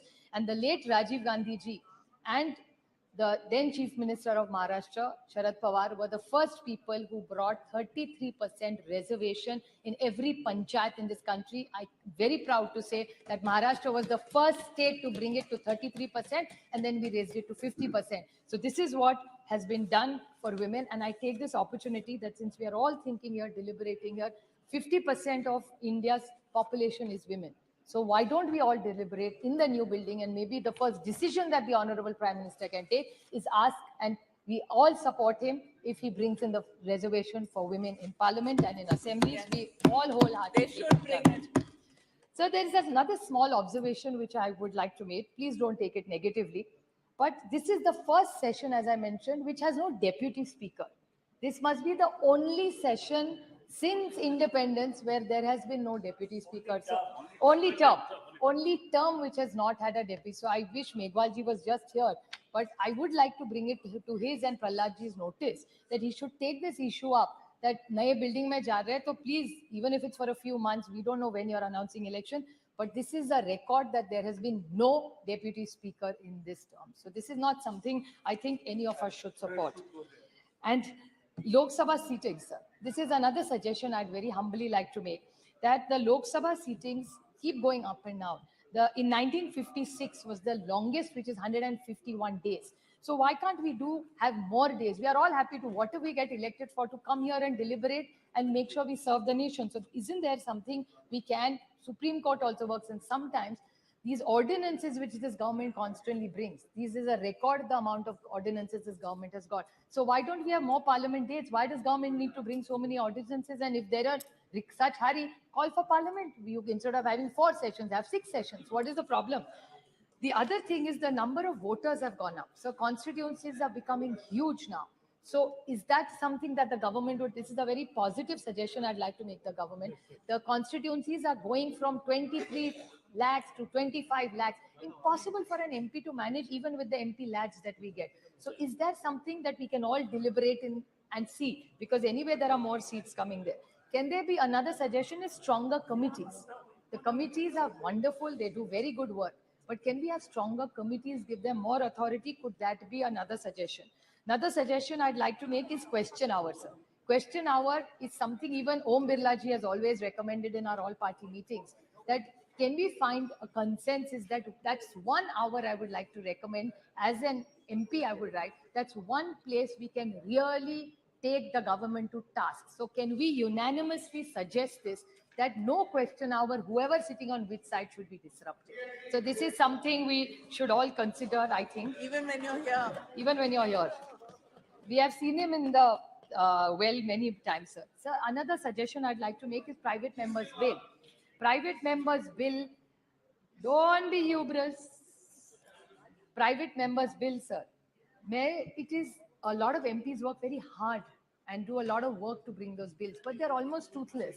So can we strengthen that part where there is more meaning more visibility, more authority in those bills. Maybe we can debate it, deliberate them, and come. Otherwise, it's just a piece of document that we argue with it, but it goes nowhere. So I think that's one legislation we must look into and see what more we can do.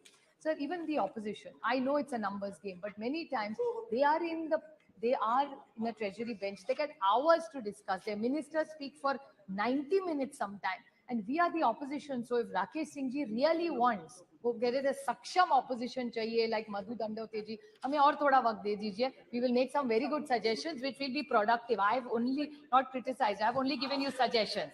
तो मुझसे अकेले नहीं, सबको थोड़ा विश्वास रखिए हम पे. हम लोग और दे देंगे.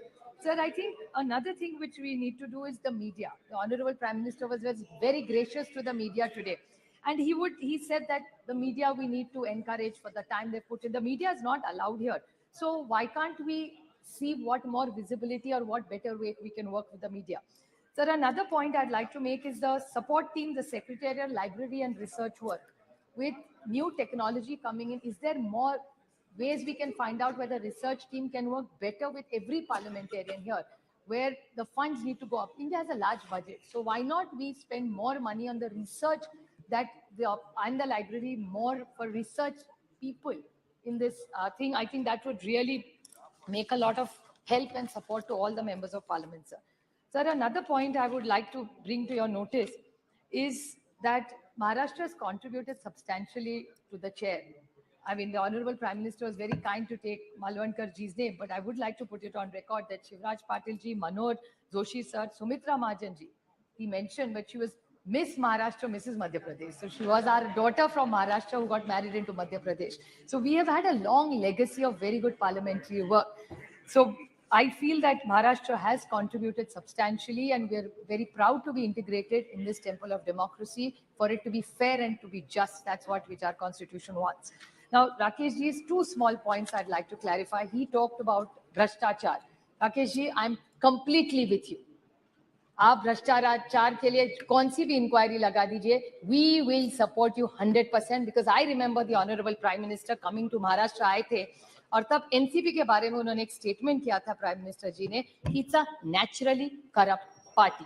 और उन्होंने दो इंक्वायरी के बारे में कहा था, एक इरिगेशन स्कैम के बारे में और दूसरा एक बैंक के बारे में. I request you with folded hands, with full humility, कि माननीय प्रधानमंत्री जी की जो इच्छा है आप पूरी कर दीजिए. I will support it wholeheartedly. So आपने जो भ्रष्टाचार का जो उठाया था, प्लीज आप कर लीजिए. We will support you wholeheartedly. ये दोनों नहीं और चार भी है, कोई एसीबी जी है और बहुत सारे हैं. Another thing that you said about the Congress, which I repeat, that this is not about relationships. भाई तो मेरे 800 भाई है पार्लियामेंट में, एक थोड़ी है. So my suggestion to you is there are many such cases which the Honorable Prime Minister was very deeply pained by. So I understand his pain. उनका जो दुख है भ्रष्टाचार के बारे में, उनको जो करना है वो पूरी ताकत से हम उनके साथ खड़े रहेंगे. So if any such things he wants to do in Maharashtra, we will wholeheartedly support him, and we will want to see where is these debates gone. And another thing that he said, that Congress के बारे में सबसे ज्यादा BJP का आप देखें तो it's very Congress heavy. आज अगर आप महाराष्ट्र में या इधर यहाँ भी जब देखें ना, तो बीजेपी कांग्रेस के वाले पुराने एनसीपी पुराने वो आपके यहाँ हमारे से ज्यादा है. हमारे यहाँ नए लोग आ रहे हैं लेकिन आपके यहाँ ज्यादा है. So I think you really need to reinspect. जैसे 60 साल में आपने किया 60 साल में जिन्होंने जो किया ना, वो आप सारी वॉशिंग मशीन उस साइड में है, इस साइड में अभी कोई नहीं रहा. So we are very happy because we are completely with you, because we are mostly very honest, committed to the cause why we joined politics. Why did we all come to this temple of democracy? We came to this temple of democracy not here to just do a tutu meme. We genuinely wanted to influence policy to serve this nation for the betterment. यहाँ बैठो या यहाँ बैठो, अच्छा ही सोचेंगे ना देश के लिए, ऐसा थोड़ी करेंगे कि एक दूसरे के खिलाफ कुछ सोचेंगे. So I think the larger picture, I would like to finish my speech by quoting Somnath Chatterjee ji, who was here for 10 terms. I said the greatness of parliament lies not just in the majestic building, but is derived from sustained by quality of debates that take place inside the house. So I think we take this opportunity that I'm eternally grateful, and people from Baramati who gave me this opportunity to stand here, because I have no identity here. My identity is my constituency and people. So I'm eternally grateful to be a part of this esteemed place, which is a temple of democracy. And I commit myself to working here and working within the rules of the constitution. Thank you, madam. Thank you very much. Sri Girish Chandar ji.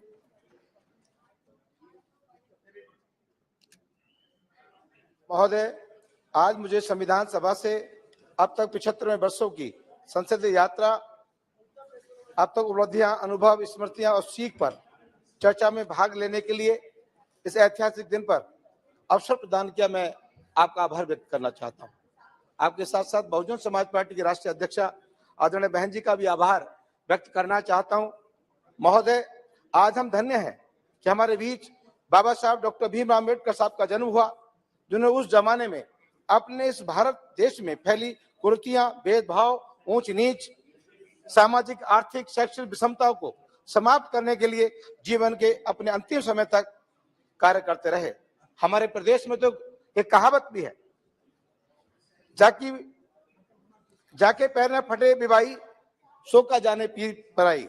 कहने का तात्पर्य यह है कि बाबा साहब ने स्वयं छुआछूत, ऊंच नीच और उत्पीड़न को सहा, जिसलिए उनको जब संविधान सभा में मौका मिला तो पिछड़ों, दलितों, महिलाओं के लिए संविधान में उन्हें हक दिलाने का काम किया।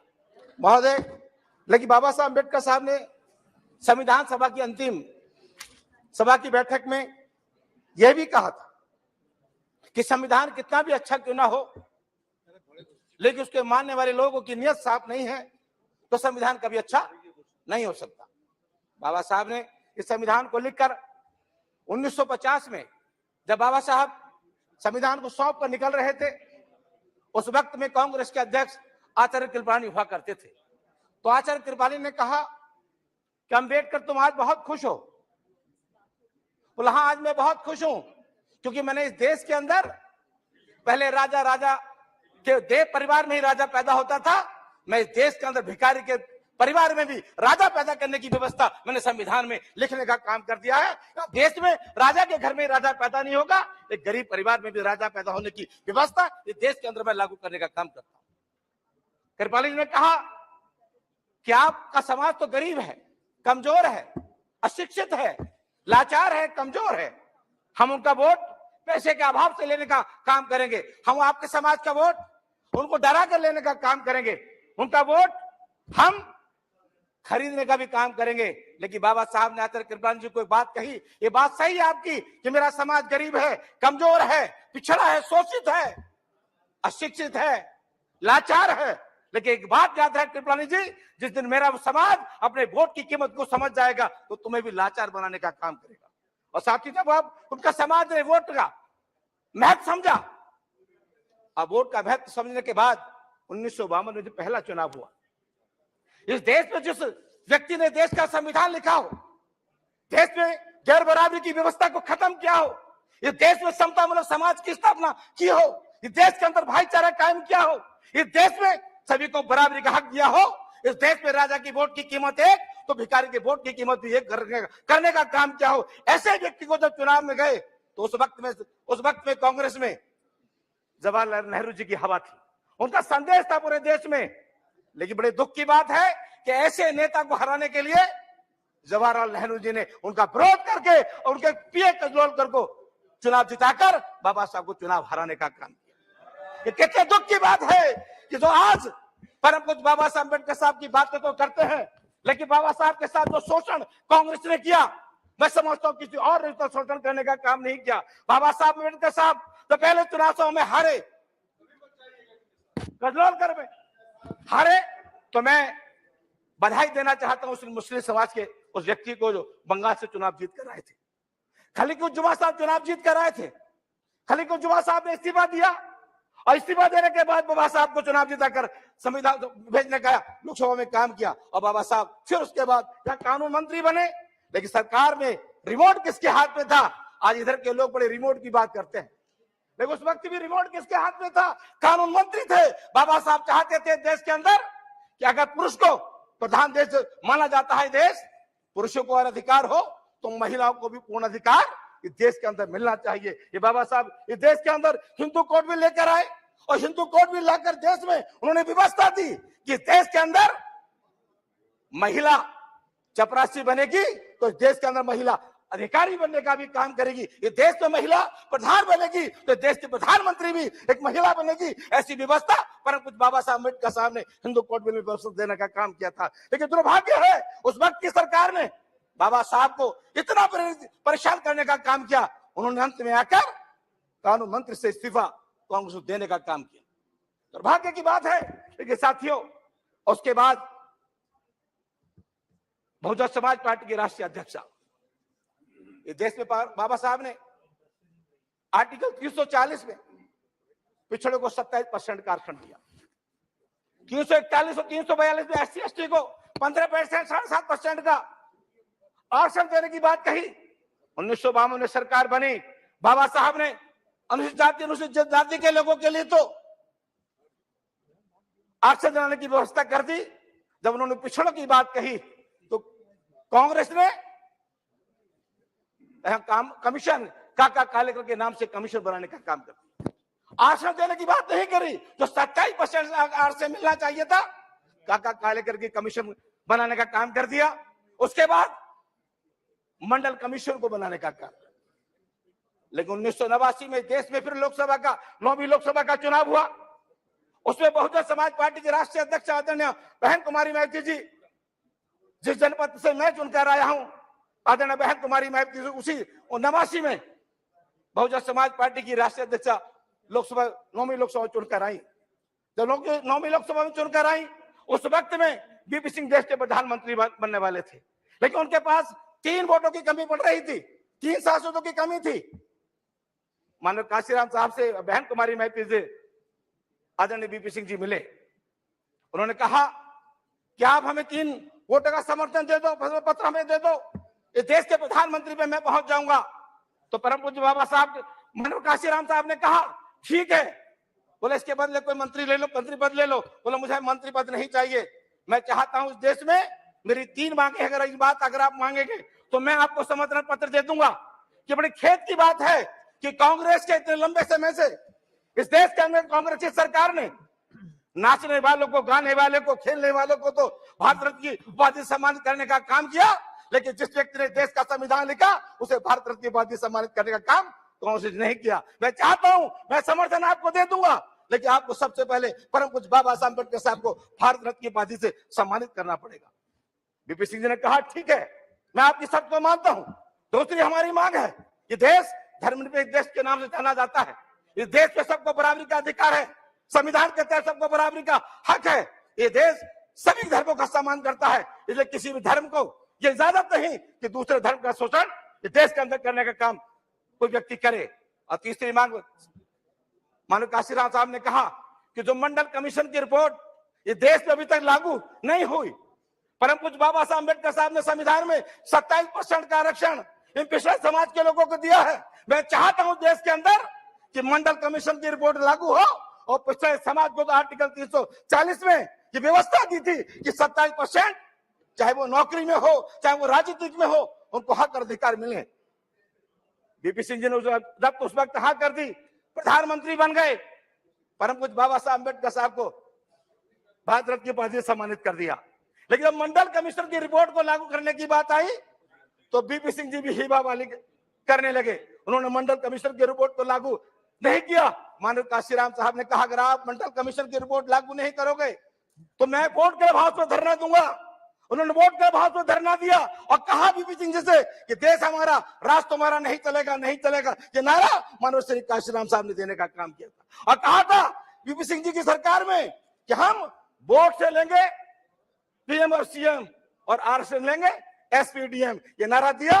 और साथ ही बाद में माननीय काशीराम साहब ने जब वोट के अभाव पे 6 महीने तक धरना चलता रहा, माननीय दोनों धरना चला तो बीपी सिंह जी जब कहने लगे कि अगर आपने मंडल कमीशन की रिपोर्ट लागू नहीं की तो मैं आपकी सरकार को गिरा दूंगा। तो उस वक्त में तो रात को 12 बजे देवीलाल जी उस वक्त प्रधानमंत्री हुआ करते थे, वो प्रधानमंत्री हुआ करते, उनसे मिले माननीय काशीराम साहब कि आप चिंता ना करें, आप मंडल कमीशन की रिपोर्ट की मेरी वकालत करो, मैं आपको अगला देश का प्रधानमंत्री देखना चाहता हूं। वो हंसे मानो काशीराम साहब की तरफ को देखकर, बोले तुम्हारे पास 3 तो सांसद हैं, तुम मुझे देश का प्रधानमंत्री कैसे बना दोगे? बोले मैं ऐसे बना दूंगा कि मैं 5.5% खुद बैठा हूं और 54% की बात कर रहा हूं पिछड़ों को वोट का अधिकार, पिछड़ों का आरक्षण को लागू करने के लिए, तो सारे 85% के लोग तुम्हें वोट देंगे, तुम्हें देश का प्रधानमंत्री बनने से कोई रोक नहीं सकता। तब ये बात चली, पता बीपी सिंह को, बीपी सिंह ने रात को 12 बजे माननीय प्रधानमंत्री जी ने अपनी कैबिनेट को बुलाया और देश के अंदर 27% का आरक्षण मंडल कमीशन की रिपोर्ट को लागू करने का काम किया। कांग्रेस चाहती इस मंडल कमीशन की रिपोर्ट को, तो आज पिछड़े समाज के लोग तो बात करते हैं कि अगर पिछड़े समाज के लोगों को 27% का आरक्षण, चाहे वो हिंदू हो चाहे हमारे मुस्लिम भाई हो, 27% के आरक्षण की बदौलत तो आज नौकरी और जो पा रहे हैं, तो आज नगर निगम, नगर पालिका, जिला पंचायत अध्यक्ष, जिला पंचायत पे चुनाव जीत कर जा रहे हैं। ये किसी और की बदौलत नहीं, परम पूज्य बाबा साहब अम्बेडकर साहब के आर्टिकल 340 के 27% के आरक्षण की बदौलत ये लोग जीत कर जा रहे हैं। तो मैं चाहते ना कहते मानवर, आपसे इतना कहना चाहता हूं, आज 75 साल इस देश की आजादी को हो गए हम लोग। कृपया समाप्त कीजिए। लेकिन दलितों के साथ जो बाबा साहब ने संविधान में व्यवस्था दलितों को दी थी, वो अभी भी वो अपने अधिकार से वंचित है। बड़ा दुर्भाग्य के साथ मैं कहना चाहता हूं कि राजस्थान का एक दलित समाज का युवक मुंह से रखना तो रखता है, उसकी हत्या कर दी जाती है। मध्य प्रदेश में दलित के ऊपर पेशाब करने की घटना घटित होती है। पूरे देश में दलितों के ऊपर शोषण हो रहा है।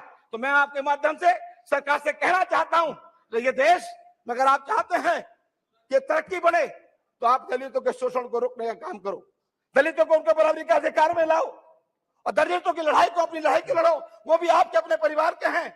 तो मैं आपके माध्यम से इतना कहना चाहूंगा कि 75 साल में आज हम लोग संकल्प लें कि जब नए संसद भवन में हम प्रवेश करें, इस लोकतंत्र के इस मंदिर से, पुराने मंदिर से जाकर नए मंदिर हम जाएं, तो वहां पर सरकार की सोच बदले और पूरे देश में जो दलितों को पूरा अत्याचार हो रहा है वो अत्याचार बंद हो और हर दलित को न्याय मिले। बहुत बहुत धन्यवाद। आपके माध्यम रखना चाहता हूं। आपका बहुत बहुत धन्यवाद। धन्यवाद। श्री एसटी हसन जी।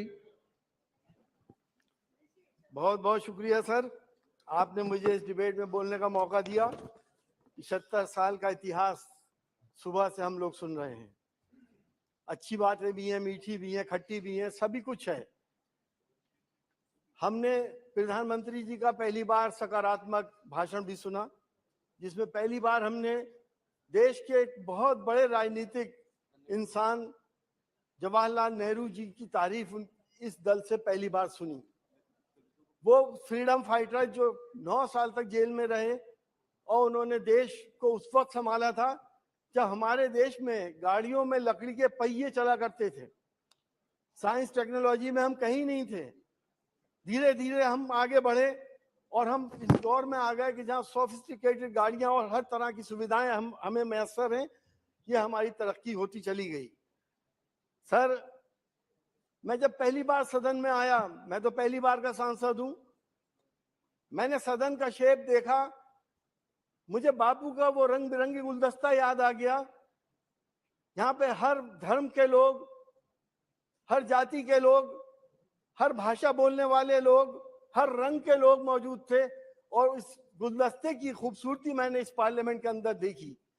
सर, हमने वो दौर भी देखा था जवाहरलाल नेहरू जी के बाद बहुत मिसेस इंदिरा गांधी भी तशरीफ लाई और इंदिरा गांधी के जमाने में जब हमने एटॉमिक ब्लास्ट करा था, हम एटॉमिक पावर भी बने थे, वो भी पल हमारे लिए स्मरणीय है और गौरवशाली है।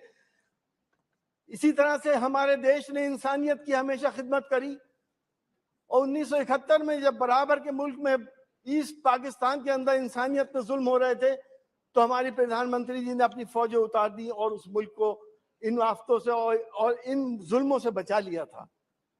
ये तमाम बातें हमारे देश में होती चली आई। सर, हम ये जानते हैं बहुत सी चीजें नकारात्मक भी हमने देखी। इस 17वीं लोकसभा में हम आए, हमारे एक साथी हमारे साथ थे जो देश के नेता हैं, जिनको ऐसे ऐसे चार्जेस में फंसाया गया जिनका नाम आजम खान साहब है। वो इसी हमारे कुलीग थे, कहीं मुर्गी चोर, कहीं बकरी चोर, कोई भैंस चोर अब पता नहीं क्या क्या उनके ऊपर इल्जाम लगाए गए और आज भी उनको टॉर्चर किया जा रहा है। उस नेशनल लीडर के साथ ये सब कुछ हुआ और जब हमने अपने संरक्षक से शिकायत करी तो मुझे अफसोस के साथ कहना पड़ रहा है कि हमने अध्यक्ष जी को भी बहुत असहाय पाया। हमने प्रधानमंत्री जी से मिलने की कोशिश करी, हमें टाइम नहीं मिला। सर, प्रजातंत्र में ये परंपराएं हमारी समझ में नहीं आती कि प्रजातंत्र इस तरह से आगे बढ़ेगा या नहीं बढ़ेगा। हमने 7वीं लोकसभा में सर हमारे कुछ ऐसे बिल पास हुए, सीए आ गया, 3 तलाक का बिल आया, 370 को हटाया गया, जिससे हिंदुस्तान की दूसरी बड़ी आबादी मुसलमानों की दिल आजारी हुई। और इसका संदेश क्या गया देश के अंदर? संदेश ये गया कि किसी को हिजाब पे परेशानी होने लगी, किसी को नमाज पे परेशानी होने लगी, किसी को मस्जिद पे, किसी को मदरसे पे परेशानी होने लगी। क्या ये वही बापू का देश था जहां पे हम सब ने प्यार मोहब्बत से मिलके मंदिरों के तहखाने में एक तरफ नमाज पढ़ते थे, एक तरफ पूजा करते थे? हमने इस तरह से देश को आजाद कराया है जब हम एक थाली में खाना खाते थे। आज हम किस जगह पे आ गए कि यहाँ मंदिर ना हो, यहाँ मस्जिद ना हो, यहाँ अजान ना हो, यहाँ नमाज ना हो। अरे क्या पैदा करने वाला मेरा और है और आपका कोई और है? पालनहार क्या अलग अलग हो गए? सर, ये राजनीति बहुत खतरनाक दौर से गुजर रही है, देश के लिए बहुत खतरनाक है। अगर आज हमने ये नहीं समझा तो आगे आने वाला भविष्य हमारा अंधकार में है। हमें प्यार मोहब्बत से आगे बढ़ना पड़ेगा। हमने सर कानून पास करे। हम चाहते हैं कि हम इस लोकसभा से दूसरी लोकसभा में जा रहे हैं।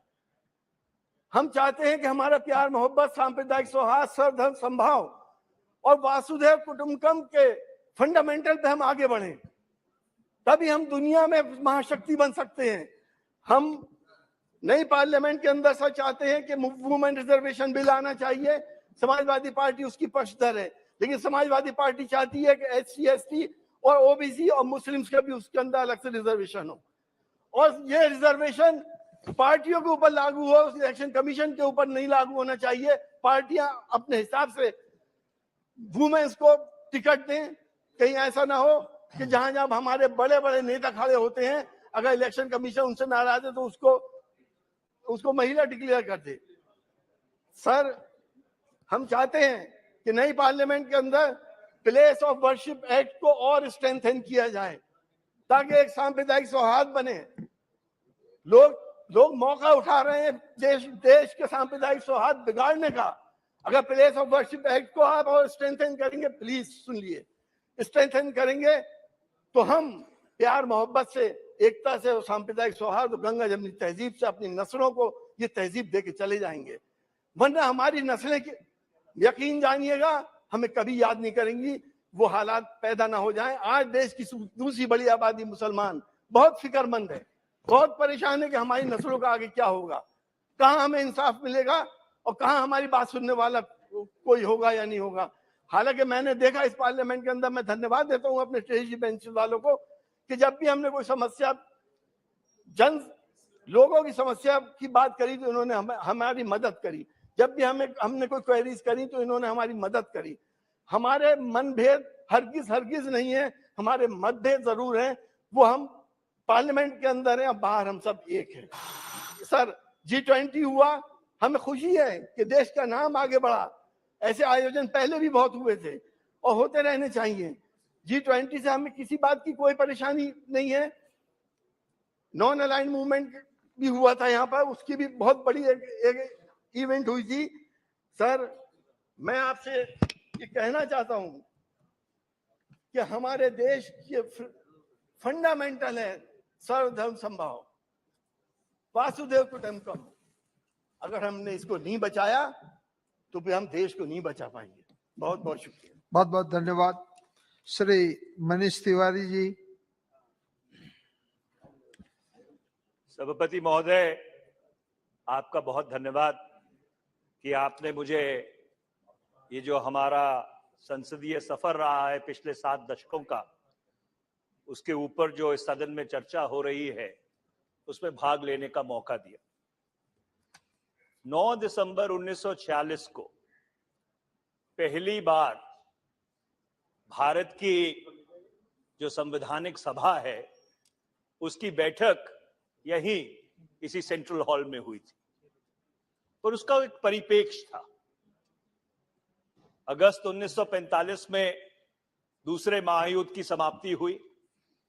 पहली बार जो परमाणु शक्ति है उसका उपयोग किया गया और लाखों लोग पूरी दुनिया में 1939 से लेकर 1945 तक मारे गए।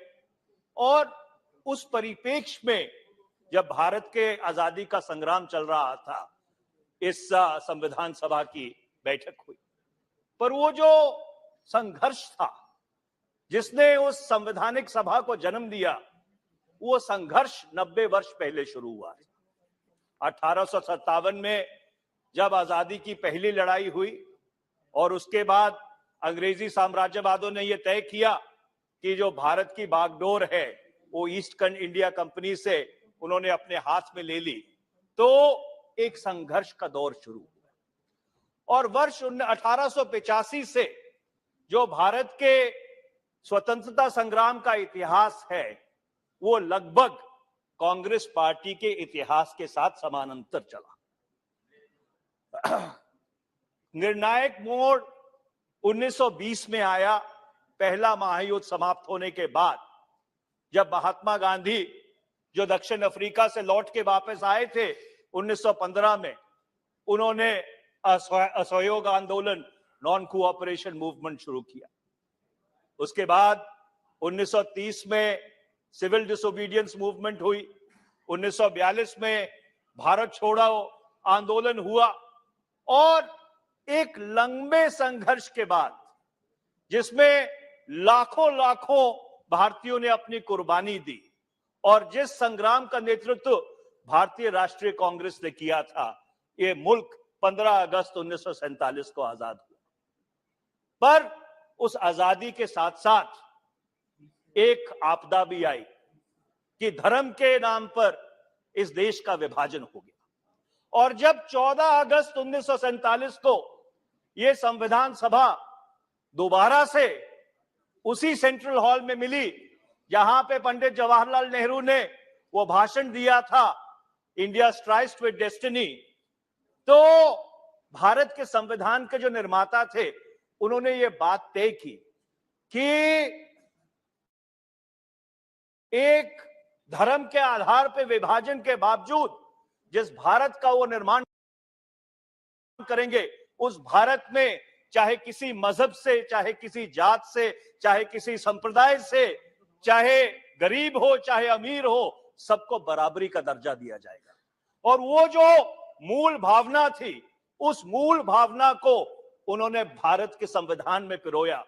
शायद जो शब्द पंथ निरपेक्ष 42वें संसदीय संशोधन में से 1976 में भारत के संविधान में जोड़ा गया, पर जो उसका मूलभूत ख्याल था, वो मूलभूत ख्याल जब उस संविधान को ढाला गया, जब वो कॉन्स्टिट्यूशनल डिजाइन बनाया गया, तो उस कॉन्स्टिट्यूशनल डिजाइन में उस ख्याल को बहुत केंद्रीय तरीके से उसको इनकॉर्पोरेट किया गया। और जब हम संविधान की चर्चा करते हैं सभापति महोदय, तो बहुत सी धाराओं की चर्चा करते हैं, पर कई धाराएं ऐसी हैं जिन्होंने मूलभूत रूप से इस मुल्क का सुधार किया, वो बुनियाद रखी, और मैं उसका जिक्र करना चाहता हूं। भारत के संविधान निर्माताओं ने भारत के संविधान में धारा 17 को शामिल किया और उन्होंने क्या कहा कि जो सदियों से चली आ रही ये कुरीति है छुआछूत की, इसको संवैधानिक तौर से हम समाप्त करेंगे। उन्होंने धारा 18 को शामिल किया। धारा 18 ने क्या कहा कि ये जो राजाओं महाराजाओं की परंपरा है, इसको हम समाप्त करते हैं। धारा 23 को उसमें इनकॉर्पोरेट किया, जिसने कहा कि ये जो बेगार है, जो लोगों से जबरदस्ती काम कराया जाता है, उस बेगार को हम समाप्त करते हैं। मैं इन धाराओं का जिक्र इसलिए कर रहा हूं क्योंकि जो सामाजिक असमानता है, जो सोशल इनइक्वालिटी है, जो आज भी हमारे मुल्क की सबसे बड़ी चुनौती है। सबसे पहले अगर किसी ने संवैधानिक तौर के उसको समाप्त करने की कोशिश की तो वो भारत के संविधान के निर्माता थे डॉक्टर बाबा साहब भीमराव अंबेडकर, पंडित जवाहरलाल नेहरू, सरदार पटेल, मौलाना अबुल कलाम आजाद और अनेकों ऐसे लोग जिन्होंने उस संवैधानिक सभा में बैठकर अपने विवेक से ऐसे संविधान की संरचना की जिसने सबको बराबरी का दर्जा देने की कोशिश की। उसके बाद जो सफर शुरू हुआ 1955 में protection of civil rights act इस सदन ने बनाया। उसके बाद आपके जो बैंकों का राष्ट्रीयकरण है कि सब लोगों को बैंकों का फायदा मिल सके, बैंकों का राष्ट्रीयकरण हुआ 1969 में। 1971 में जो राजा महाराजाओं की बची कुछ ही संपत्ति थी, जो प्रिवी पर्सेस थे, उसको समाप्त किया गया। उसके बाद जो शायद सबसे बड़ा क्रांतिकारी कदम इस सदन ने मरहूम स्वर्गीय प्रधानमंत्री श्री राजीव गांधी के नेतृत्व में लिया कि भारत के युवाओं पर उन्होंने भरोसा किया और जो मतदान की आयु सीमा थी वो 21 से घटाकर 18 वर्ष की। 1993 और 94 में ये जो हमारी संसदीय प्रणाली है, हमारा लोकतंत्र है, उसको और ब्रॉड बेस्ड बनाने के लिए जो पंचायती राज से जुड़े हुए प्रावधान हैं वो भारत के संविधान में जोड़े गए। जहां पे पहले एक समय भारत का जो लोकतंत्र था वो 543 जो लोकसभा में सदस्य बैठते थे, 250 सदस्य राज्यसभा में बैठते थे और जो विधानसभाओं और विधान परिषदों में चुन के आते थे उन तक सीमित रह जाता था। संवैधानिक तौर पे ये सुनिश्चित किया गया कि लाखों लाख लोग जो हमारी पंचायती राज व्यवस्था है उसमें चुन के आए और उससे जो भारत का लोकतंत्र है उसको मजबूत किया गया। 2004 में आरटीआई का कानून, 2005 में आरटीआई का कानून, 2006 में मनरेगा का कानून, 2009 में निःशुल्क शिक्षा का कानून, 2013 में फूड सिक्योरिटी एक्ट, ऐसे कई क्रांतिकारी कदम इस सदन में उठाए गए और मुझे इसके कहने में गर्व है कि कई इन सब जो क्रांतिकारी कदम उठाए गए उन सब में अधिकतर तौर पर सर्वसम्मति से इस सदन ने उन कानूनों को पारित किया। ये भारत की जो लोकतंत्र है उसकी सही जो क्षमता है, जो सही उसकी शक्ति है, उसको दर्शाती है। मैं अपनी बात खत्म करने से पहले सभापति महोदय 2-3 बातों का जिक्र जरूर करना चाहूंगा। सुप्रिया सुले जी ने भी उन बातों का जिक्र किया था। ये दुर्भाग्यपूर्ण बात है कि 1952 से लेकर 1971 तक भारत की संसद लगभग 120 से लेकर 130 दिन साल में मिला करती थी। 1971 से लेकर वो जो समय है वो कम होता गया और ये लगभग घटकर 2014 तक लगभग 80 से 85 दिन तक रह गया और 2014 के बाद वो और घटकर 45 से 50 दिन तक रह गया। मैं आपके माध्यम से अनुरोध करना चाहता हूं कि जैसे इस सदन ने कानून पारित किया था कि किसी भी मंत्रिमंडल में 10% से ज्यादा लोग मंत्री नहीं बनेंगे, हमें एक कानून पारित करना चाहिए कि भारत की संसद लगभग 120 से 130 दिन हर वर्ष मिलेगी और ये अधिक जरूरी है हमारी विधानसभाओं के लिए। कई विधानसभाएं ऐसी हैं जो साल में 1 हफ्ते के लिए मिलती हैं। ये किस तरह का लोकतंत्र है? और इसलिए ये प्रावधान करना जरूरी है कि जो बड़े राज्य हैं उनकी विधानसभाएं 100 दिन तक मिले, जो छोटे राज्य हैं उनकी विधानसभाएं 75 दिन तक मिले। इसके साथ साथ अध्यक्ष महोदय, सर्वसम्मति से सदन में कानून पारित हुआ जिसको हम 10th शेड्यूल कहते हैं, जो एंटी डिफेक्शन लॉ है। शायद समय आ गया है कि उस एंटी डिफेक्शन लॉ को भी दोबारा से हम अपने संज्ञान में ले, क्योंकि जो उसका मूलभूत उद्देश्य था, उसका मूलभूत उद्देश्य वो पूरा करने में असफल रहा है। जो पिछले कुछ वर्ष की घटनाएं हैं वो उसको बहुत साफ तौर पे प्रमाणित करती हैं, पर जो हमारी संसदीय प्रणाली में लोकतंत्र है उसके ऊपर उसका बहुत नकारात्मक असर पड़ा है और आखिर में मैं यही कहूंगा कि सदन में जो सत्ता का दल है, सत्तारूढ़ दल है, उसका अपना एक स्थान है।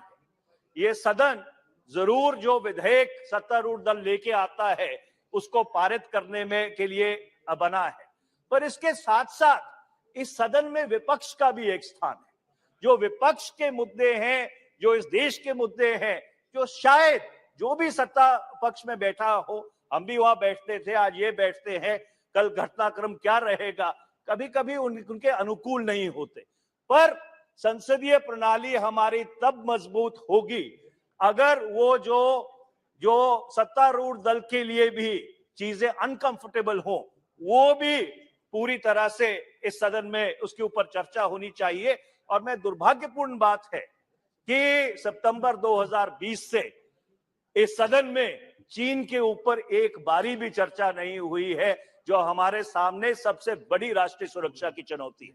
आखिर में मैं बस एक बात कह के अपनी बात समाप्त करना चाहता हूं, सभापति महोदय, ये सब 70 साल में संभव इसलिए हो पाया क्योंकि जो संविधान के असूल थे, संविधान की बुनियाद थी, जो उसकी मूल भावना थी, उसके प्रति हम पूरी तरह से समर्पित रहे और जो संविधान निर्माताओं का ख्याल था, हमने उसके ऊपर पूरी तरह से खरे उतरने की कोशिश की।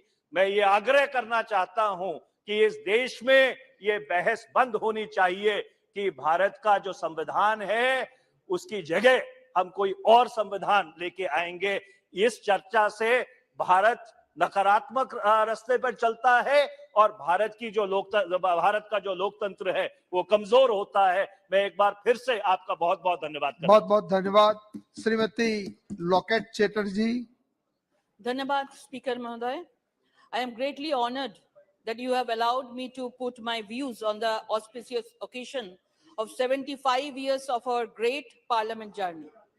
Bande Nitarang Bharat Vasudham Divya Himalaya Ganga Yamuna Saryu Krishna Shovito Sarsamaha देवभूमि हिमालय, गंगा, यमुना, सरयू, कृष्णा और कई नदियों के साथ चमकने वाली भारत की भूमि को मेरा नमन। अध्यक्ष जी, 75 वर्ष के समयकाल में संविधान सभा के गठन से आज तक भारत निरंतर विकास के नई आयामों को छू रहा है। Days after Bharat overwhelmed the world by landing Vikram on the unexplored south pole of the moon, an achievement Modi ji monitored every moment. A big shining diamond was added to the crown of Bharat Mata when Bharat hosted G20 summit. G20 के इतिहास में पहली बार ऐसा हुआ कि किसी देश में 60 शहरों में 200 से ज्यादा सफल बैठक हुई, जो अपने आप में हिस्टोरिकल बन गया। अध्यक्ष जी, कभी इस देश की सत्ता पर बैठे लोग केवल एक परिवार की बात करते हैं, परंतु आज प्रधानमंत्री श्री नरेंद्र मोदी जी के नेतृत्व में भारत वसुधैव कुटुंबकम, जो सनातन धर्म का मूल संस्कार तथा विचारधारा है, उसका संदेश संपूर्ण विश्व को दे रहा है। Modi ji said, and I quote, India's successful moon mission is not India's alone. Our approach of one earth, one family, one future is resonating across the globe. We must know that Bharat is the first nation who has reached South Pole as no other country could have reached there. The able and effective leadership of our Prime Minister and this government could have made it possible. Atul Prasad Sen had written, Bharat abar jagot sabhay shreshto ashono lobe. Bharat will once again reclaim her seat in the world stage. Bharatvarsha সূর্যের এক নাম, আমরা রয়েছি সেই সূর্যের দেশে। आज वही सूर्य पर आप भारत आदित्य L1 लॉन्च कर सूर्य का अध्ययन कर रहा है। बहुत दुख की बात है, विपक्ष वाला जो लोग हैं इसको लेकर भी राजनीति करते हैं। मैं बस उनसे इतना कहूंगी कि आपके पड़ोसी मुल्क इसलिए खुश है कि उनके झंडे पर चांद है। आप लोग इस बात पर गर्व कीजिए, हमारा तिरंगा आज चांद पर है। विश्व के जो अब देश भारत आएंगे वो सपेरे का खेल नहीं देखेंगे, बल्कि स्पेस टेक्नोलॉजी में भारत के कद को बढ़ना देखेंगे। Following Bharat's independence from the British rule in 1947, its members served as the nation's first parliament as the provisional parliament of Bharat. The assembly met for the first time in New Delhi on 9 December 1946, and its last session was held on 24th January 1950. The first task of the assembly is to free Bharat through a new constitution, to feed the starving people and to clothe the naked masses, and to give every Bharatiya the fullest opportunity to develop himself according to his capacity. This is certainly a great task. आज हम यहाँ बैठे हैं, एक दिन हमारे पूर्वज भी यहाँ बैठकर देश का संविधान को निर्माण किया था। मैं इसको नमन करती हूँ। अध्यक्ष जी, आजादी के बाद से अच्छे बुरे हर प्रकार के कालखंड को इस देश को लोगों ने देखा है, परंतु हमारा लोकतंत्र और लोकतांत्रिक व्यवस्था में विश्वास सदैव अटल रहा है। किसी ने कहा है कि मुश्किलों से कह दो उलझा ना करे हमसे, हर हालत में जीने का हुनर आता है हमें। 1952 में हुई लोकसभा बैठक में तत्कालीन प्रधानमंत्री ने, नेहरू जी ने इसी सदन में ये कह दिया था कि I will crash the Jansangh, और उसका जवाब देते हुए हमारे आदर्श डॉक्टर श्यामा प्रसाद मुखर्जी ने कहा था कि I will crash this crashing mentality. किसी भी लोकतंत्र में पक्ष और विपक्ष दोनों को ही महत्वपूर्ण भूमिका होती है। हम एक लंबे कालखंड एक विपक्ष में रहे हैं। हमने तो वो समय भी देखा है जब हमारे मात्र 2 सदस्य होते हैं और पक्ष के लोग हम दो हमारे दो बोल के मजाक उड़ाते थे। वही अटल जी ने कहा था, अंधेरा छटेगा, सूरज निकलेगा और कमल खिलेगा। और आज भी वो भविष्यवाणी सच होती जा रही है। इस देश की 140 करोड़ जनता ने हमें लोकतंत्र के इस मंदिर में लगातार 2 बार बहुमत से भेजा है। अध्यक्ष जी, हमने इसी संसदीय यात्रा में एक समय वो अभी देखा है जहां 1962 का युद्ध हारने के बाद नेहरू जी की शांति नीति के विरोध में उनके द्वारा नामित सांसद और प्रसिद्ध कवि दिनकर जी ने संसद में अपनी नाराजगी व्यक्त करने कहा था कि रे रोग युधिष्ठिर कौन है यहाँ, जाने दे उनको स्वर्ग धीर, पर फिरा हमें गांडीव गदा, लौटा दे अर्जुन भीमवीर, कह दे शंकर से आज करे वे प्रलय नृत्य फिर एक बार, सारे भारत में गुंजे उठे हर हर बम बम का फिर महोच्चार।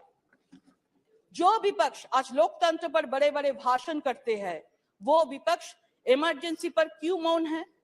जिस विपक्ष के युवराज आज विदेश में जाके भारत में लोकतंत्र समाप्त हो गया बोल के भाषण देते हैं, आज मैं उसको याद दिलाना चाहती हूँ, उनका दादी ने अपनी सत्ता बचाने के लिए इस देश में इमरजेंसी लेके आया था।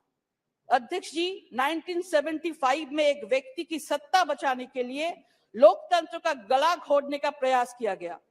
अटल जी, लाल कृष्ण आडवाणी जी, जयप्रकाश नारायण जी, मुरली मनोहर जोशी जी जैसे विपक्ष के नेताओं और समाज के प्रमुख लोगों को जेल जाना पड़ा। यहाँ तक कि इस सदन में अधिकारों को भी समाप्त कर दिया था, मीडिया पर भी प्रतिबंध लगा दिया था। परंतु उन लोगों के शायद इतिहास को समझ में कम आती थी कि ये तानाशाही यहाँ पे स्वीकार नहीं होगा। ये देश लोकतांत्रिक मूल्यों का जीता जागता उदाहरण है। अत्यंत परिणाम आपके और हमारे सामने हैं।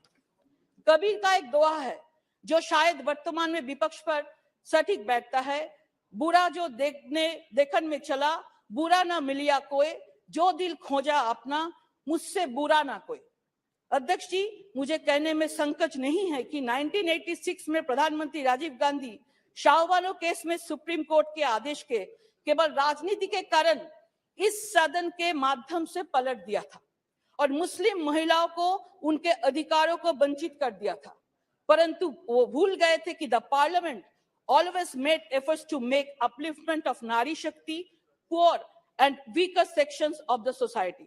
इसी सदन में जब प्रधानमंत्री जी नरेंद्र मोदी जी आए, उन्होंने 3 तलाक को समाप्त कर मुस्लिम महिला को आत्मसम्मान से जीने का मौका दिया है। कांग्रेस सरकार द्वारा कश्मीर में धारा 370 लगाकर उसे विकास के मुख्य धारा से अलग करने का प्रयास किया, परंतु हमने हमेशा कहा था जहां हुई बलिदान मुखर्जी, वो कश्मीर हमारा है, वो कश्मीर हमारा है, वो सारा का सारा है। और आज धारा 370 समाप्त कर जम्मू कश्मीर को विकास की मुख्य धारा से जोड़ने का काम आदरणीय प्रधानमंत्री नरेंद्र मोदी जी ने किया है। This house also witnessed of many historical debates from midnight freedom to debate on citizenship amendment bill. The CA was passed to provide India citizenship to the illegal migrants who entered India on or before 31st December 2014. इसी सदन में 73वां 74वां संविधान संशोधन पर महिला को पंचायत में 33% का आरक्षण दिया है। वही सदन में परमाणु प्रशिक्षण और वैश्विक नीतियों पर भी चर्चा करते हैं।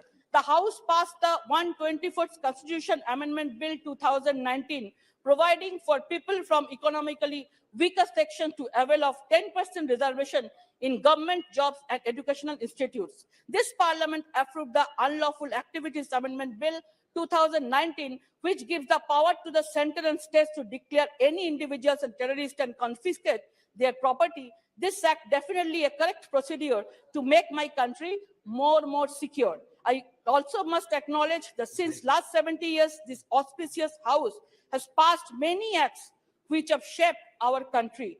This include Right to Education Act, Right to Information Act, Information Technology Act, Panchayat Raj Act, and मैं one nation one ration card 80 crore जनता को फ्री में राशन देना, इंटरनेशनल मिलेट सीआर, ये सब यही 75 साल में घोषणा हुआ।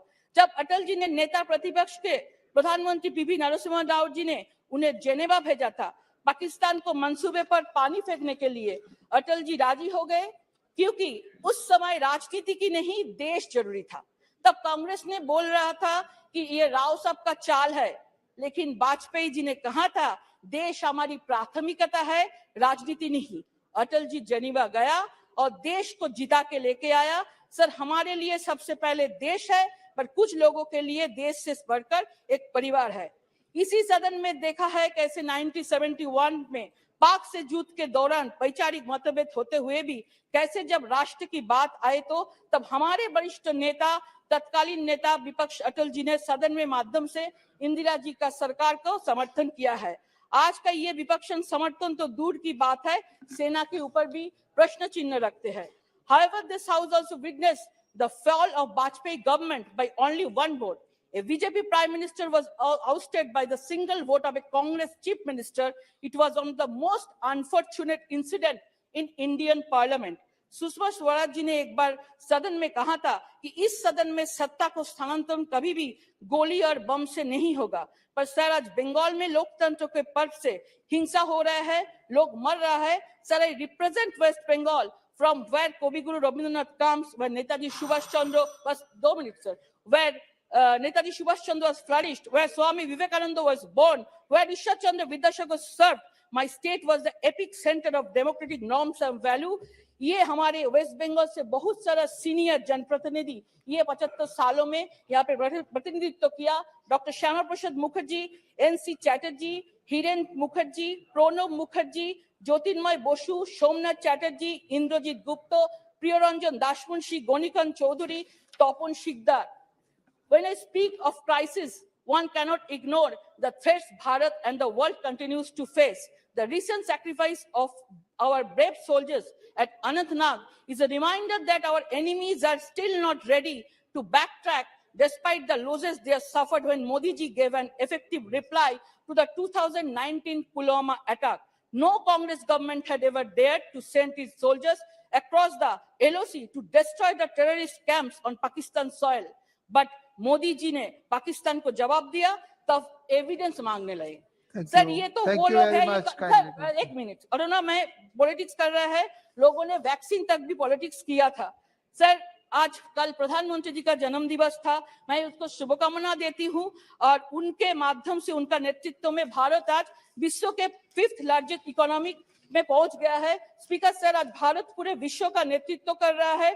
प्रधानमंत्री जी ऑलवेज बोले हैं कि 0 टॉलरेंस, ना खाऊंगा ना खाने दूंगा, लेकिन सब लोग इसको लेके नाराज है क्योंकि बंगाली में एक कहावत है, सब एलोमेलो करे दे माँ लूटे पुटे खाई, माने सब इधर उधर खादो, हम लूट के खाते हैं। आज मोदी जी का नेतृत्व में एक शक्तिशाली वैभवशाली भारत का निर्माण हो रहा है।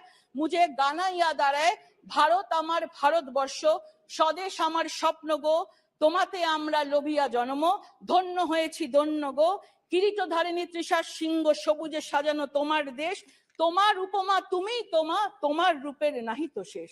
সগন গহন তমসা সহসা নেমে আসি যদি আকাশে তোর, হাতে হাত রেখে মিলি একসাথে আমরা আনিব নতুন ভোর। শক্তি দায়নি দাও মা শক্তি, ঘুচাও দীনতা ভীরু আবেশ, আধারে জননী ভয় কি জননী, আমরা বাঁচাবো এ মহাদেশ। রবীন্দ্রনাথ বিবেকানন্দ বীর সুভাষের মহান দেশ, নাহি তো ভাবনা করি না চিন্তা, হৃদয়ে নাহি তো ভয়ের লেশ। Thank জয় you very হিন্দ, much. বন্দে Thank you মাতরম, very much. भारत माता की जय। Shri Namo Nageshwar Rao ji. Thank you, Chairman, for giving this opportunity to speak on 75 years journey of this country in this house. आज के दिन में आखिरी दिन है, ये हाउस को छोड़ के हम लोग को नया बिल्डिंग में, नया पार्लियामेंट में जा रहा है। ये 75 साल में जो कंट्री को इंडिपेंडेंस मिलने के बाद कई बिल्स ये हाउस में पास हुआ है। वो बिल्स का वजह से कुछ डेवलपमेंट भी है, कुछ तकलीफ भी है। इधर का लोग उधर हो गया, उधर का लोग इधर हो गया, मगर देश जो है ना एक तरह से आगे बढ़ रहा है। इस टाइम में हम लोग मॉर्निंग में ऑनरेबल प्राइम मिनिस्टर का भी जो स्पीच हम काफी अच्छी तरह से सुना है। वो भी इस मामला में एक देश को एक वादा देना चाहता है, आने वाला टाइम में हम लोग सब मिलके नया बिल्डिंग में नई तरीके से ये कंट्री को आगे ले जाने के लिए। और हम लोग पिछले हिस्ट्री अगर देखें तो जब जो राज्यांग निर्माता बाबा साहेब अंबेडकर जी ने जो राज्यांग लिखा था, उस टाइम में जवाहरलाल नेहरू जी, सरदार पटेल जी, ये सब महान भाव लोग वो राज्यांग का वजह से वो डेमोक्रेसी आज तक चला है। वो चलने का जो मंदिर जो प्लेस है, ये प्लेस बन गया। उसमें अगर देखने से जो 75 साल में जो पहले जो स्पीकर था, जो बलवंकर साहब से लेकर अभी हम लोग ऑनरेबल स्पीकर ओम बिरला जी तक 17 लोगों को ये अवकाश मिला है। उसमें हमारा तेलुगु का फ्राइडे तेलुगु का भी 3 आदमी को 3 दफा हम लोगों को अवकाश मिला है। उसमें नीलम संजीव रेड्डी जी का, बाल योगी जी का और नीलम संजीव रेड्डी जी को 2 दफा अवकाश मिला है। उसी तरह से देखने से हम लोग का प्रधानमंत्री का भी जो पिछले 15 प्रधानमंत्री में ये हाउस में पीवी नरसिम्हा राव जी को हम लोग का तेलुगु का प्राइड है, तेलुगु का एक प्रधानमंत्री भी बन गया। ये तेलुगु प्रधानमंत्री जब बनने का टाइम में कंट्री का इकोनॉमी सिचुएशन जो है ना बहुत बैड था। उस टाइम में पीवी नरसिम्हा राव जी ने रिफॉर्म्स ले आने का वजह से अभी कंट्री ने इस तरह से जो है ना काफी आगे बढ़ रहा है। उसी को बाकी लोग भी आगे लेके जा रहा है।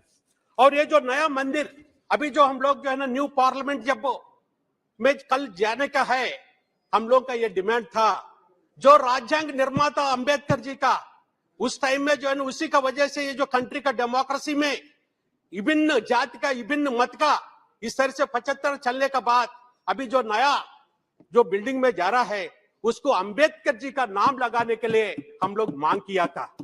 अभी हम लोग हमारा तेलंगाना बनने के बाद उसी अंबेडकर जी का 125 फीट का स्टैचू भी जो है ना इंडिया में पहले स्टैचू हम लोग लगाया था 125 फीट का। हम लोग ये डिमांड को अभी भी कम से कम कल इसको अंबेडकर जी का नाम से बाबा साहब अंबेडकर जी का नाम ये अगर नया पार्लियामेंट में आने से उसमें अच्छा रहेगा बोल के हम लोगों का मांग है। उसका साथ अगर दलित का बारे में जो बात कर रहे हैं, पहले दफा हमारे जो तेलंगाना में दलित बंधु बोल के एक फैमिली को 10 लाख रुपीस हम लोग दे रहा है। 10 लाख रुपए दलित लोगों को दे रहा है। वो भी एक थोड़ा ये करे। और आने वाले में अभी 75 साल में अगर हिस्ट्री अगर देखने से पिछले पार्लियामेंट में हम लोग को 150 डेज तक पार्लियामेंट चलता था। अभी ये बात को कहीं जो है ना हमारा साथ भी बताया था। आज के दिन में जो पार्लियामेंट का जो डेज गिरते 56 डेज तक आ रहा है, इसका बारे में भी थोड़ा देखना चाहिए। और उसका जो है हम लोग का इसी हाउस में कुछ बिल्स ऐसा बिल्स आया था, फार्मर्स का बिल, सब 2 मिनट, फार्मर्स का बिल्स आया था, फार्मर का बिल्स को पास भी किया है इसी हाउस में, जो है फार्मर का बिल्स को भी विथड्रॉ किया है। This is the peoples power, people का पावर का वजह से ये सब हुआ है, ये भी जो है ना हम लोग जानना चाहिए। उसी तरह से हमारा डेमोक्रेसी का ब्यूटी, ये हाउस का ब्यूटी देखिए, 2 आदमी था बीजेपी का, 2 एमपी का बीजेपी, आज के दिन में जो है ना देश को पाल रहा है। 2 नंबर से लेकर अभी जो है ना 10 साल से जो है ना ये जो कंट्री को चला रहा है। Kindly conclude. अच्छा, बहुत मेंबर से बोलने वाले, बोलने वाले बहुत। उसी तरह से सब हमारा तेलंगाना का हमारा नेता केसीआर साहब जब आए था उस टाइम में 2 ही तो एमपी था, 2 एमपी था।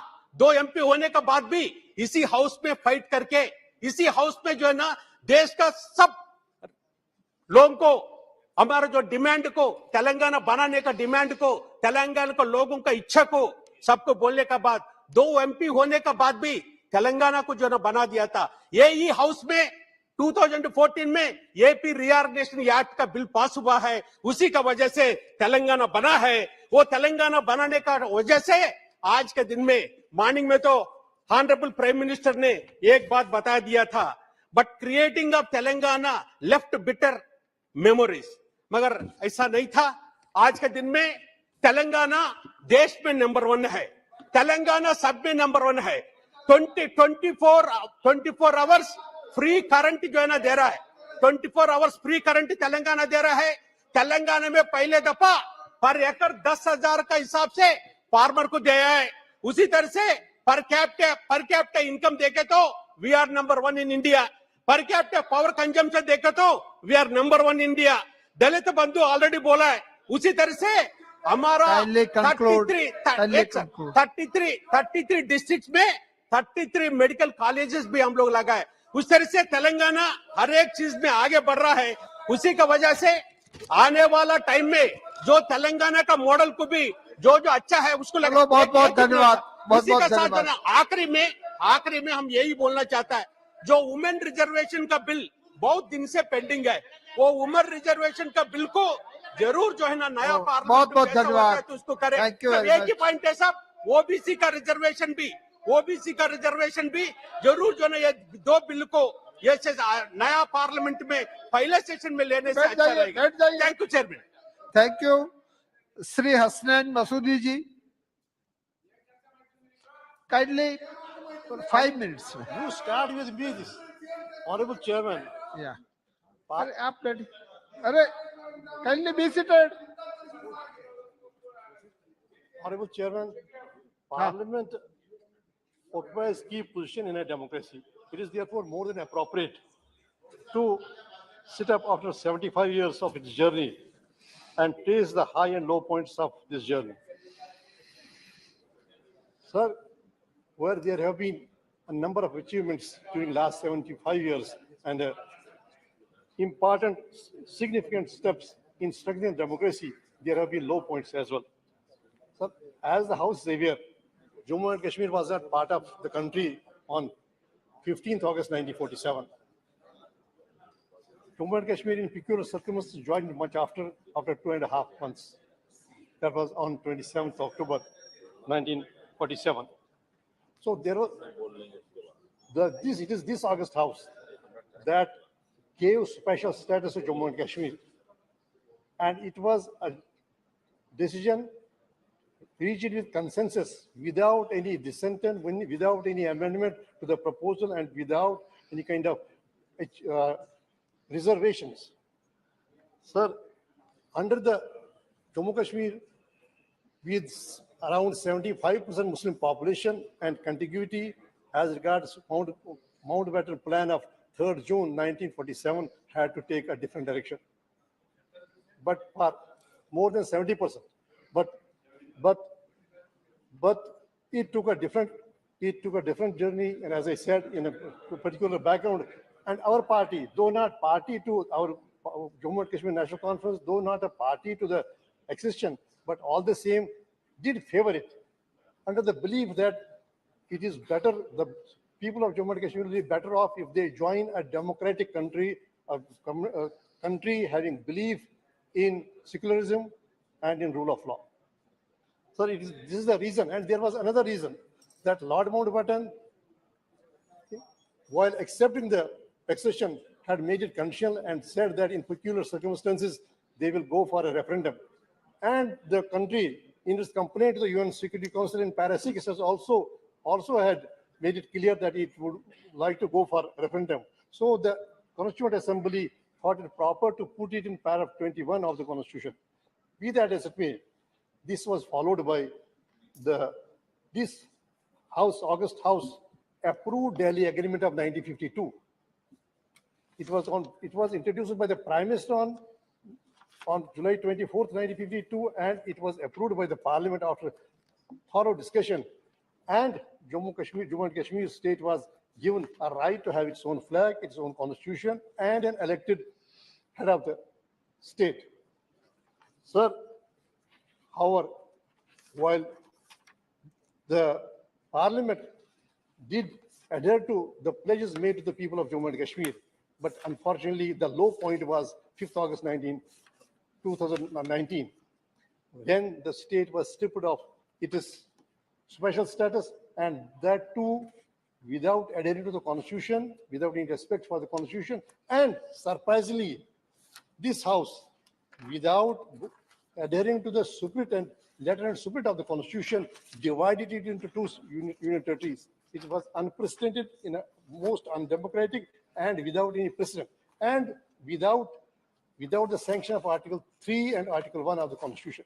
So these are when we just map out, trace the course of this journey, we cannot lose sight of these events that I think, in my opinion, were not in tune with the mandate of the Constitution. Sir, way back on 15th January 1948, that is how this Article 370 was made part of the Constitution. The representative of the Indian representative in the United Security Council had made it very clear that they are committed to have a referendum, and the people of Jammu and Kashmir will have a right to join either of the two dominions. And if they feel it proper, they decide they would even remain independent and seek membership of the United Nations. So in that background, sir, the decisions taken on 5th August 2019 were not only undemocratic, unilateral, but were not in accordance with the Constitution. Now, when we just go ahead, I mean, see, now it has been fair on part of the Lieutenant Governor to admit that. No, I mean, where do we at my turn? Why don't you stop? Just allow me to. You conclude kindly. So he has been fair enough to admit that it has yet to be integrated. Why? Because the time has shown what are the events that are taking place in Jammu and Kashmir. As we sit here in this house, a battle is going on in a suburb of my constituency. It is not in an interior. And there are back-to-back 15 encounters, 15 conflicts have been there since 1st January, and the conflicts, the encounters have claimed lives of more than 50. Please conclude. And the civilians. Sir, so we have not achieved anything by taking the decisions that were on 5th August. So this Parliament, this House, while taking those decisions, is under an obligation to go for an introspection. Thank you very much. Just wait for 2 minutes. Give me 2 minutes. Sir, then. We are having so many members. Just 2 minutes. Sir, I fully support the suggestions made by Madam Supriya ji and also. Thank you. Shri Chirag Paswan ji. Just 2 minutes. Ek second. Within 2 minutes. Paswan ji, conclude in 1 minute. Within 2 minutes. Conclude. Chirag ji, ek second. Within 2 minutes. Conclude.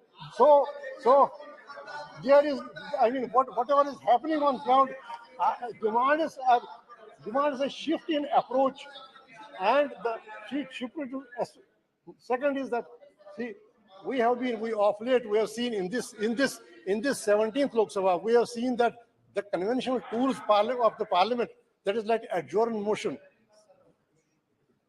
I come to the see, like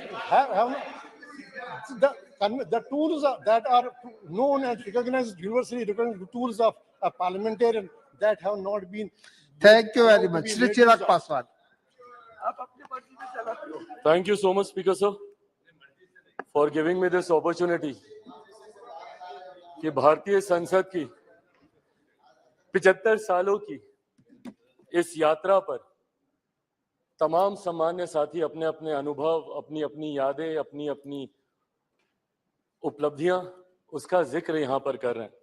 मुझे लगता है sir, एक दिन कुछ घंटे इन 75 सालों की यात्रा को समअप करके बताने के लिए बहुत कम है, पर मैं बधाई दूंगा जिस तरीके से आज हमारे प्रधानमंत्री आदरणीय नरेंद्र मोदी जी ने इतने कम समय में इतने खूबसूरत शब्दों के साथ जिस तरीके से इस 75 साल की यात्रा के बारे में उन्होंने पूरा बखान किया, जहां हमारे देश के प्रधानमंत्रियों के योगदान से लेकर इस संसद को चलाने में छोटे से छोटे कर्मचारी के योगदान तक की उन्होंने सराहना की, उनको भी उन्होंने सम्मान देने का काम किया। मीडिया के हमारे साथियों का भी उन्होंने जिक्र किया। यकीनन कई ऐसी यादें सर इन 75 सालों में रही हैं। सेकंड टाइमर मेंबर पार्लियामेंट हूं, युवा सांसद हूं, कंपैरेटिवली संभवतः मेरा अनुभव बाकियों से कुछ कम होगा, पर 9 साल का मेरा भी अपना अनुभव है। पर इन 9 सालों से ज्यादा सर मेरा अनुभव मेरे नेता, मेरे पिता आदरणीय रामविलास पासवान जी की वजह से रहा।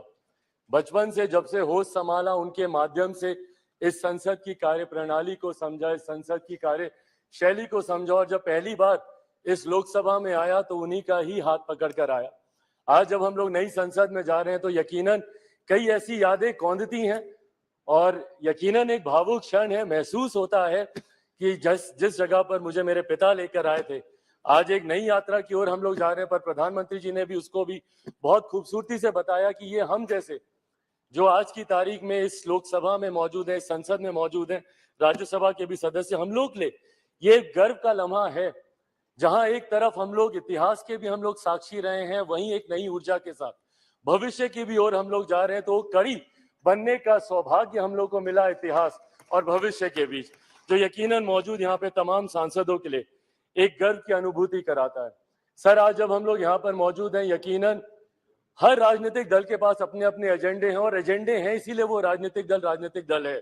हर किसी ने अपनी अपनी बातों को रखा कि इस विशेष सत्र में ये चर्चा होनी चाहिए, वो चर्चा होनी चाहिए, ये मुद्दे आने चाहिए। यकीनन सर, मेरी भी पार्टी है, हम भी चाहते हैं कि कई विषय हैं जिसपे चर्चा होनी चाहिए। मैं युवा हूं, हमेशा इस बार का मैं पक्षधर रहा हूं कि भारत में एक युवा कमीशन का गठन होना चाहिए, एक नेशनल युवा कमीशन, एक राष्ट्रीय युवा आयोग का गठन किया जाना चाहिए, जहां पे युवा अपनी तमाम समस्याओं के साथ जाएं और अपना समाधान लेकर आए। भारत एक युवा देश है, अलग अलग आयोग यहाँ पर बने हैं, महिला आयोग है, बाल आयोग है, अल्पसंख्यक आयोग है। ऐसे में देश में एक युवा आयोग के गठन का ये समय है, ये होना चाहिए। साथ ही में हम लोग चाहते हैं sir, women reservation bill pay भी चर्चा हो रही थी, वो भी हम लोग चाहते हैं कि विमेन रिजर्वेशन बिल जल्द से जल्द आए। आज इतनी भारी संख्या में महिला सांसद जो यहाँ पे मौजूद हैं, अपने सामर्थ्य पर जीत कर आई हैं। ऐसे में इनको किसी के सहारे की जरूरत नहीं है, बट विमेन रिजर्वेशन बिल आने से जरूर और बल मिलेगा और ताकत मिलेगी, उसका भी हम लोग समर्थन करते हैं। और साथ ही में लंबे समय से हम लोग की मांग रही है एक इंडियन जुडिशियल सर्विसेज को लेकर। हम लोग चाहते हैं कि एक जुडिशियल सर्विसेज का गठन हो, ताकि समाज के वंचित वर्ग से आने वाले लोग उस स्थान पर पहुंचे जहां से वो न्याय दिलाने की प्रक्रिया का वो हिस्सा बन सके, ताकि उनके साथ जो अभी तक भी रह रहकर भेदभाव या अन्याय होता है उसको दूर किया जा सके। पर इन तमाम विषयों को अलग अलग मंचों पे हम लोगों ने रखा है सर, ऑल पार्टी मीटिंग होती है वहां पर भी, पर हम लोग सिर्फ इन एंटीसिपेशन की क्या होगा, कहीं ना कहीं इस लम्हे की खूबसूरती को हम लोग खो रहे हैं। आज मैं बस यही आग्रह करूंगा कि कौन सा बिल आ रहा है, नहीं आ रहा है, पर ये जो विशेष सत्र बुलाया गया है, ये इतिहास और भविष्य को जोड़ने वाली कड़ी को लेकर बुलाया गया है। हम लोग का ध्यान यकीनन केंद्रित उस तरफ भी होना चाहिए, ताकि इस लम्हे की खूबसूरती को हम ना भूल जाए। पूरा देश नजर लगाए इस पर, देख रहा है कि कैसे हम लोग यहाँ से दूसरी नई संसद में हम लोग जा रहे हैं। देश ही नहीं, पूरी दुनिया देख रही है। और आज सर, जब डॉक्टर बाबा साहेब भीमराव अंबेडकर जी के बनाए हुए संविधान के आधार पर जिस तरीके से भारतीय संसद के 75 सालों का इतिहास रहा है, मैं उम्मीद ही नहीं पूरे विश्वास के साथ ये कह सकता हूं कि हमारे मौजूदा प्रधानमंत्री आदरणीय नरेंद्र मोदी जी के नेतृत्व में डॉक्टर बाबा साहेब भीमराव अंबेडकर जी के बनाए हुए संविधान के आधार पर ही हम लोग एक विकसित देश की हम लोग नींव रखने जा रहे हैं। और जो लक्ष्य है 2047 में विकसित देश के निर्माण का, उस लक्ष्य को हम लोग नई संसद से हम लोग जरूर अचीव कर पाएंगे। अंत में अपनी बातों को समाप्त करूं सर, मैं जरूर अपने क्षेत्रवासियों का धन्यवाद करूंगा और मुझे लगता है हम सब यहाँ पर हैं भारत की जनता की वजह से, अपने अपने क्षेत्रवासियों की वजह से। मैं जमुई से आता हूं सर, मैं जमुई वासियों का धन्यवाद करूंगा। मेरे नेता, मेरे पिता अगर आज जीवित होते और यहाँ पर होते तो जरूर वो भी अपनी कर्म भूमि हाजीपुर का जिक्र करते। मैं पूरे अपने प्रदेश बिहार का और देशवासियों का धन्यवाद करूंगा जिन्होंने भारतीय संसद को इतना सशक्त, इतना मजबूत बनाया कि आज जब दुनिया भर के राष्ट्रीय अध्यक्ष आते हैं तो वो G20 जैसे इतने भव्य आयोजन को देखकर, जो हमारे प्रधानमंत्री जी के नेतृत्व में किया गया, उसको देखकर देश ही नहीं पूरी दुनिया बढ़ते विकसित भारत के बढ़ते कदमों की सराहना करती है। एक बार फिर से मैं प्रधानमंत्री जी का भारत को नई संसद देने के लिए उनका धन्यवाद करता हूं और यहाँ पर आपका धन्यवाद करता हूं कि आपने मुझे समय दिया। Thank you so much sir. धन्यवाद। Next speaker Shri E.T. Mohammed Bashir. Sir, thank you very much. Sir, it gives me immense pleasure in participating in this discussion pertaining to the parliamentary journey of 75 years. So firstly, my tribute to those who dedicated their life to get the freedom for us from the shackles of the British Empire. Similarly, sir, my salute to the memories of our forefathers who spent days and days for about 3 years in making our constitution and their work in the Constituent Assembly. Similarly, sir, this is a high time for an introspection, whether we have succeeded in realizing the dreams of our founder leaders and whether we did justice to their thoughts and aspirations. So Pandit Jawaharlal Nehru in his historic speech, Tryst with Destiny, which was delivered in the midnight of 14th August 1947 to the Indian Constituent Assembly in the Parliament. I quote, "We are citizens of this great country on the verge of bold advance, and we have to live up to the high standard.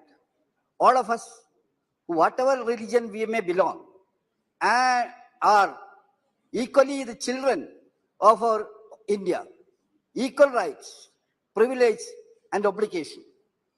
Sir, he also added, "We cannot encourage communalism or narrow-mindedness, for no nation can be great whose people are narrow in thoughts, in action." So this is a mantra which a government can, whatever may be the government, this can be a mantra of the house. Similarly, sir, I would like to say, now, if you ask a question to our core heart, whether we are moving ahead to the truthful destination with all the politeness, I would like to say that the destination to which we are moving now is dangerous. I have got enough things to say, but I don't want to take all the details. Sir, contemporary Indian situation. Sir, what is happening in this country now? Constitution has become a silent spectator. We are doing anything according to our liking. Constitution is nothing. You have undermined the Constitution of India. Sir, atrocities against minorities with regard to their security, identity, and safety. All these things are repeating one after another.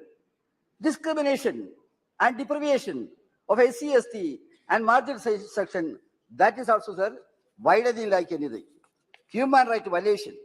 Make this country ashamed before the world, sir. This morning, when the Prime Minister was speaking, he was saying the worldwide appreciation is there for India.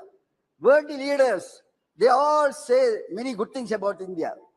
We have to realize international bodies, other countries have also saying that human rights violations are taking place in a big way in India. That also is to be considered properly. Sir, what is that we are doing? We are distorting the history, sir. That's an offense we are doing. Sir, what we are doing is, you are distorting the history according to your will and pleasure. You are distorting it and making it upside down, sir. Communal polarization, destruction of secularism, disrespect to the democratic principle happening with the blessing of the government. Sir, we have to realize we were always arguing for federalism. That also is suffering a lot. Settling out the wealth of the nation to big business tycoon. That also is taking place in this country, sir. Yes, Mr. We are, Sir. kindly give me 2 3 Please. minutes, because we are renaming the places and institutions, and we are forgetting or we are wiping out the names of the forefathers. Now, India controversy, Bharat. See, nobody is against Bharat, sir. What is wrong with India? This was there forever. But what I am asking is, if this India terminology give you any kind of sleepless nights, that's something different. There is no cure for that. That's another thing. Sir, we have agrarian crisis. In fact, government is not at all democratic way they are doing. Sir, new threat. A new threat. I will be taking only this point, sir. What is that new threat? Political parties and other system. You are threatening them, saying that enforcement agencies, investigation agencies, and things like that. I remember Mahatma Gandhi. Mahatma Gandhi said to British people, what he said. No, please. Yes, sir, I am coming to it. What he said, you can chain me. Mahatma Gandhi said, you can chain me. You can torture me. You can even destroy this body. But you will never imprison my mind. Thank So you. that was this. I'm concluding. So what I'm asking is, another thing, the last point is that, sir. Now a new threat. What is that? Encroachment on this challenge against this freedom of expression. So what is happening? Freedom of expression is the strongest pillar as far as the constitution is concerned. Sir, what is happening in that? Thank If you. a man speak, a political leader speak something against the government, then the government says that you will be under prison. How many journalists are languishing in Indian jails? That also may kindly be Thank you very much. considered. So Next. that is the thing. Sir, I would like to say that Conclude, please. this government, you are spoiling the democratic principle. You are far away from the democratic principle, but you are very close to the draconian kind of Srimati administration. Hasimad. I would like to conclude with saying that you had to correct your mistake. You are doing a lot of injustice for this great country. With this few words, sir, I conclude. Thank you. Thank you very much. Thank you. Thank you. Srimati Harsimat Kaur Badal ji. Thank you, sir. Sir, I stand here today on the 75th year of our democracy in this parliament, probably the last day in this August House, in the four walls of this August House.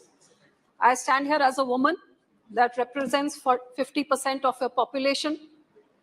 I come from a minority community, which is only probably 1.7% of the total 20% of the minority community. And I represent the backbone of this nation, the farming community, coming from the state of Punjab, which brought around the Green Revolution and fed the millions of hungry and needy people for the last 50 years of this country since its freedom. Sir, I would also like to say that this small community made the largest sacrifices for our freedom struggle. It may be a small community, but this brave community that fought the battle for the freedom struggle, where the highest number of people to reach Kala Pani was from Punjab, the highest number of hangings were of the Punjabis. It was on the borders of Punjab, really, that the division of the country took place. So the largest suffering, then the largest bloodshed that took place to ensure this freedom was on the borders of Punjab. But sir, I would like to go back to even beyond this. 350 years ago, sir, our ninth Guru, Shri Guru Tegh Bahadur Sahib, known as the Hind Ki Chadar, the only example in the world where an individual of one community walked all the way to Delhi to get martyred, to sacrifice himself to save a minority community, the Kashmiri Pandits of Kashmir. Sir, this example in itself is one of its kind. And I would say the basis, the very foundations of human rights, equality, freedom of religion was laid by our ninth Guru, who came here and martyred himself and sacrificed himself a few yards from here to ensure the religious freedom of the Kashmiri Muslims, and that laid down the foundations of where the entire democracy and the voice of the people stand. And after that, his grandsons, aged 9 and 7, were bricked alive, fighting for saving and living by their own religion for religious freedom. So, sir, first of all, I would like that this House should altogether unanimously give homage to our ninth Guru, the Hind ki Chadar, who laid the foundations of democracy 400, 350 years ago. And it would be befitting, sir, if this government would actually dedicate this old parliament as we shift to the new parliament to Hind ki Chadar, so that the teachings of our ninth Guru may be followed in the times to come. Sir, in the same way, I would like to also say that I'm the proud granddaughter of a grandfather, Sir Surjit Singh Majithia, who was a member of parliament from the first, second and third parliament here as defense minister.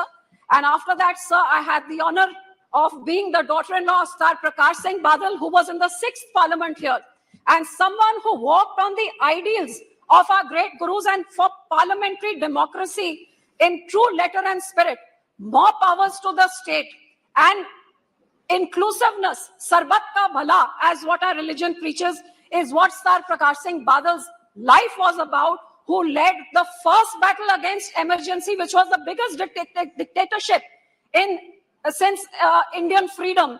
And he led the fight against emergency to lead the first morcha to court arrest. And for 19 months he spent in jail and was the last one to leave the jail during emergency, making this fight for democracy his personal fight, and his entire life was dedicated towards more powers to the state and strengthening the federal structure. Sir, today I also take this opportunity to salute both these men, and I would say that they have been a role model in inspiring what parliamentary democracy stands for.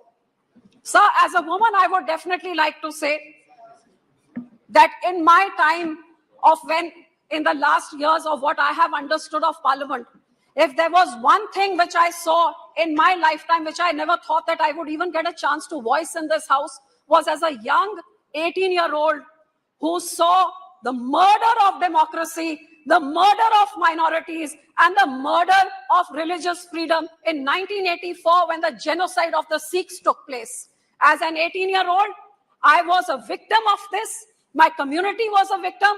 It is shocking that in a free and independent India, the state itself, the Congress government, would stoop down to killing an entire generation of Sikhs because of whatever reasons, what they may have thought.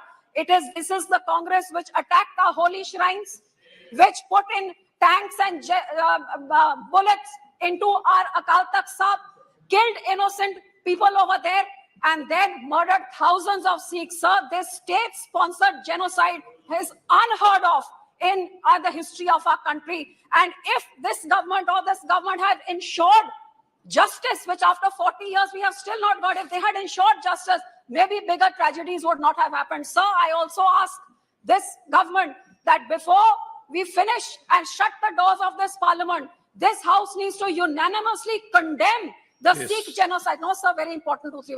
Unanimously condemn the 1984 Sikh genocide, which has not been done till date, and nor have they received justice till date. Sir, secondly, I would like to point out that women reservation bill must come in. Sir, in our first parliament, in the first Lok Sabha, sir, there were 46%. There were 24 women, sir. And today in the 17th parliament, there are only 78%. Yes, madam, now please. Sir, just 2 minutes, very important, 2-3 points, sir. Sir, in the first election of our country, 46% women turnout, and now 67, even more than the men.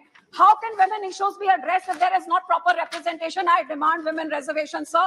Yes. If it is not enough women, that is why it takes a Nirbhaya to bring in strong laws. That's why our women wrestlers who bring laurels to the country have to fight for months to get justice. And that is why a horrific Manipur incident of atrocity on a women, a no confidence motion has to come in to make this government speak. I think, sir, more women are needed in this parliament. Thank you very much. And sir, lastly, I would like to say, for the farmers which I represent, which feeds this entire nation, sir, it is time we stop making hollow promises about doubling farmer income. But it's time that we ensure that that farmer, I come from the state which has fed this nation. Sir, today the farmer has lost his water. His ground is Sri contaminated. S. So he Venkatesh. cannot feed his children. He cannot educate his children. Is not there. He cannot have health Sri benefits. K. Sir, 2 minutes. Subrayan. Sir, 2 minutes, sir. No, please, Sir, no, please, Sir, please. just 1 second. No, already you have to Sir, I'm take more than 8 concluding. I'm minutes. concluding, sir. Sir, today, आज हमारे किसान के पास sir ना तो उसके लिए health के लिए इलाज के लिए पैसे, ना बच्चों को पढ़ा सकता है. आज मौसम के करके उसका इतना बुरा हाल है, वो खुदकुशी कर रहा कीजिए, है. please. सब कुछ ना कुछ किसानों के बारे में सोचा जाए. उनको इस भद्दर हालत में 75 साल के बाद डबल फार्मर इनकम का स्लोगन नहीं, लेकिन उनके जेब में कुछ पैसे पहुंचे ताकि वो भी आत्मसम्मान से ये नए भारत में आत्मनिर्भर होके अपने खानदान का वो ख्याल रख सके. Thank you very much, Sri K. Subrayan. ஜனநாயக அரசியல் அமைப்பின் 75 ஆண்டு கால அனுபவங்களை பரிசீலிக்கின்ற நிகழ்வாக இது நடந்து கொண்டிருக்கிறது. தேசிய விடுதலை இயக்கத்திலும் தேசிய விடுதலைக்கு பின்னர் இந்திய வளர்ச்சியிலும் பெரும் பங்காற்றிய இந்திய கம்யூனிஸ்ட் கட்சியின் சார்பில் நான் சில கருத்துக்களை சொல்ல விரும்புகிறேன். 75 ஆண்டு கால அனுபவங்கள் என்பது துயரம் நிறைந்தது இருக்கிறது, மகிழ்ச்சி தரத்தக்க அம்சங்களும் இருக்கின்றன. ஆனால் அம்பேத்கர் சொன்ன ஒரு விஷயத்தை நான் இந்த நேரத்தில் நினைவுபடுத்த விரும்புகிறேன். 1949 நவம்பர் 25, 26 அரசியல் நிர்ணய சபையில் அரசியல் சட்டம் நிறைவேற்றப்பட்டு நிறைவுரையாற்றிய போது குறிப்பிட்டார்கள், எதிர்காலத்தில் இந்தியர்கள் நாட்டை காட்டிலும் மதத்தை பெரிதாக கருதுவார்களா அல்லது மதத்தை காட்டிலும் நாட்டை பெரிதாக கருதுவார்களா என்று எனக்கு தெரியவில்லை. ஆனால் நாட்டை காட்டிலும் மதத்தை பெரிதாக கருதுவார்களே ஆனால் இந்தியா இரண்டாவது முறையாக மீள முடியாத சிக்கலில் சிக்கி சீரழியும் என்று எச்சரித்தார். அந்த எச்சரிக்கையை இந்த 75 ஆண்டு கால அனுபவங்களில் கடந்த 9 ஆண்டு காலம் ஏற்பட்டிருக்கிற அனுபவம் என்பது துயரம் நிறைந்ததாகும். மதிப்புமிக்க உயிர்கள் பலவற்றை கொடுத்து பெற்ற விடுதலை இன்றைக்கு கேள்விக்குறியாக்கப்பட்டு விட்டது. நாடு என்பது வெறும் வகுப்பறைகளில் தொங்குகிற மேப்பில் இல்லை, நாட்டு மக்கள் தான். 120 கோடி மக்களின் ஒட்டுமொத்த நலனை பிரதிபலிக்க வேண்டும். 140 கோடி மக்களின் நலனை பிரதிபலிப்பதுதான் தேசத்தின் நலனை பிரதிபலிப்பதாகும். எனவே தேச நலன் என்பது வெறும் எல்லை கோடுகளில் இல்லை, மரம் அட்டைகளில் இல்லை, தார் ரோடுகளில் இல்லை. தேசம் என்பது மக்கள் தான். மக்கள் பல மதங்களை சார்ந்து ஜாதிகளை சார்ந்து இருக்கிறார்கள். அனைவரின் நலனை பிரதிபலிப்பதுதான் தேசத்தை பிரதிபலிப்பதாகும். எனவே அந்த அக்கறையோடு பிரதிபலிக்கிற போக்கு கடந்த 9 ஆண்டு காலமாக இல்லை என்பது வரலாற்றில் ஏற்பட்டுள்ள மிகப்பெரிய விபரீதமாகும். அந்த விபரீதம் இன்றைக்கு ஏற்பட்டிருக்கிறது. அதற்குரிய பல்வேறு காரணங்களை நான் விரித்து சொல்ல வேண்டும், ஆனால் நேரம் இல்லை. வழங்கப்படுகிற 2 நிமிடங்களில் இந்த 75 ஆண்டு கால அனுபவங்களை விரிவாக சொல்ல இயலாது. எனவே 2 விஷயத்தை மட்டும் நான் சொல்லி விடைபெற விரும்புகிறேன். முக்கியமான ஒரு விஷயம், இந்த 75 ஆண்டுகளில் திட்டமிட்டு ஜனநாயக அரசியல் அமைப்பு தகர்க்கப்படுகிறது. ஜனநாயகத்தின் பெயரால் ஆட்சிக்கு வந்துவிட்டு ஜனநாயக அரசியல் அமைப்பை தகர்க்கிற போக்கு நீடிக்கிறது. இந்த போக்கு ஆபத்தானதாகும். அதே மாதிரி நாடாளுமன்ற முறையை படிக்கட்டுகளை மண்டியிட்டு வணங்குவதால் நாடாளுமன்றம் வளர்ந்து விடாது. நாடாளுமன்ற உள்ளடக்கத்தை காப்பாற்றுகிற ஆட்சியாக இந்த ஆட்சியாளர்கள் இல்லை. இவர்கள் நாட்டை நேசிக்கவில்லை, நாடாளுமன்ற முறைகளை நேசிக்கவில்லை, வெறும் தோற்றங்களை மட்டுமே வெளிப்படுத்திக் கொண்டிருக்கிறார்கள். எனவே தேச நலனை பிரதிபலிக்கவில்லை, நாட்டு நலனையும் பிரதிபலிக்கவில்லை, நாடாளுமன்ற முறைகளையும் காப்பாற்றவில்லை, ஜனநாயக மரபுகளையும் காப்பாற்றவில்லை, அரசியல் சாசனத்தையும் காப்பாற்றவில்லை. எனவே இந்த ஆட்சி நீடிப்பது 75 ஆண்டுகளுக்கு முன்னர் விலை மதிப்பற்ற உயிர்கள் பலவற்றை கொடுத்து விடுதலை பெற்ற விடுதலையை இழக்க நேரிடும். G20 பற்றி பெரும் பாராட்டி சொன்னார்கள். அமெரிக்காவோடு என்ன ஒப்பந்தம் போடப்பட்டிருக்கிறது? இஸ்ரேலோடு என்ன ஒப்பந்தம் போடப்பட்டிருக்கிறது? ஜவஹர்லால் நேரு அவர்களால் உலக அரங்கில் மதிப்புமிக்க ஒரு பிம்பம் இந்தியாவுக்கு உருவாயிற்று. அந்த பிம்பம் சிதைக்கப்பட்டிருக்கிறது. இன்றைக்கு இஸ்ரேலோடு கூட்டணி யுஎஸ்இன் பட்டிகளில் கட்டப்பட்டுள்ள மாடுகள் மாதிரி இன்றைக்கு இந்தியா அவர்களுடைய கைக்கு சென்றிருக்கிறது.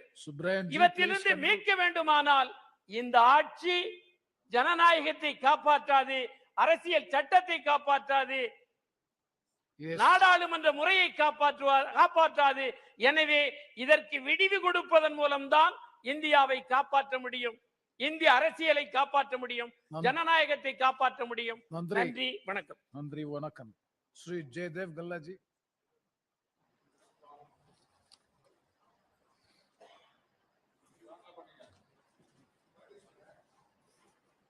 Sir.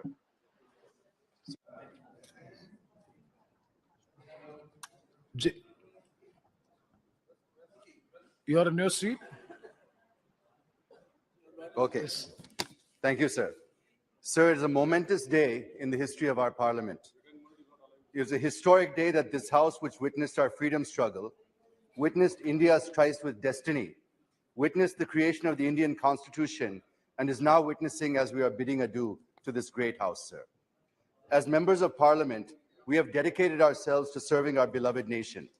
Over the past 7 decades, as the Honorable Prime Minister has noted, more than 8,500 members have tirelessly served our mother India within these hallowed halls. It's worth noting that many of these dedicated individuals hail from Andhra Pradesh as well. On this solemn occasion, I wish to pay my heartfelt respects and express my profound gratitude to each of them for their unwavering service. Sir, I'm here to serve my second term, extending my services to the people of my constituency, state, and country. It would be remiss of me not to mention a towering figure in Indian politics, the great Gandhian, the legendary freedom fighter, Professor Acharya N.G. Ranga. He served as a member of the Central Legislative Assembly from 1930 onwards, and as a member of the Indian Parliament since independence until 1991. Professor Ranga achieved the remarkable feat of 60 years of service in this House, starting with the Constituent Legislative Assembly in 1930, and 50 years as a parliamentarian, earning him a place in the Guinness Book of World Records. Many of you have seen his statue at Building Gate number 4 of this Parliament House. Sir, Professor Ranga was an inspiration to generations of politicians, including my own grandfather, Sri Paturi Rajgopal Naidu, a freedom fighter and 2-time member of Parliament during the 6th and 7th Lok Sabha. Another great leader from the state of Andhra Pradesh that I should mention here is Sri GMC Balayogi, who served as a speaker for the 11th and 12th Lok Sabha and who was elected unanimously and served with distinction. I take this opportunity to pay my humble tributes to them and to all the other leaders from erstwhile and current state of Andhra Pradesh. Sir, I feel 7 decades journey in the history of any nation is too short a period. But in this short period, we have shown the world what we are capable of. We have proved to the world, particularly the British, who wished India to become a failed state, that Bharat is second to none in every respect. We have proved and demonstrated to the world, the recent example being the G20 summit, that India's civilization, culture, philosophy, and more than anything else, the concept of Vasudhaiva Kutumbakam cannot be destroyed. We could achieve these in spite of being home to almost every single religion in the world, and also to a vast array of diverse cultures, languages, syncretic heritage with rich history of democracy and nonviolence. Sir, today's occasion is not to score brownie points. Today's occasion, I feel, is to remember our achievements, successes, experiences, and where we have faltered, and address them through the current discussion. It is also our duty to express what lessons that we have learned from our past mistakes and give inputs for making this country great again.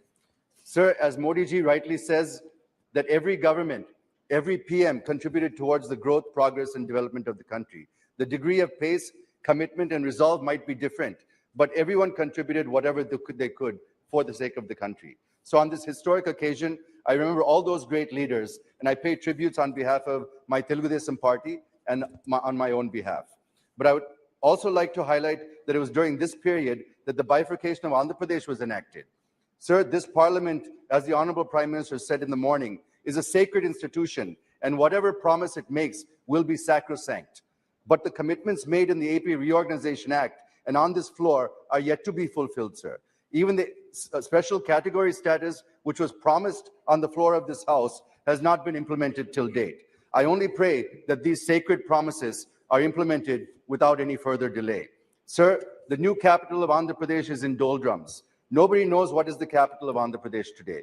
The farmers of Amaravati, who have been given more than 33,000 acres of land, are on a dharna for nearly 4 years. I wish and pray that Amaravati will remain as the sole capital of AP and that government of India should intervene and do the needful in this regard.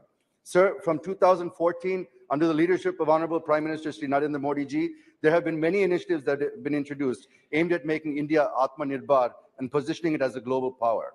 Of the many achievements over the past 9 years, I would rate financial inclusion through Jan Dhan Yojana as the most successful achievement, which helped inclusive growth and reduced corruption, which otherwise, as per Sri Rajiv Gandhi, only 15 paisa used to reach the beneficiary. Yes, Jaydev Gallaji.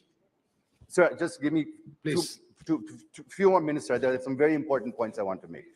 The second is Ujjwala Yojana, which helped 10 crore women escape from the cooking with firewood, coal, dung, cakes, etc., instead of using safe, clean environment for LPG. So I'll skip to the answer. Sir, my party, the Telugu Desam Party, has played a pivotal role in this country's politics and growth. Both Sri NTR and Sri Chandrababu Naidu Garu played key roles in molding and shaping both the National Front and the United Front governments. Sir, you may recall that when Sri Vajpayee returned to power in 1999, after having lost the no confidence motion, the TDP with 29 MPs in the Lok Sabha was the strongest partner of the NDA. And during that government, many key reforms, such as banking sector reforms, telecommunication reforms, aviation reforms, the Golden Quadrilateral Project, the National Highway Development Project, and the promotion of information technology, which saw the establishment of technology parks and IT zones. All these reforms and projects were envisioned by Sri Chandrababu Naidu Garu and implemented by the central government, playing a key role in shaping India's economic growth. Sir, Dr. Kalam was also made president with the support of TDP and Sri Chandrababu Naidu Garu. Yes. Even in the recent past, the suggestions provided by him during the COVID pandemic helped our country to effectively fight it and come out resilient and stronger. And today we see that an unblemished, seasoned leader being arrested with political incarceration. It is a black day to democracy and the history of AP, sir. I wish to bring to the notice of the Honorable Prime Minister and the Honorable Home Minister how law is blatantly violated, cleverly twisted, and maliciously Jaydev Gallaji, try to avoid all the controversial issues, please. Sir, 2 minutes, I'll finish, sir. No. The main allegation in the case that 10% share of the state government, which comes to about 371 crores, for the purpose of skill development, had been released to the project implementation companies and was swindled through shell companies. But the CID has been unable to establish that the money were entrusted to CBN or his family members. Sir, if 371 crore is siphoned, how 34 technical development? One second, Mithun Reddy, Sir, please. let me You just conclude, because this is last day of the, this is the last day in this parliament meeting. Please conclude. This is the most important Without having any controversial issues. Sir, it's the most important issue. So the sir. spirit of today's discussion is not such a manner. Just conclude with the sentence, please. 1 second. Sir, all I wish to submit is that this kind of political vendetta, misuse of enforcement agencies, and political incarceration should be stopped in every state. And I appeal to the Honorable Prime Minister and Home Minister to direct the officials you can concerned respond to it. to You can immediately respond to it. release Sri Chandrababu Naidu Garu. Thank you, sir. Thank you very much. Yes, Sri PV Mithun Reddy. Sir, thank you, sir. Try to avoid the controversial issues, Sir, because it is not a controversy. I just want to put the facts straight. I just want to talk only on that, and I just want to put the facts straight. Sir, like what the Telugu Desam Party, Mr. Gallaji spoke, I just want to put the facts straight and what has happened in the Chandrababu Naidu case, sir. When Chandrababu Naidu was CM, a skill development program, which the government claimed that Siemens was part of it, and a tripartite agreement was made with the corporation for. No, why you have given them a chance to say? No, I should. the government had to spend 10%. Hey, కూర్చోండి మాట్లాడినా చాలా కూర్చో. 3,300 crores was the project cost, and 10% was the share of the government, sir. In the GO, whatever was set in the GO was not carried out in the MOU, and without a rupee being paid, sir. Siemens vehemently they said that we are not a part of this. We are not a part of this, and we don't have anything to do with the 371 crores. Wait. Don't have. We See, have. Mithunji, you please. Sir, Mithunji, this is a matter. I will tell you. It is. No. I will tell you. Once you please be seated. Sir, I want to put it straight. You please be seated. I will 1 second. This is a matter which is pending before the court, and even the bail application is pending. In such a situation, we are having a deliberation on an issue which is being under the adjudication of the court, and that too the bail application is pending. Please try to avoid it. Sir, I want to put the facts. They have raised it. You said No. you only told me that I can Only raise he has it said again. about the political vendetta Yes. against. Yep. Hey, Kuchara, You please don't go to the merits of the case. I will control the house. Sir, the income tax department has given a notice to Chandrababu Naidu's PA, and he has absconded from the country. They No, said, I can put it on the floor of the house, sir. It's a notice the income tax department has given, and in that 371 crores is what is this case, what we are talking. And ED, sir, they have got the trail of the money to various ET shell companies. So even GST, sir, they have got all the fake invoices. The case has been booked by the ED. All the agencies, which are central agencies, they have clearly found the trail of the money, sir. After a notice was given, Chandrababu Naidu's PA fled the country, sir. And one more person, now coming to Manoj Vasdeva has fled the No, country. please, now come to the subject. Absolute case of corruption. That cannot and be. nobody, No, that cannot be it's allowed. Absolute case of No. corruption, sir. That cannot Sir, be all allowed. the fake GOs, Please. all the money has been thing, and justice has to be done, sir. I just want to tell you one thing. All these years, Please. he got away taking 18 states, but finally law has caught up with him, and No. justice will be done, sir. No, let the judge court. will Now take let the court. recommendation, sir. Let the court decide on the issues, Yes. please. Yes, You let come to the court decide, subject. sir. Ask them to shut up and sit down. You come to the subject matter. Finished. Okay, Mithun Reddy ji, you finished. Sir, you're talking something. No. Please come to the issue. Sir, so finally, I want to conclude, sir. Let them not waste the time of the house by bringing false facts. As you said, it is sub judice. They should not raise this. Let the court decide. No scamster in the country says he is not guilty. Same is what Telugudesam party is saying. Chandrababu is a scamster and So is please. guilty. Law Again, should you are prevail, sir. mentioning Thank the you. Yes, Venkatesh ji. You see, all those contentious issues which are pending, that will be expunged from the record. Allowed me to discuss the Please. case, but you've allowed him to discuss the case. I didn't discuss the case. அவைத்தலைவர் அவர்களுக்கு வணக்கம். இந்த புகழ்மிக்க நாடாளுமன்றத்தின் 75வது ஆண்டு சிறப்பை நினைவு கூறுகிற இந்த தருணத்தில் இந்தியாவினுடைய வலிமைக்கும் செழுமைக்கும் காரணமாக இந்த அவையிலே பங்களிப்பு செலுத்திய அனைவரையும் வணங்கி மகிழ்கின்றேன். அரசியல் சாசனத்தை நிறைவேற்றிய நமது முன்னோர்களினுடைய குரல் எதிரொலித்த ஒரு அவை இது. ஆங்கிலேயர்களிடமிருந்து அதிகாரத்தை கைமாற்றிய பொழுது விதியோடு ஒரு ஒப்பந்தம் செய்கிறோம் என்ற அந்த புகழ்மிக்க உரை நிகழ்த்தப்பட்ட அவை இது. இந்த அவையினுடைய மேன்மை இந்த கட்டிடத்தையோ இந்த கட்டிடக்கலையோ இந்த கட்டிட பொறியியல் சார்ந்ததல்ல. இந்த அவையினுடைய மேன்மை இந்த அவை எடுத்த முடிவுகள் சார்ந்தது. அந்த முடிவுகளை பின்பற்றப்பட்ட கோட்பாடுகளும் தத்துவமும் சார்ந்தது. இந்த அவைதான் மொழிவழி மாநிலங்களை உருவாக்கிய அவை. இந்த அவைதான் மன்னர் மானியத்தை ஒழித்தது. இந்த அவைதான் பொதுத்துறை எனும் நவீன கோவில்களை உருவாக்கியது. வங்கிகள் தேசியமயம், இன்சூரன்ஸ் தேசியமயத்தை உருவாக்கியது. ஏகபோகத்திற்கு கட்டுப்பாடுகளை விதித்தது. உள்ளாட்சிக்கு கூடுதல் அதிகாரம், மகாத்மா காந்தி ஊரக வேலை திட்டம், தகவல் உரிமை சட்டம் என கொண்டு வந்தது. இந்த அத்தனைக்கும் பின்னால் அவைக்கு உள்ளேயும் வெளியேயும் கம்யூனிஸ்டுகளினுடைய மகத்தான பங்களிப்பு இருக்கிறது என்பதை இந்த நேரத்தில் பதிவு செய்ய கடமைப்பட்டிருக்கிறேன். இந்த நாடாளுமன்றத்தின் வாசலில் ஒரு வாக்கியம் இருக்கிறது. ஒடுக்குமுறைக்கு ஆளாகி இருக்கிற யாராக இருந்தாலும் அவர்கள் இந்தியாவை தனது இல்லமாக கருதலாம் என்று இந்த நாடாளுமன்றத்தின் வாசலிலே வாக்கியத்தை எழுதி வைத்திருக்கிறார்கள். எவ்வளவு உயர்ந்த சிந்தனை!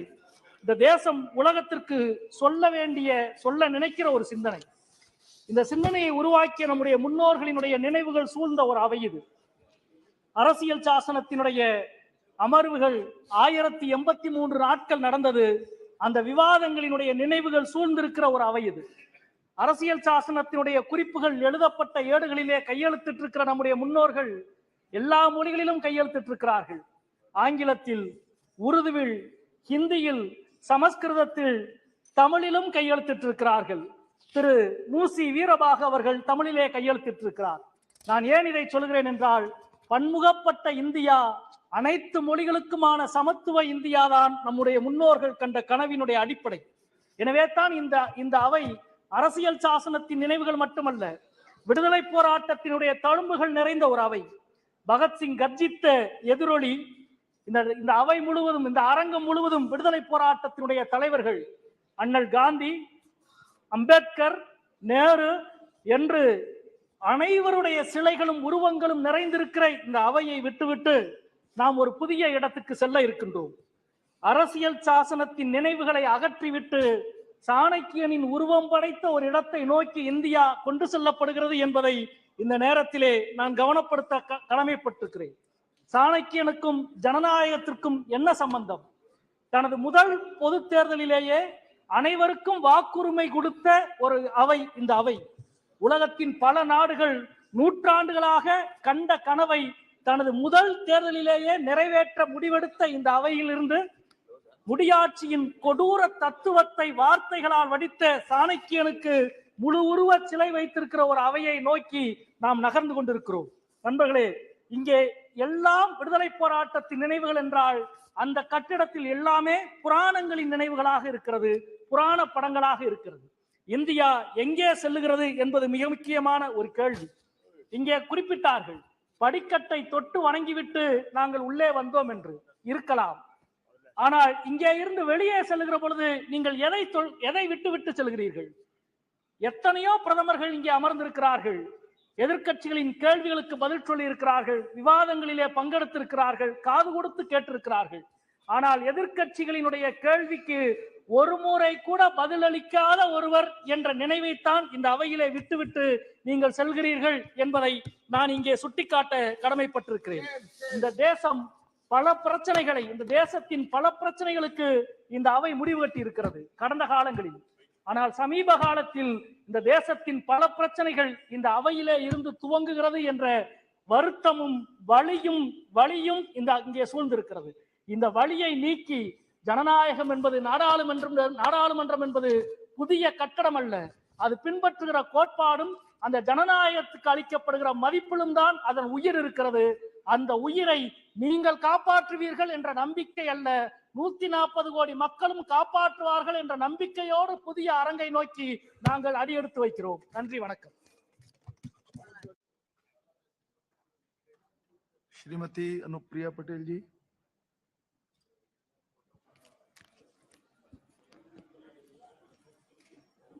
धन्यवाद सभापति महोदय।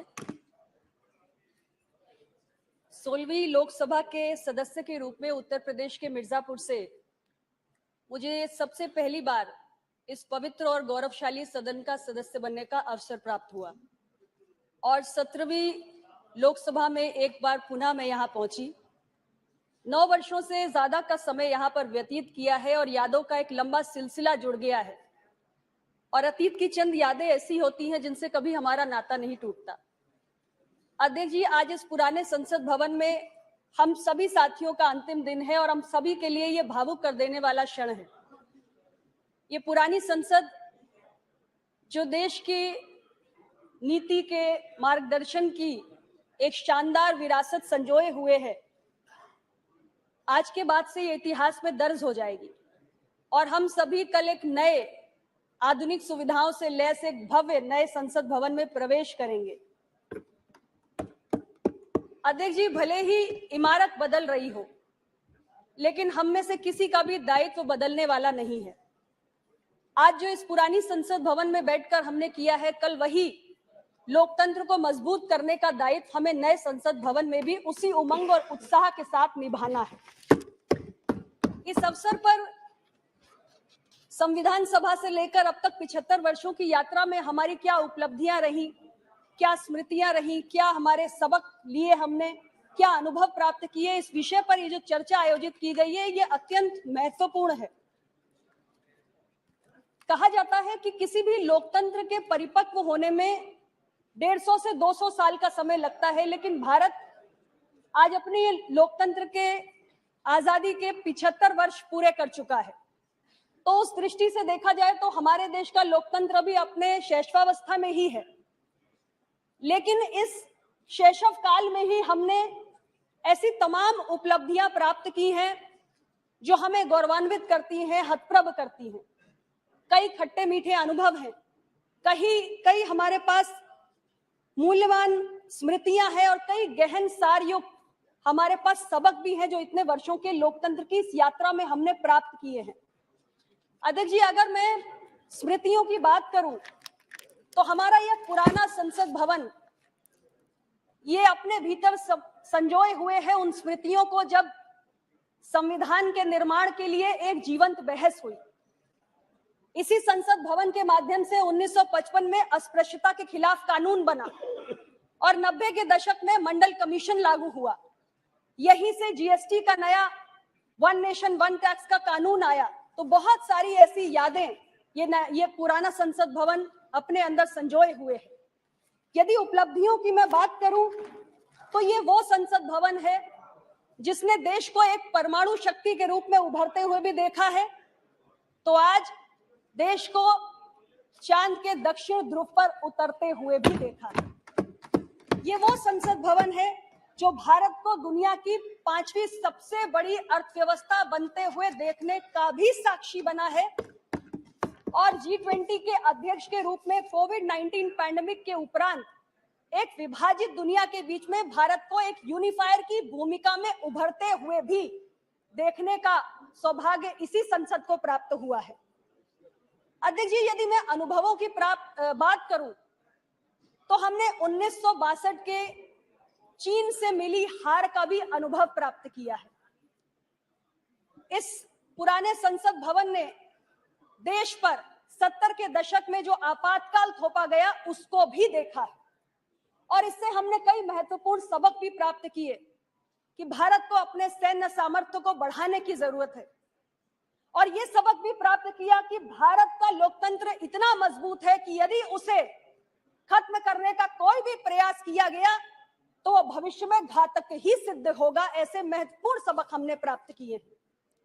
अध्यक्ष जी, हमारे अनुभवों में यह भी रहा कि पूर्ववर्ती सरकारों के कार्यकाल में सामाजिक न्याय की लगातार अनदेखी के कई उदाहरण हमने देखे।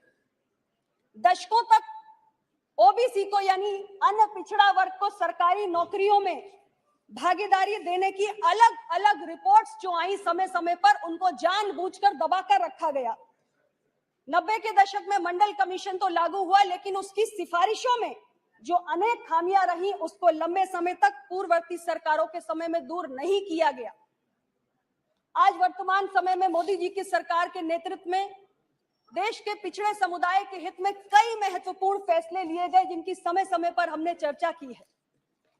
अध्यक्ष जी, हमने ये भी अनुभव प्राप्त किया कि सामाजिक न्याय की राजनीति केवल शैक्षणिक संस्थानों और सरकारी नौकरियों में भागीदारी प्राप्त करने तक सीमित नहीं है, अपितु इसका दायरा हमें सामाजिक और आर्थिक समानता लाने की ओर भी ले जाने तक प्रयास करने की दरकार है। और इस दिशा में बाबा साहेब अम्बेडकर का जो स्वप्न था कि देश में सही मायनों में लोकतंत्र पूरा तब होगा जब सामाजिक और आर्थिक लोकतंत्र की स्थापना हो और उस असमानता को दूर करने के प्रयास सरकारों द्वारा किए जाएं, और उस दिशा में माननीय प्रधानमंत्री जी की सरकार ने गरीब कल्याण की योजनाएं लाके समाज के सबसे निचले और वंचित तबके को विकास की मुख्य धारा में जोड़ने का भी काम किया है और इस सामाजिक असमानता को दूर करने के प्रयास किए। कल ही अध्यक्ष जी, देश को एक अभूतपूर्व सौगात मिली प्रधानमंत्री विश्वकर्मा योजना के संदर्भ में, और इस योजना के माध्यम से देश का ग्रामीण और शहरी क्षेत्रों में रहने वाला जो शिल्पकार है, जो कारीगर है, जो बढ़ई है, दर्जी है, नाई है, नाव बनाने वाला है, मछली का जाल बनाने वाला है, लोहार है, सुनार है, ऐसे तमाम जो निचले तबके पे हमारे हाथ और औजार से काम करने वाले शिल्पकार और कारीगर होते हैं, उनके जीवन में एक महत्वपूर्ण बदलाव आने जा रहा है। अध्यक्ष जी, सामाजिक न्याय की पहुंच, सामाजिक न्याय का सिद्धांत हमें यह भी सिखाता है कि न्याय की पहुंच अंतिम पायदान पे खड़े हुए व्यक्ति तक होनी चाहिए, और हमने ये अनुभव प्राप्त किया है। माननीय राष्ट्रपति महोदया ने भी संविधान दिवस के दिन देश को अपनी चिंता से अवगत कराया था कि आज भी न्याय की पहुंच की जो रफ्तार है वंचित तबकों तक, वो बहुत धीमी है, और इस रफ्तार को हमें तेज करने की दरकार है।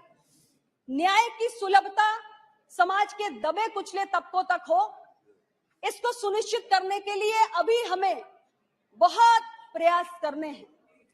हमारी न्यायपालिका में सामाजिक विविधता हो, यानी समाज का जो दबा कुचला वर्ग है वो भी न्यायपालिकाओं में स्थान पाए, इस दिशा में भी कार्य करने की दरकार है।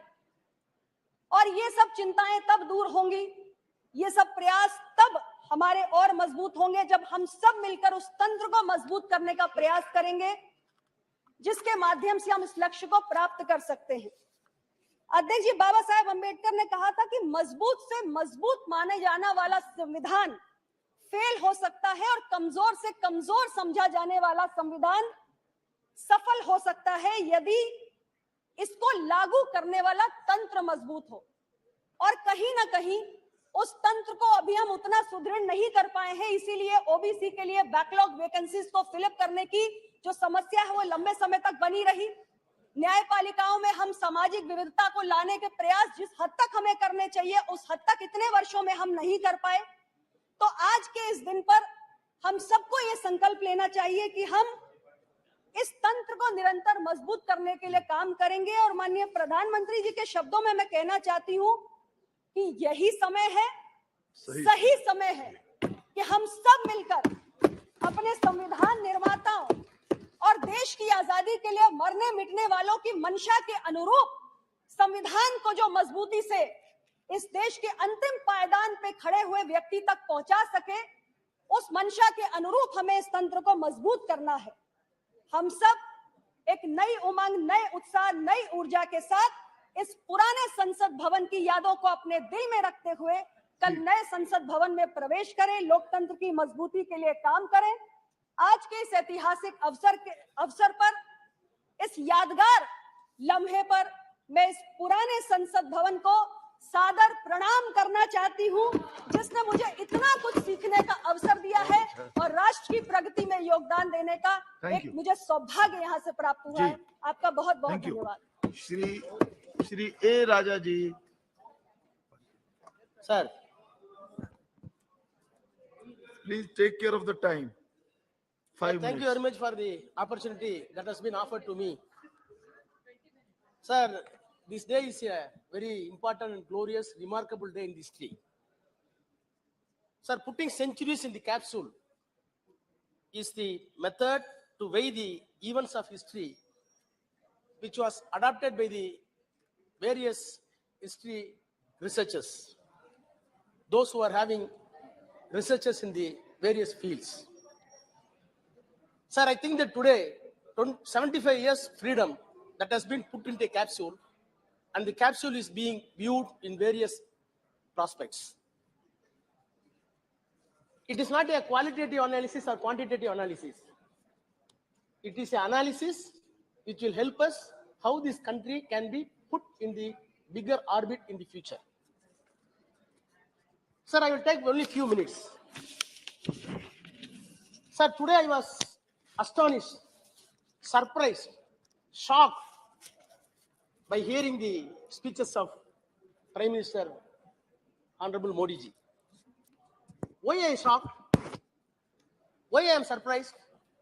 The reason is, I will not say that today there is a drama of Jekyll and Hyde, but something contradictory between the attitude and speeches delivered in this house. What is it? Please. Why? Sir, just जी उनकी बात तो होने दीजिए Sir. जी नहीं नहीं नहीं नहीं please आप नहीं प्लीज कोई चीज रिकॉर्ड में भी नहीं जा रही है प्लीज आप बोलिए नो नो नो आप बैठ जाइए नो कुछ चीज ना रिकॉर्ड में जा रही है अनुचित है बोलने दीजिए This माननीय type of सदस्य को interpretation, what can I do? आप प्लीज बोलिए Sir, I salute Modi ji. I used to salute Modi ji when he assumed office in 2014. When he delivered his speech on the day of independence, 2014, what he said, I may permitted to read, I quote, brothers and sisters, today, if we have reached here after independence, it is because of the contribution of all the prime ministers, all the governments, and even the governments of all states. I want to express my feeling of respect and gratitude to all those previous governments and ex-prime ministers who have endeavored to take our present day India to such heights and who have added to the country's glory, unquote. Now, having elapsed 10 years, having occupied 10 years in the chair, in this year, everybody knows, not as a prime minister, I think that partly political statement was made on the Red Fort that we will fight against nepotism, corruption, and appeasement. Sir, I deeply regret the words which were uttered by the Prime Minister are not matching the stature of the Prime Minister's post, with due respect. This is not a political meeting. Now, why we are going back 75 years of independence? Just I want to quote few sentences. What happened in the Constitutional Assembly?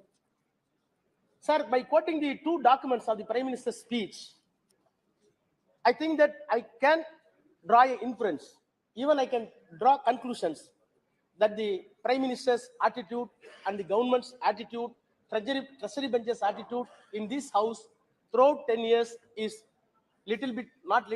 completely diabolic in nature. Sir, past 10 years, what has been done in the country? Constitutional morality is distorted.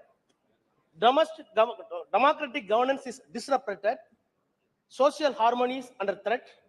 Political heritage defined and determined by our forefathers has been mocked. I will come out one by one. Sir, I want to keep my eyesight towards the events of the Constitutional Assembly. And I will come to the three categories of appeasement and nepotism and corruption if time permits. Otherwise, I will stop appeasement itself. Sir, this house has witnessed so many events to denigrate Nehru and other leaders that they did appeasement to minorities. Out of the appeasement, the country is suffering today. Nobody can accept, nobody can deny. Sir, DMK was having problem with Congress. We did so many agitation for language as against Hindi, for state autonomy and federalism. Even to save democracy, we were put into jail by the Congress government. That is altogether different. Our fight with the Congress is always genuine. We will not deny it. But today, in spite of the differences, we are with Congress. The reason is we want to save Constitution. We want to save the nation. Sir, when the sovereignty of the country was put into trouble in 1962, DMK supported national integrity and supported this government. When the sovereignty of this country was at stake in 1971, again, we supported this government. We gave 6 crore rupee from the government of Tamil Nadu. Again, during the Vajpayee, when Kargil war came into existence, we gave 100 crores. None of the states paid such a huge amount. All these things shows that we are having our own identity. We will not give up our identity in terms of cultural, in terms of linguistic, in terms of other issues. But as far as the whole nation is concerned, we are having full faith upon this nationalism. I will love my country. When we are loving the country, the way in which the treasury benches, the government, the way in which the parliament, they are behaving, we are having problem with them. That is why we wanted to say that we are having ideological war with this government. Sir, Chandrayaan. we Please are on- take care of time. Please Sir, take sir, care sir. of time. Sir. It is already 7 minutes now. Yes, sir. Sir, No. Sir, the nature. Sir, see. Ji, ji. Sir, I can have a very basic. Sir, but what can You I do? concentrate on your speech. You concentrate on your speech, please. And you please don't disturb. Ji. Sir, when Chandrayaan has been launched, when the Chandrayaan was launched and the satellite was placed in the orbit, really I salute this nation. I salute this performance of the government. That does not mean we should lose our scientific temper and scientific side. Today, our position in the international arena, no doubt, exalted position that has been arrived by this government, not by this government alone, as accepted by Prime Minister in the morning. Because leader of opposition, he said, what are all the efforts made by the Nehru for the space research? The space research base was done by Nehru. On the basis, the satellite was launched and it was put in the correct orbit. So the integral part of the all credit should go to the entire nation, entire government, irrespective of political entity. So the one thing is very important. What Nehru said in this house, when the ISRO was started, when the America put the satellite on the moon, what was his vision of the Nehru? That is very important. He said, very slowly, it is dawning upon men and women that we are entering a new age, an age of interplanetary travel. The next line is very important. The satellites will be launched, but his vision is, I quote, in our narrow world, we are entangled in all kinds of rivalries and national conflicts which have no meaning in this new age of science. So when the Nehru idea is, when the scientific orbit is enlarging day by day, our conflicts, whether it is caste, whether it is greed, whether it is love, religion, it should be exploded. That is not happening here. Sir, what is your, sir, this is not, sir, how can I? I can't, sir. This is not good. This is not good. Sir, sir, 10 minutes now. sir, what is your, now, you launched the satellite. You got the glory, no doubt. But have you heard, the Manipur issue was discussed in the European Union. And the European Union passed a resolution condemning the activities of the government. Then, what is it? Chali. No, I am not Please. yielding, sir. I am not yielding. So, I am not yielding. Sir, I am not yielding. No, please conclude. Sir, I am not yielding. Please So, conclude. Sir, I will start. Ji. Sir, Please. Please conclude now. Please conclude. Mr. Raja, sir, please conclude now. Please no, start sir, to this- conclude rather. Sir, what can I do, sir? Please come to the conclusion. Sir, what can I do? They are not. But I will call the next Sir, name. Interpreting, sir, how can I? No. Sir. I will call the next name. Okay, Please. okay, sir, Sir, Please. sir, one. Sir, No, one. please. Sir, how can I? नहीं एक second he is not yielded. Just a minute. आपको मैं बोलता हूँ आपके बाद. हाँ बताइए. Sir, before enacting the constitution, sir, before enacting the constitution in the Constitutional Assembly, the issue of national flag came into existence in the assembly. Of course, Gandhi supported a flag which embodied for the spindle and the chakra. But after due discussion, it was only Nehru who put the Ashok Chakra on the national flag. What is the reason? He said,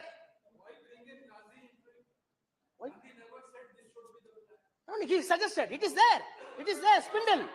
It is there. I saw the document. Read. Please read. No. Please.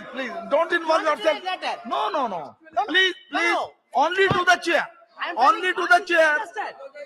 Please, Mr. Raja. Only to the chair.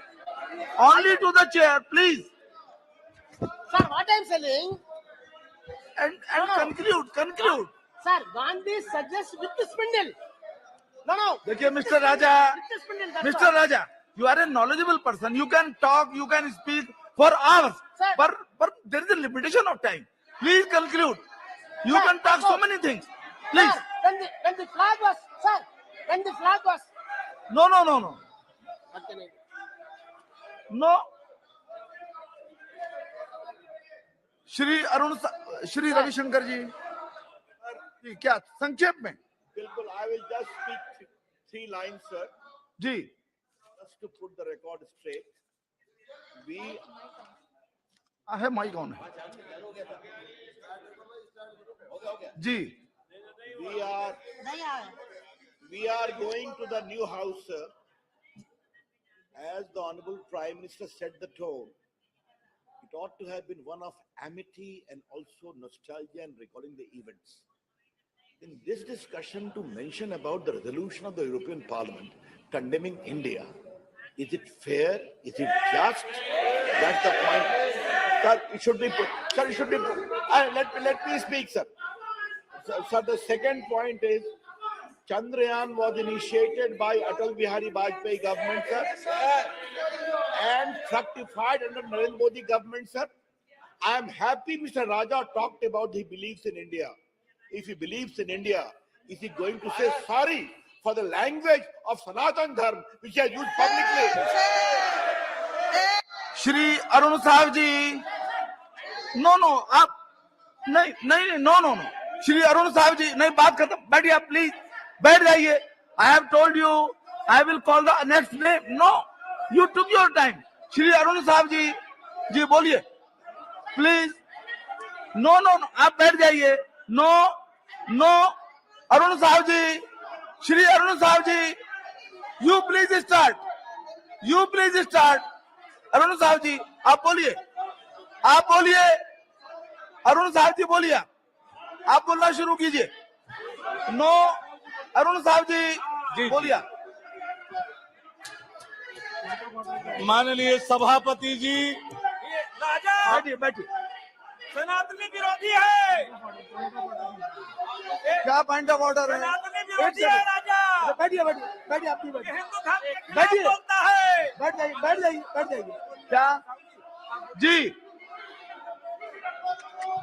Constitution का जो article है 105 जी 105 में freedom of expression member of parliament को दिया गया है, लेकिन 42nd amendment में 1978-79 में यह कहा गया है कि किसी भी दूसरे पार्लियामेंट में या किसी भी दूसरे कानून में, दूसरे देश के कानून में कोई बात है तो यहाँ कोर्ट नहीं हो सकता है, और ये फ्रीडम ऑफ एक्सप्रेशन का वायलेशन है, इनको माफी मांगनी चाहिए।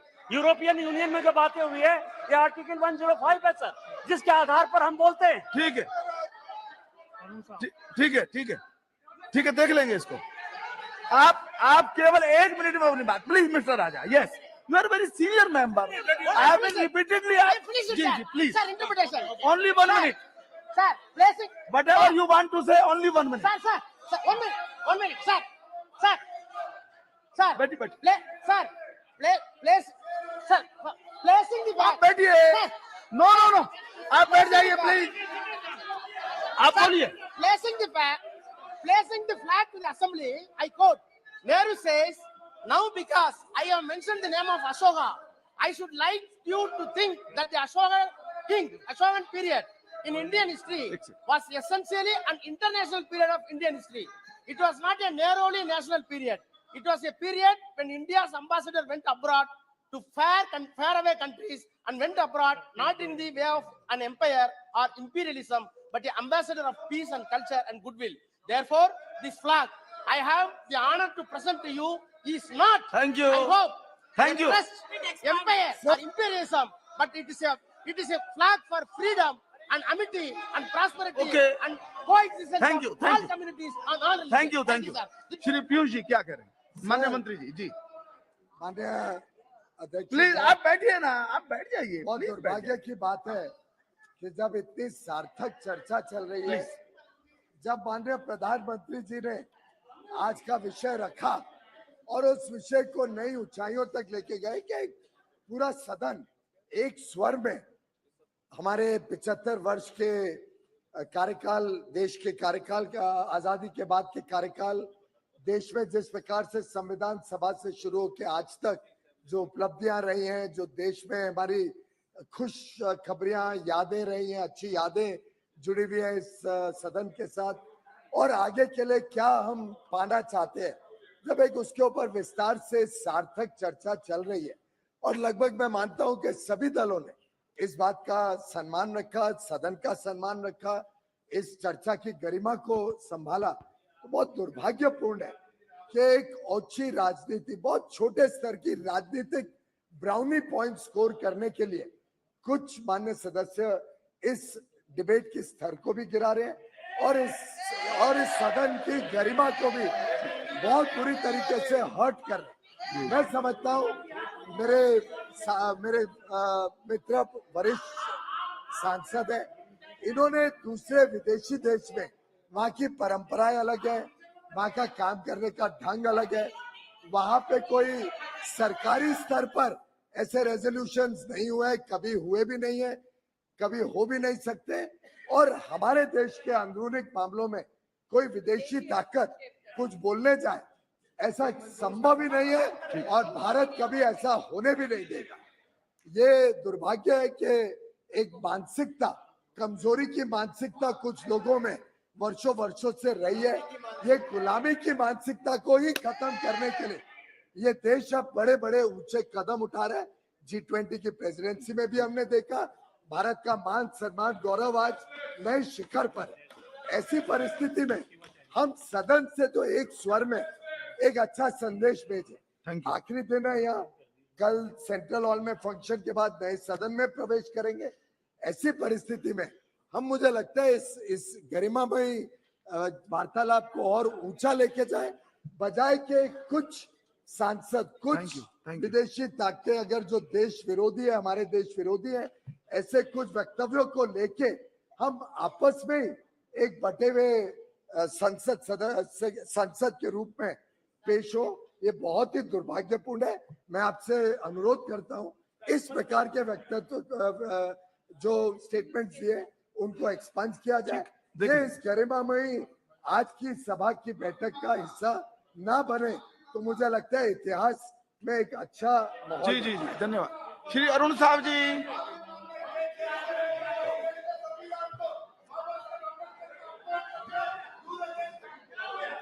तो आप बैठ जाइए, आप क्यों बार बार खड़े हो जाते हैं? जरा हमको, आप क्यों माननीय सभापति जी, प्लीज। ये मेरा सौभाग्य है कि आज इस संसद भवन के अंतिम दिन के कार्यवाही में बोलने का अवसर मुझे आपने दिया है। आपका धन्यवाद। आज का दिन स्वतंत्र भारत के इतिहास में स्वर्णिम अक्षरों में अंकित होगा। वर्तमान संसद भवन में इस विशेष सत्र में आज ये अंतिम दिन है जब ऐतिहासिक कक्ष में हम सब अंतिम बार हिस्सा ले रहे हैं। वास्तव में यह क्षण हम सब के लिए काफी भावुक करने वाला है। इस भवन ने विश्व के सबसे पुरानी लोकतंत्र के मंदिर के रूप में पिछले 8 दशक में अनेक रंगों को देखा और महसूस किया है। यह भवन गवाह रहा है तेजी से बढ़ते, विकसित होते और बदलते देश के लोकशाही का। यह प्रतीक रहा है राष्ट्र के 1 अरब से अधिक आकांक्षाओं और अभिलाषाओं का। आज जब हम भारत के अमृत काल में एक नए भवन में जा रहे हैं, जब विशुद्ध भारतीय वास्तु के आधार पर निर्मित प्रसाद हमारा पहचान होने जा रहा है। माननीय सभापति जी, जैसा कि माननीय प्रधानमंत्री जी ने अपने उद्बोधन में याद किया कि सचमुच यह भवन हम जैसे लोगों में विशेष कृतज्ञता का भाव भरता है। यह भवन हम 2.5 करोड़ से अधिक छत्तीसगढ़ वासियों के आकांक्षा की गवाह रही है। जब भारत रत्न प्रधानमंत्री रहे हमारे आदरणीय अटल बिहारी वाजपेयी जी ने हमें हमारा अलग छत्तीसगढ़ राज्य का उपहार दिया। वास्तव में हम जैसे ही अविभाजित मध्य प्रदेश से अलग हुए, जैसे दो भाई अलग होकर अपनी गृहस्थी बसाते हैं बिना मतभेद के, वैसे ही बिना मतभेद के ये अलग राज्य बने। और आज जब यह हमें छत्तीसगढ़ अलग राज्य मिला, ये लोकतंत्र का वास्तव में सर्वश्रेष्ठ उदाहरण है। अटल बिहारी वाजपेयी जी को ये पता था कि अलग छत्तीसगढ़ राज्य बनने के बाद विरोधी दल की वहां सरकार बनने वाली है, लेकिन छत्तीसगढ़ के 2.5 करोड़ जनता के हित में उन्होंने बड़ा दिल दिखाया और अलग छत्तीसगढ़ राज्य का निर्माण करके हम सब छत्तीसगढ़ वासियों को एक बहुत बड़ा उपहार उन्होंने दिया। वो ये भवन उस अलग छत्तीसगढ़ राज्य का ये गवाह बनने जा रहा है। आज वही छत्तीसगढ़, आज छत्तीसगढ़ वासी उस छत्तीसगढ़ को विकास की ओर लेकर जा रहे हैं और हम छत्तीसगढ़ वासियों के सपनों का साकार हो रहा है। तब ये भवन हम छत्तीसगढ़ वासियों के लिए अविस्मरणीय होने वाला है। माननीय सभापति महोदय, जब भारत में संविधान बना और जनता के द्वारा लोकतांत्रिक प्रणाली से सरकार चुनने का निर्णय लिया गया था, तब 200 वर्षों भारत पर हुकूमत करने वाले देश इंग्लैंड के प्रधानमंत्री रहे विंस्टन चर्चिल ने मजाक उड़ाते हुए कहा था कि भारतीयों में शासन करने की योग्यता नहीं है और भारत को स्वतंत्र भी कर दिया जाए तो भारत पर शासन नहीं कर पाएंगे, ये देश बिखर जाएगा। लेकिन भारत के आजादी के 75 साल बाद देश ने न सिर्फ चर्चिल के पूर्वानुमानों को झुठलाया और आज स्वाधीन भारत में ब्रिटेन की अर्थव्यवस्था को पीछे छोड़ते हुए दुनिया की 5वीं नंबर की अर्थव्यवस्था बनके आज दुनिया में भारत का परचम फहरा रहा है। आज दुनिया ये कह रही है कि 21वीं सदी भारत की सदी है। आज जैसे G20 का सम्मेलन हुआ, अमृत काल का यह आगाज जो हुआ है इस संसद भवन से हुआ है और आगाज तो बड़ा धमाकेदार हुआ है जब चंद्रयान 3 का दुनिया में पहली बार किसी देश ने दक्षिणी ध्रुव में स्थापित किया तो वो भारत देश ने किया।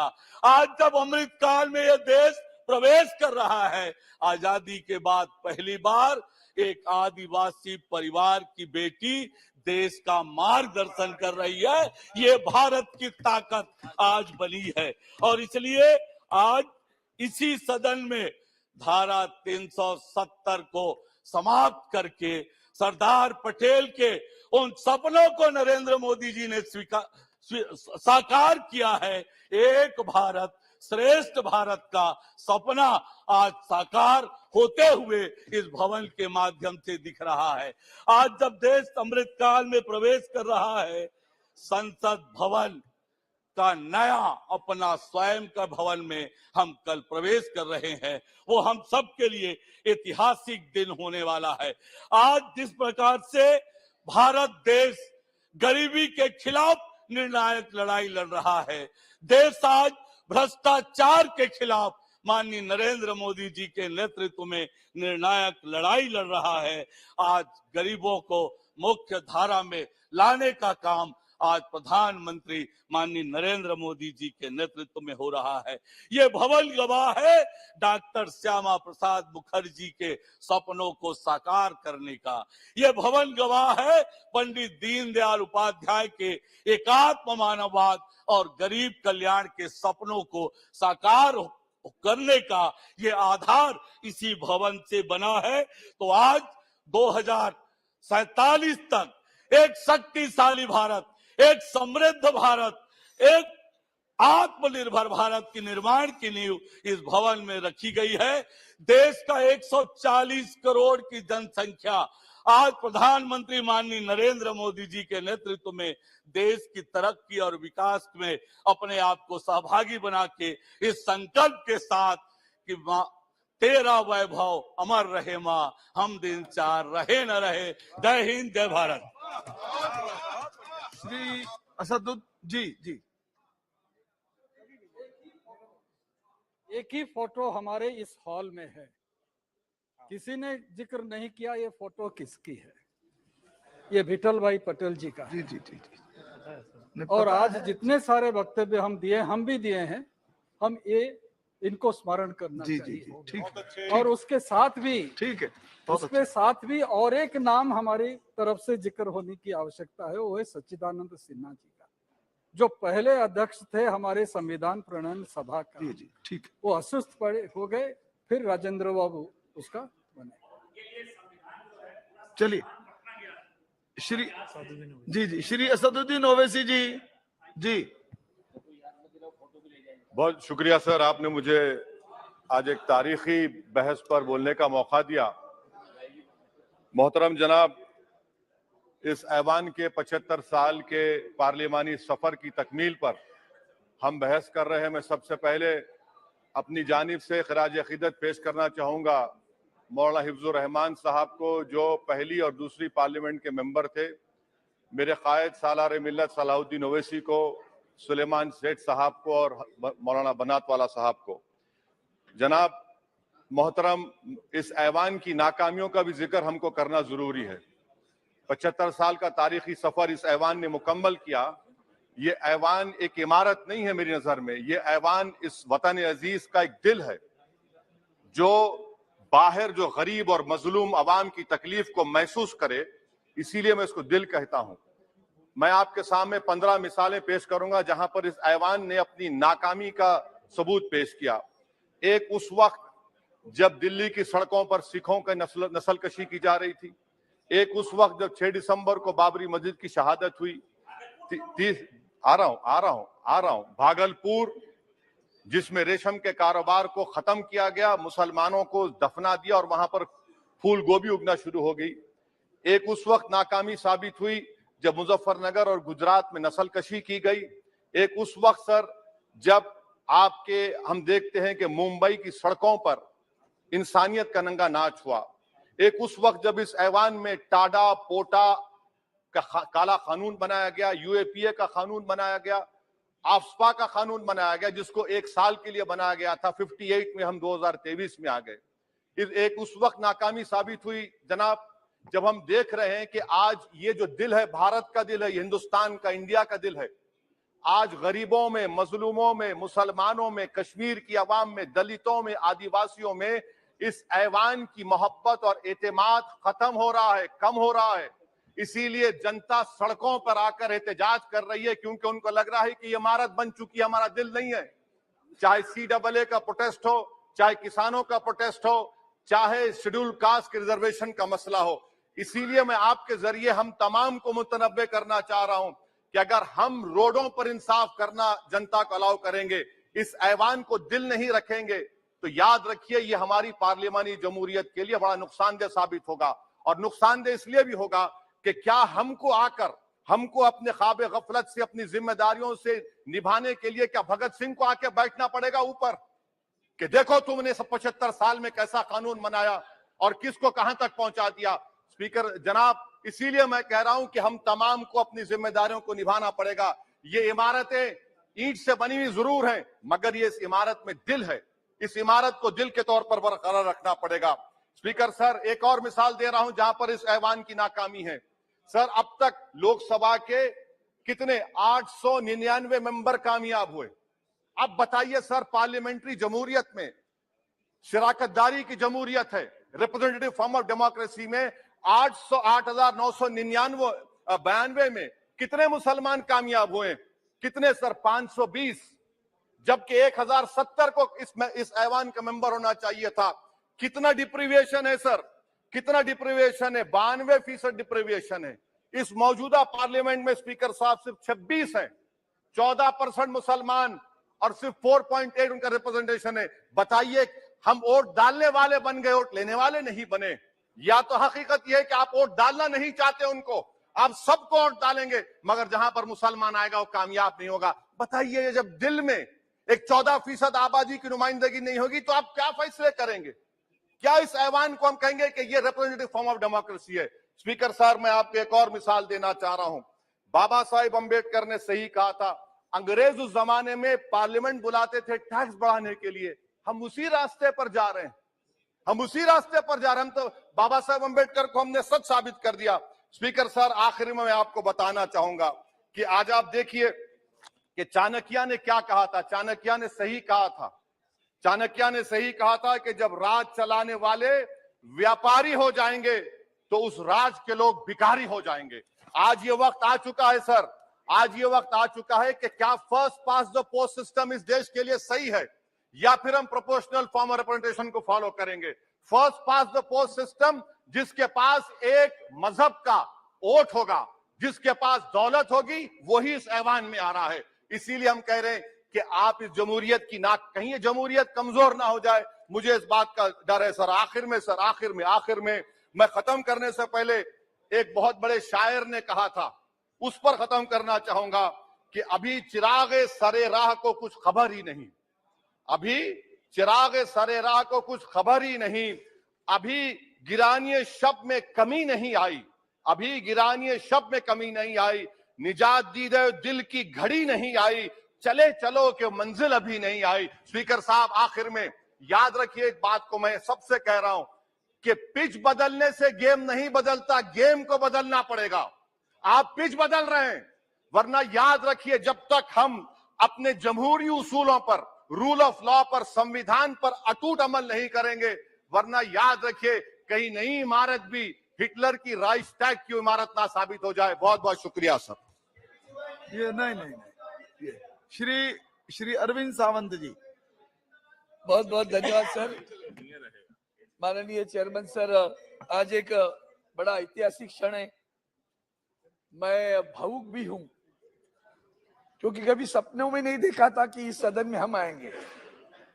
वंदनीय हिंदू हृदय सम्राट शिवसेना प्रमुख श्रीमान बाला साहेब ठाकरे जी, उनकी कृपा और आदरणीय शिवसेना के पक्ष प्रमुख उद्धव जी ठाकरे साहब के आशीर्वाद प्रेरणा लेकर हम 2014 में यहाँ आए। जब आए तो मैंने वहां देखा पहले, क्योंकि मैंने वहां माननीय वाजपेयी जी को देखा था ऊपर से।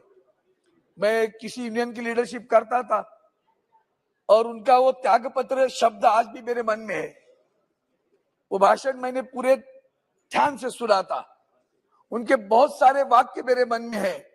सबसे बड़ा वाक्य मुझे उनका जो मेरे मन में ठसा हुआ है वो है, छोटे मन से आदमी बड़ा नहीं होता।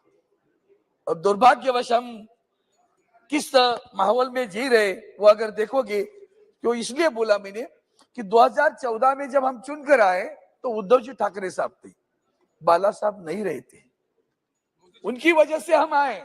2014 हो 2019 हो, हमारी पार्टी के नेता तो वही थे। उन्होंने टिकट दी, तब बाकी बातें, गठबंधन की बातें मान लिया, गठबंधन में आया। हमने कहते कि नहीं आए, हमारे पास उतनी दिलदारी है। लेकिन एक बात आज याद करना चाहता हूं कि बहुत सारे लोगों ने संविधान की बात की, तो मुझे याद है जब महाराष्ट्र में रहते सर, परम पूज्य भारत रत्न डॉक्टर बाबा साहब अम्बेडकर ने संविधान बनाया तो भाषावार प्रांत रचना बनाई। अब भाषावार प्रांत रचना बनने के बाद में मुंबई राज्य था हमारा, गुजरात और महाराष्ट्र बना 1960 में। उसके पहले बहुत कुछ संघर्ष हुआ। सीडी देशमुख एक हमारा कोहिनूर हीरा था महाराष्ट्र का, रायगढ़ जिला का, वो आईसीएस बने उस वक्त अंग्रेजों के जमाने में। लंदन में जाकर आईसीएस बनकर आए तो लोकमान्य तिलक जी ने कहा वो अपने स्वतंत्रता की लड़ाई में आना चाहते थे। तो लोकमान्य तिलक जी ने कहा भैया रुक, स्वराज्य मिलेगा तब हमें तुम्हारे जैसे लोग चाहिए। और रिजर्व बैंक ऑफ इंडिया के गवर्नर बने 1943 में, सत्ता के पहले। और जब सरकार आई, स्वराज्य बना, तो पंडित नेहरू जी ने उनको फाइनेंस मिनिस्टर बनाया। अब ये थोड़ी घटना क्यों पीछे जाकर कह रहा हूं कि पंडित नेहरू जी ने जब बनाने के बाद में 56 तक वो रहे, उस वक्त हमारी संयुक्त महाराष्ट्र की लड़ाई शुरू हुई थी। मुंबई के साथ महाराष्ट्र बनना है। इस लड़ाई में जब सी.डी. देशमुख साहब को लगा कि पंडित नेहरू जी हमारी बात नहीं सुन रहे, हमें न्याय नहीं दे रहे, चेयरमैन सर सी.डी. देशमुख साहब ने इस्तीफा फेंक दिया उनके पास कि मुझे नहीं रहना मंत्री बनकर। आपको क्या स्वाभिमान था देखो। और सबसे बड़ी बात पंडित नेहरू जी की भी सुनो, वो इस्तीफा देकर गए, मुंबई के साथ संयुक्त महाराष्ट्र बना, 106 लोग प्राणों ने अपनी आहुति दे दी। और जब जिस बात के लिए इस्तीफा दे दिया वो तो छोड़ा मंत्री पद, लेकिन पंडित नेहरू जी ने उनको NCAR का चेयरमैन बना, फाउंडर मेंबर बना दिया, UGC का चेयरमैन बनाया। आज अगर कोई इस तरह का अपना विचार प्रकट करे और कहे कि मैं इस्तीफा दे रहा हूं, मुझे न्याय नहीं मिल रहा है, तो क्या प्रतिक्रिया आएगी उतना ध्यान में रखना है। हमने स्वराज में दीदी कहता था सुषमा जी को, सुषमा जी के भाषण यहाँ बैठ के भी सुने, पहले भी सुने, अरुण जेटली साहब के सुने। हम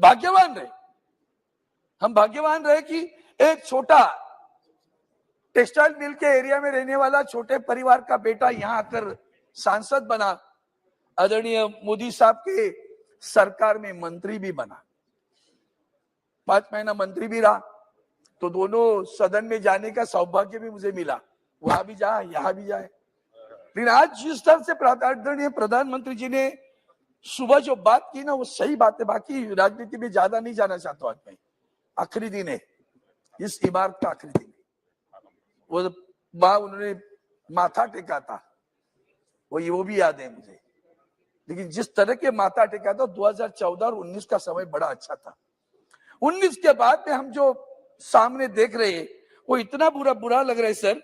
महाराष्ट्र राज्य के निर्माण के बाद में भी जैसे उसी वक्त सी.डी. देशमुख साहब ने स्टेट बैंक ऑफ इंडिया बनाई, LIC बनाई, बाद में माननीय इंदिरा गांधी जी ने नेशनलाइजेशन किया, राष्ट्रीयकरण किया बैंकों का, ये सारे पब्लिक सेक्टर बने। आज उनकी हालत क्या है वो बुरा लग रहा है मुझे। हम उनको न्याय नहीं दे पा रहे। मैं यहाँ 9 बरस से ज्यादा कार्यकाल हूं, हमने टेलीफोन MTNL की, BSNL की हालत देखी है, अब तो वेंटिलेटर पे है। हम बचा नहीं पाए, उसका दुख है, दर्द है मेरे दिल में, वही सबसे बड़ी बात है सर। और बताता हूं कि बेरोजगार है, किसान है, महिलाओं के अत्याचार है, हम नहीं न्याय दे। एजुकेशन है, मैं बार बार कहता, प्रकाश जावड़ेकर जी कुछ कार्यकाल के लिए मंत्री थे, मैं कहा भैया आप हायर एजुकेशन पे ज्यादा ध्यान दे रहे हो, प्राथमिक अवस्था पे ज्यादा ध्यान देने की आवश्यकता है। वहां डिस्पैरिटी है, वहां डिस्क्रिमिनेशन है सर, सिलेबस की वजह से डिस्क्रिमिनेशन है। आपका बच्चा SSC बोर्ड में पढ़ता है, मेरा SSC भी पढ़ता है, इनका CBSE भी पढ़ता है, चौथा और कई इंटरनेशनल बोर्ड में पढ़ता है, उनके सिलेबस अलग है। जब CT को एग्जाम देनी है तो कौन कच्चा रहा, आप ही जान लो। एटलीस्ट उस विषय के लिए भी 2 मिनट में खत्म करूंगा, इस विषय के लिए तो हमें न्याय देने की आवश्यकता है सर। मैं इतना ही कहूंगा, आज भी 2 चीजें मुझे बहुत बुरी लगती है। भ्रष्टाचार की लड़ाई, सही में हम भ्रष्टाचार के खिलाफ है, अंतर्मुख होकर देखना चाहिए। भ्रष्टाचारियों को सम्मान देकर हम लेते हैं, मंत्री बनाते हैं, ये अपने संविधान, ये अपने इस सदन के लिए अच्छा नहीं है सर। वहां जा रहे तो गलतियां वहां नहीं होनी, दोहरानी चाहिए। मैं इसलिए एक ही बात कहूंगा कि जैसे हमारे पास अभी आरक्षण की लड़ाई चालू है, OBC का आरक्षण है, मराठा समाज का आरक्षण है, न्याय नहीं मिल रहा है। हम बात कर रहे हैं सब, मराठी भाषा का अभी उनका दर्जा देने की बात आ रही है, अभिजात भाषा का दर्जा देने के लिए, वो भी नहीं हो रहा है, क्लासिफाइड लैंग्वेज का। और आखिर में इतना ही कहूंगा, अभी हम जब भी बात करते हैं तो इतिहास की बात ज्यादा करते रहते, इन्होंने ये किया, उन्होंने वो किया, कभी तो छोड़ो, क्योंकि नहीं छोड़ो ना, आगे जाना है ना। हम चंद्रमा पे गए हैं, तो बस 2 पंक्तियां कहूंगा, जहाँ डाल डाल पर सोने की चिड़िया करती है बखेरा, वो भारत देश है मेरा। उस भारत देश की बात हम करते हैं, वो इंडिया को, भारत को, हिंदुस्तान को क्यों नफरत पैदा करते हो? नफरत जोड़ो, भारत जोड़ो। और इसलिए मैं इतना ही कहूंगा सभापति महोदय कि जहाँ छोड़ो कल की बातें, कल की बात पुरानी, नए द्वार पर उधर जा रहे, नए द्वार पर लिख देते हैं मिलकर नई कहानी, हम हिंदुस्तानी, हम हिंदुस्तानी, हम हिंदुस्तानी। श्रीमती धन्यवाद नवनीत सभापति राणा महोदय। जी। महोदय आपका बहुत बहुत धन्यवाद। आज discussion on parliament journey of 75 years, 75 साल का अनुभव तो नहीं बता सकते या उसके विषय पे नहीं बता सकते, पर इतना अनुभव जरूर बताएंगे। पर अनुभव बताने से पहले सर, हमारे देश के जो असली हीरो, महापुरुष और क्रांतिकारियों ने जो ये देश के लिए योगदान दिया, जिन्होंने अपना खून का एक कतरा कतरा इस देश के लिए दिया, उनका उल्लेख होना इस पार्लियामेंट में बहुत जरूरी है। और ये पार्लियामेंट में, ये जूनी बिल्डिंग में, इनके साथ इस देशवासियों की बहुत सारी यादें, और हम जैसे न्यू कमर जो पहली बार इस पार्लियामेंट में आए, उनकी भी बहुत सारी यादें जुड़ी हैं। पर मुझे लगता है राष्ट्रपिता महात्मा गांधी जी के आदर्श हम सभी के लिए, इस देश के लिए वो बने। सरदार वल्लभ भाई पटेल, लोकमान्य तिलक, ज्योतिबा फुले, नेताजी सुभाष चंद्र बोस, लाला लजपत राय जी, राजगुरु सुखदेव, चंद्रशेखर आजाद जी, रानी लक्ष्मीबाई, वीर सावरकर जी, मुझे लगता है भगत सिंह जी, यस। और सर, इस पार्लियामेंट में आने का, एक नॉर्मल फैमिली से बिलोंग करती हूँ, पूर्व सैनिक रहे हुए मेरे पिताजी हैं, उस परिवार से मैं आती हूँ, जिस परिवार में मैंने सीखा है कि देश को देने की भाव, देश के प्रति समर्पण देने की भाव और ईमानदारी से देश के प्रति काम करने की भाव बचपन से हमने अपने परिवार में सीखी है। और उस परिवार से मैं आती हूँ। सपने में भी सोचा नहीं कभी जाया जा सकता कि एक साधारण परिवार से बिलोंग करने वाली महिला ये पार्लियामेंट तक आ सकती है और आम लोगों की, आम जनता की, किसानों की, मजदूरों की, युवाओं की, जिनको हाथ से मजदूरी नहीं, उन लोगों की आवाज बनकर इस पार्लियामेंट में आने का मुझे मौका अगर कोई दिया है, तो आज मेरी अमरावती की सभी जनताओं का ये आशीर्वाद मुझ पे था कि ऐसी लहर में, ऐसी हवा में उन्होंने मुझे निर्दलीय चुनकर आशीर्वाद देकर उनकी आवाज बनाने का एक मौका उन्होंने दिया। तो इसलिए इस जूनी पार्लियामेंट में, जिस पार्लियामेंट में पिछले कितने सालों से बोलते हैं डेमोक्रेसी की आवाज बनती हुई इस पार्लियामेंट में सबने सुनी है, तो इसके द्वारा मेरे अमरावती, आज मेरी पहचान है तो अमरावती की सांसद करके मेरी पहचान है। तो उस अमरावती करों को, उस गरीब लोगों को, वो मेरे किसान भाइयों को, मजदूरों को, महिलाओं को, युवाओं को इस पार्लियामेंट से मैं मेरे दिल से धन्यवाद करना चाहूंगी। और ये पार्लियामेंट में आने के बाद हम जिनके नेतृत्व में काम कर रहे हैं, ऐसे हमारे आदरणीय प्राइम मिनिस्टर जी नरेंद्र मोदी जी के अंतर रहकर ये पार्लियामेंट में हमको काम करने का मौका मिला, जो कोई सोच नहीं सकता, जिनकी सोच में नहीं आता, वो काम ये पिछले 4.5 वर्षों में हमने उनके नेतृत्व में यहाँ पे होते हुए देखा है।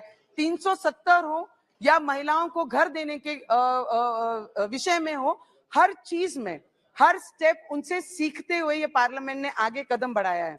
सर, G20 का भी मौका इस देश को पहली बार, G20 तो होती होगी बहुत सारी चीजों में, मोदी जी ने सिखाया कि स्मार्ट इंडिया कैसे बनना है। स्मार्ट इंडिया के उदाहरण बहुत सारे मोदी जी के द्वारा हम लोग देशवासियों ने, हम जैसे युवकों ने सीखा है। पर G20 जिस तरीके से हमारे देश को पहली बार मौका मिला, उसका अगर क्रेडिट किसको जाता है या किसका योगदान सबसे जाता है, तो वो पावरफुल हमारे प्राइम मिनिस्टर नरेंद्र मोदी जी को जाता है। अगर वो है, वो इस तरीके से काम कर रहे हैं, करके विश्व में हमारी पहचान, बाहर सर देश में जाते हैं, अब्रॉड में जाते हैं, तो जब बात करते हैं आम लोगों से, वहां के NRI से, तो बोलते हैं, जब हम उनसे बात करते हैं, do you know anybody politician who belongs to India?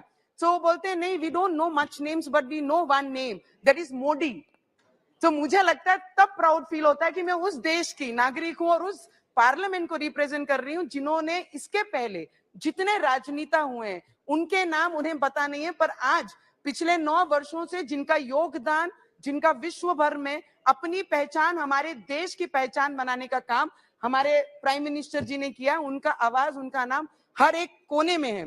तो मुझे लगता है उनका दिल से धन्यवाद करूंगी। और इस पार्लियामेंट में जितने भी सीनियर हमारे पार्लियामेंटेरियन हैं, मंत्री रहे हुए सभी मेंबर्स हैं, सबका आशीर्वाद हम जैसे नए न्यू कमर, न्यू पार्लियामेंटेरियन को मिलता रहा है। ये पिछले 4.5 वर्षों में हमने उनसे बहुत सारी चीजें सीखी हैं। अगर हमने पहला कदम रखना सीखा है इस पार्लियामेंट में, तो मुझे लगता है हमारे सीनियरों ने हम लोगों को आगे स्टेप बढ़ाकर सिखाया है। मुझे लगता है डॉक्टर बाबा साहेब अम्बेडकर जो संविधान के मुताबिक इस देश को चलाते हैं, हम जैसी महिलाओं को अधिकार जिन्होंने दिया, लोकतंत्र का, डेमोक्रेसी का मंदिर हम जिसको बोलते हैं, आज वो पार्लियामेंट का 75 साल पूरा होने के बाद इस पार्लियामेंट से नई इमारत में जाएंगे। इस देश का संविधान नहीं बदलेगा, इस देश की न्याय प्रणाली नहीं बदलेगी, इस देश का कार्य करने वाला जो प्रमुख है हमारे पंतप्रधान जी, वो नहीं बदलेंगे, सिर्फ इमारत बदलेगी। हमारी भावना इस देश के प्रति जो थी वो है और वो रहेगी। हम जिस सर लास्ट 1-2 मिनट हमारे देश के गृह मंत्री अमित शाह जी ने जिस तरीके से देश की सुरक्षा के लिए जो निर्णय इस पार्लियामेंट में लाए, जो बिल इस पार्लियामेंट में लाए, वो ऐतिहासिक हमारे दिल में, इस देशवासियों के दिल में रहेगी। इसके लिए अमित भाई का भी दिल से बहुत बहुत धन्यवाद करूंगी। सर लास्ट 4 पंक्तियां हमारे अटल जी ने कही है। सर जो कल था वो आज नहीं है, जो आज है वो कल नहीं होगा, होना ना होने का क्रम इसी तरह चलता रहेगा। हम हैं, हम रहेंगे, ये भ्रम भी सदा पलता रहेगा। इसके साथ इस इमारत को, इस पार्लियामेंट को यहाँ से नमन करती हूँ। इस पार्लियामेंट में बैठने वाला हर पार्लियामेंटेरियन हमारे लिए प्रेरणादायक है और आप सभी को बहुत बहुत धन्यवाद। Very short, please. Thank you very much, Mr. Chairman, sir. Sir, this is the time by which the members are getting an opportunity to refresh the valuable memories of the past experience which we had in the parliamentary system of India. Sir, today we are saying goodbye to this parliament building and moving to the newly constructed building. Sir, it is very sad to say that to leave this house is intolerable as far as person like me is concerned. Sir, the political legacy, the legislative legacy, and the historic legacy of this building can never be equated with any modern structure which we have built, though we are having much better infrastructure facilities.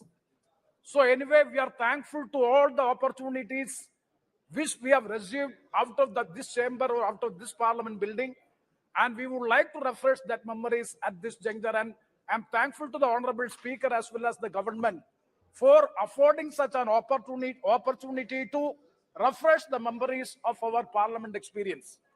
So we are indebted to the framers of our constitution, members of the Constituent Assembly.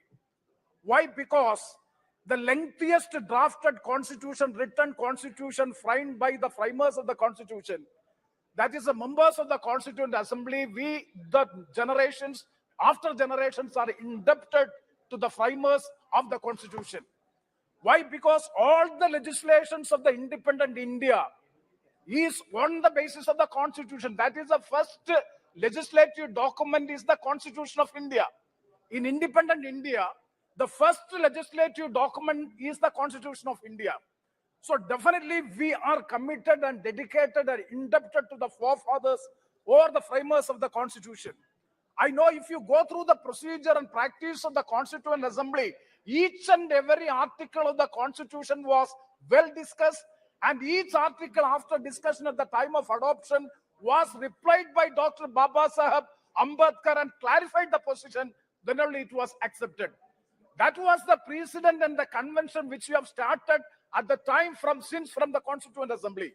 So still we want to continue it. And also the Constitution provides us for a parliamentary system of governance. So according to me, as far as India is concerned, such a pluralistic country, having unity among diversity, this is the best solution. The parliamentary system of governance is the best solution as far as India is concerned. So coming to the back, sir, if you go to the history of Indian Parliament, I would like to say that definitely it is in December 1946, if you examine, Pandit Jawaharlal Nehru presented the objective resolution in the Constituent Assembly, which became the foundational document of the preamble, which declared equality, liberty, fraternity, justice, economic, social, and political freedom of opinion, conscience as the goal of free India. So it was Pandit Jawaharlal Nehru, or it was the Nehruvian vision which animated the Constitution along with the intellectual outputs of Baba Saheb Ambedkar. Sir, during the past 7.5 decades, almost all the time, if you critically examine, the federal structure of the country is under threat. And the federalism, if you go through from 2014 to 2023 also, the federal character of the constitution is not being addressed in a proper way. That is the latest example, the Delhi Union Territory Amendment Bill, by which the elected government's powers have been taken by the center. So federalism has to be protected. That is the point which I would like to make. So the glorious history of Indian Parliament in the legislative process, landmark legislation from the first constitution amendment in the year 1951 to the 104th amendment and 73rd and 74th amendment, by which the Panchayati Raj system and the Nagarapalika system was introduced as the third tier of the system of administration, is a landmark legislation which was done. And so Right to Education Act, Right to Information Act, and so many legislation, I'm not going to the details. Election laws, personal laws, environmental laws, property laws, food laws, GST laws, and Insolvency and Bankruptcy Act, and so many acts, landmark legislation. Sir, I'm coming to the precedents and conventions of the House. Sir, it is Pandit Jawaharlal Nehru and G.V. Maulanga, the first speaker and the first prime minister of the country. They are the architects of the building the present parliamentary system. Sir, Pandit Jawaharlal Nehru created healthy conventions and followed them scrupulously and made others to follow. Sir, one time when the G.V. Maulanga, the honorable speaker, the then speaker, he expressed their desire to meet the prime minister at the parliamentary office. And after getting the information from the speaker, immediately Pandit Jawaharlal Nehru has responded, no, the speaker is the master of the house. He should not come to my office. And the prime minister went to the office of the prime minister. That is the convention, the tradition of this house, that we have to maintain it. That is the point which I would like to make. So, sir, Pandit Jawaharlal Nehru has laid the foundation stones on the effective parliamentary system. And he would be present in the house every day during the question hour. Whenever the minister makes a wrong answer or an unsatisfactory answer, the prime minister will stood up and correct the answer of the minister. That was the tradition and the convention. Sir, please, 2 minutes more to my experience also. And also, sir, opposition, the role of opposition was well respected by Pandit Jawaharlal Nehru. When A.K. Gopalan was speaking from this side, he was present, the honorable prime minister. So that healthy traditional conventions and the precedents, that is the strength of Indian parliamentary democracy, that is to be protected. Sir, now I am coming to my parliamentary experience just for 2, 3, 4 minutes. Sir, sir, 1 minute. No. Sir. Time is running Sir, fast. okay, sir. Sir, I have come to this house in the year 1996 in the 11th Lok Sabha. Atal Bihari Vajpayee. So I had the fortune to see 3 prime ministers. जी जी ठीक है okay. Thank you. Sir, thank you very much, sir. Sir, just 2-3 minutes. Just I will finish. Sir, my experience. Sir, when I came here first time in 1996, I had the opportunity or had the fortune to see 3 prime ministers within 19 months. First, Atal Bihari Vajpayee ji, then Deve Gowda ji, and then Inder Kumar Gujral ji. Sir, at that time, I was very much afraid and having the apprehension of how to address the house. Sir, see, in the 11th Lok Sabha, the stalwarts. Sir, if you see the P.V. Narasimha Rao, the former Prime Minister, Chandrasekhar ji, Arjun Singh ji, L.K. Advani ji, and also Vajpayee ji, and Indrajit Gupta, Somnath Chatterjee, Chitta Basu, Biju Patnaik, Murai Salimar, and stalwarts were in the house. So when at the time, immediately after the 13 days of the Prime Minister Atal Bihari Vajpayee ji, the confidence motion was there. At that time, my party had 5 MPs. I was the chief whip, so I got the opportunity to make the maiden speech. Sir, after my speech, when P.S. Sakma ji was the speaker, and I got 12 minutes out of 5 minutes. It was extended after 12 minutes. Everybody congratulate. What I would like to mention is, when I went out of the house, out of the chamber, the Honorable Prime Minister Atal Bihari Vajpayee, he was coming opposite to my direction. He just nodded my shoulder and said, well done, keep it up. That was the democratic temper which he has shown during the time of Vajpayee ji. So that was the inspiration that we got, and because the encouragement. Also, I would like to mention regarding Arun Jaitley ji. So we had series of debates with him, and how the way he is accepting our arguments. One day when we discussed about the money bill, I still remember, and he disputed my point, my argument, and the next day he said that I referred the books and had the homework, and to my information, after studying what I said is correct, and that type of Now, please. appreciation has to be It's enough now. maintained. And I Please. would like to, sir, the last point which I would like to make. So since the rules of procedure and practice has to be amended so Okay. as to ensure the smooth functioning of the House, once you. again, I take this opportunity thank to you. express our Shri sincere Indra thanks. Heng And with these Sumpaji, words, I conclude. Thank you very please. much, sir. You normally very brief you are. Please, this time also please be brief. जी.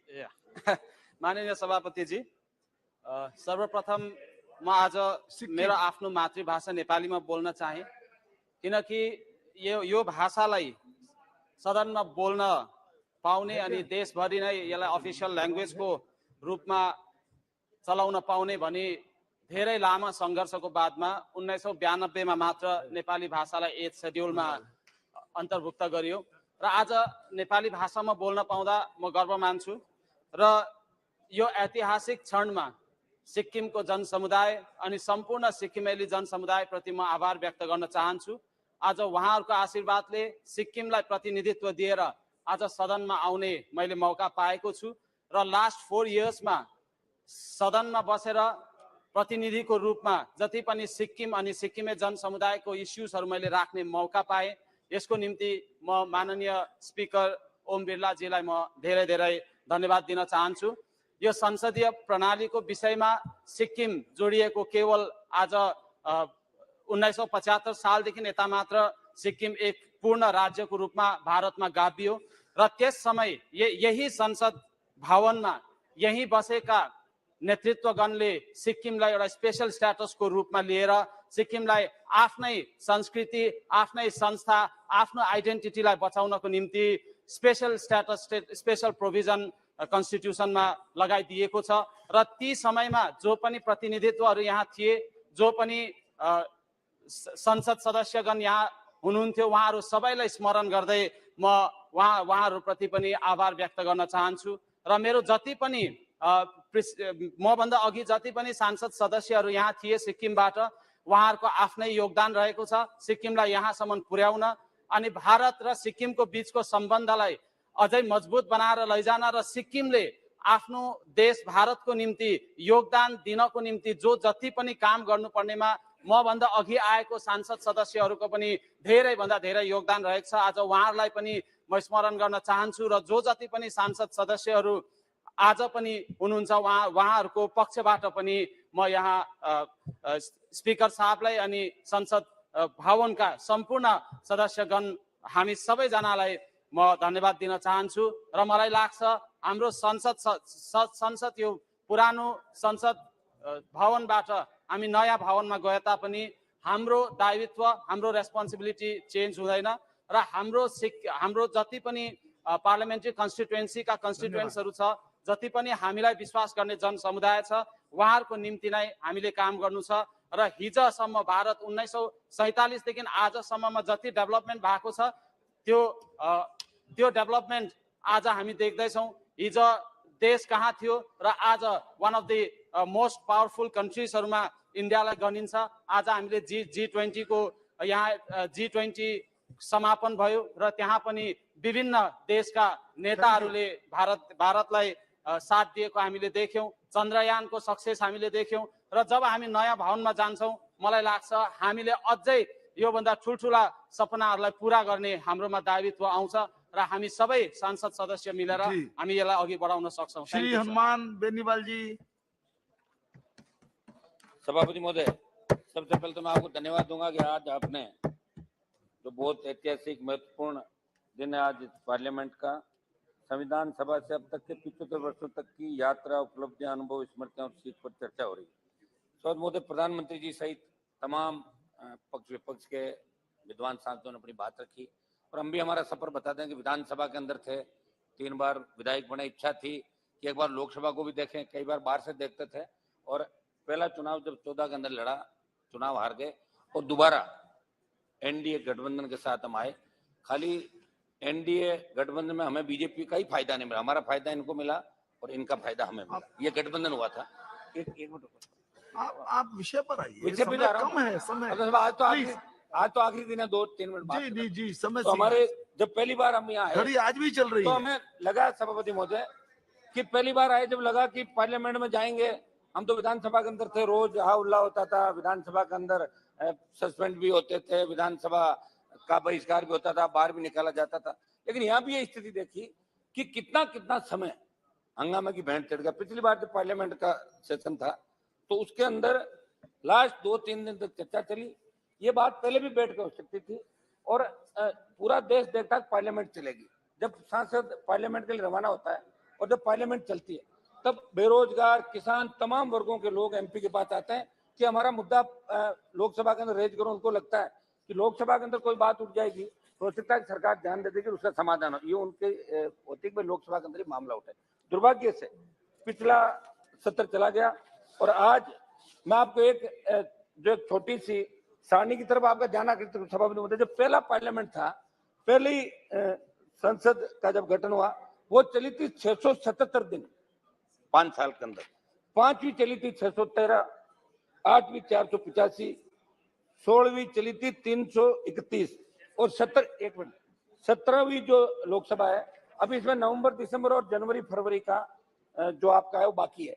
लेकिन अपन प्रयास भी करेंगे 230 हो सकता है 30-40 दिन और चल जाए। 1 मिनट तो जो दिन घट रहे हैं, जो चर्चाएं यानी 1-2 मिनट का टाइम दें सब, आप 1-2 मिनट टाइम दें सब मुझे। तो मेरी ये मांग है कि ये सत्र जैसे 617 दिन चले, 500 दिन चले तो पार्लियामेंट के अंदर और ज्यादा डेज ये इनकी मीटिंग हो ताकि लोगों को बात करने का मौका मिले। और बदरुद्दीन अजमल जी बात तो करने सब 1 मिनट हो गया, please 1 minute 2 minutes only please. समय 1 दो मिनट से 2 क्या मिनट कर रहा हूं? जी जी 2 मिनट में बात खत्म तो कीजिए। 1 मिनट करने दो। नहीं नहीं, आप अपना आखिरी वाक्य बोल दीजिए। तो बोल रहा हूँ आखिरी, बोल दीजिए। देखो जरूर छोड़ा, क्यों बोलते नहीं बोलेंगे लोग। अजमल साहब बोलिए। ये बोलते बड़ा बात। अजमल साहब जी, आपका बहुत आभारी हूँ कि आपने मुझे जी, इस बोलिए। विषय के ऊपर बोलने का मौका दिया। बोलिए बोलिए। आज हमारे इस पुराने घर का आखिरी दिन है, कल हम लोग सब नए घर की तरफ जाने वाले हैं और हमें उम्मीद है कि पुराने घर में रहते हुए गए नए साल से संविधान के साथ जो हम लोगों ने खिलवाड़ किया है, सर मैं खिलवाड़ कहूंगा गुस्ताखी की माफी के साथ, पूरे संविधान को बदलने की बात हो रही है, हिंदू राष्ट्र बनाने की बात हो रही है, ये हमारे संविधान में कहीं भी नहीं था। दलित भाइयों के साथ जो जुल्म हो रहा है, जो मुसलमानों के साथ जो जुल्म हो रहा है, वो सब को लेकर हमको यही छोड़ के जाना। मुझे hello you please keep quiet, you please. तो हम लोगों को आप बोलिए, आप इधर व्हाट इज बोलिए द ना। मीनिंग ऑफ पाकिस्तान, सीमित व्हाट इज द समय मीनिंग है। ऑफ पाकिस्तान। सीमित समय मुझे है। ये कहना है जी। कल से हम नए बिल्डिंग में जा रहे हैं जी। खाली कपड़ा नया बनाने से सर नहीं होगा, दिल बदलना पड़ेगा। हम लोगों को पुराने मामलों को भूलकर नए बिल्डिंग में जाना पड़ेगा। नए लोगों के लिए, दलितों के लिए, मुस्लिमों के लिए और दूसरों के लिए दिल खोल के काम करना पड़ेगा। इलेक्शन सामने है, ये तो ये पब्लिक है, सब जानती है। सर आज मुझे बड़ी खुशी है कि आज मोदी जी ने बोल दिया। सर प्लीज, मोदी जी ने आज बोल दिया। पहले मर्तबा सत्र में अगर मोदी जी पहले दिन से बोल देते 1-2 मिनट के लिए 18 दिन का हमारा सत्र चलता और ये काम होता। आज उन्होंने बोला, हम उनके बहुत बहुत शुक्रगुजार हैं और G20 के लिए भी और चंद्रयान पे जाने के लिए भी हम लोग शुक्रगुजार हैं। लेकिन नया बिल्डिंग बदलने से नहीं होगा, दिल बदलना पड़ेगा, दिमाग बदलना पड़ेगा। इस मुल्क को अच्छाई की तरफ ले जाने के लिए सबको इरादा करना पड़ेगा। ਪਹਿਲਾਂ ਮੈਂ ਤੁਹਾਡਾ ਬਹੁਤ-ਬਹੁਤ ਧੰਨਵਾਦ ਕਰਦਾ ਕਿ ਤੁਸੀਂ ਮੈਨੂੰ 75ਵੇਂ ਵਰ੍ਹੇਗੰਢ ਦੇ ਉੱਤੇ ਅੱਜ ਮੈਨੂੰ ਬੋਲਣ ਦਾ ਮੌਕਾ ਦਿੱਤਾ। ਸੋ ਸਰ, ਜਦੋਂ ਮੈਂ ਚੁਣ ਕੇ ਇੱਥੇ ਆਇਆ ਸੀ ਤਾਂ ਮੇਰੇ ਹਲਕੇ ਦੇ, ਮੇਰੇ ਪੰਜਾਬ ਦੇ ਜਿਹੜੇ ਲੋਕ ਸਨ, ਉਹਨਾਂ ਨੇ ਮੈਨੂੰ ਬਹੁਤ ਵਧਾਈ ਦਿੱਤੀ ਕਿ ਤੈਨੂੰ ਨਵੇਂ ਸਦਨ ਦੇ ਵਿੱਚ ਜਿਹੜਾ ਸਹੁੰ ਚੱਕ ਸਮਾਗਮ ਦੇ ਵਿੱਚ ਹਿੱਸਾ ਲੈਣ ਦਾ ਮੌਕਾ ਮਿਲੇਗਾ। ਪਰ ਸਰ ਮੇਰਾ ਮਨ ਸੀ ਕਿ ਮੈਂ ਇਸੇ ਪੁਰਾਣੇ ਸਦਨ ਦੇ ਵਿੱਚ ਹੀ ਮੇਰੀ ਜਿਹੜੀ ਸਹੁੰ ਚੱਕ ਸਮਾਰੋਹ ਹੋਵੇ, ਕਿਉਂਕਿ ਇਹ ਜਿਹੜਾ ਸਦਨ ਹੈ ਇਹਦੇ ਵਿੱਚ ਬਹੁਤ ਵੱਡੀ ਜਿਹੜੀ ਸਾਡੀ ਦੇਸ਼ ਦੀ ਜਿਹੜੀ ਵਿਰਾਸਤ ਹੈ ਉਹ ਇਹਦੇ ਵਿੱਚ ਮੌਜੂਦ ਹੈ। ਦੇਸ਼ ਦੇ ਉਹਨਾਂ ਮਹਾਨ ਜਿਹੜੇ ਨਾਇਕ ਹੋਏ ਆ ਜਿਨ੍ਹਾਂ ਨੇ ਦੇਸ਼ ਨਿਰਮਾਣ ਦੇ ਵਿੱਚ, ਰਾਸ਼ਟਰ ਨਿਰਮਾਣ ਦੇ ਵਿੱਚ ਆਪਣਾ ਬਹੁਤ ਵੱਡਾ ਹਿੱਸਾ ਪਾਇਆ।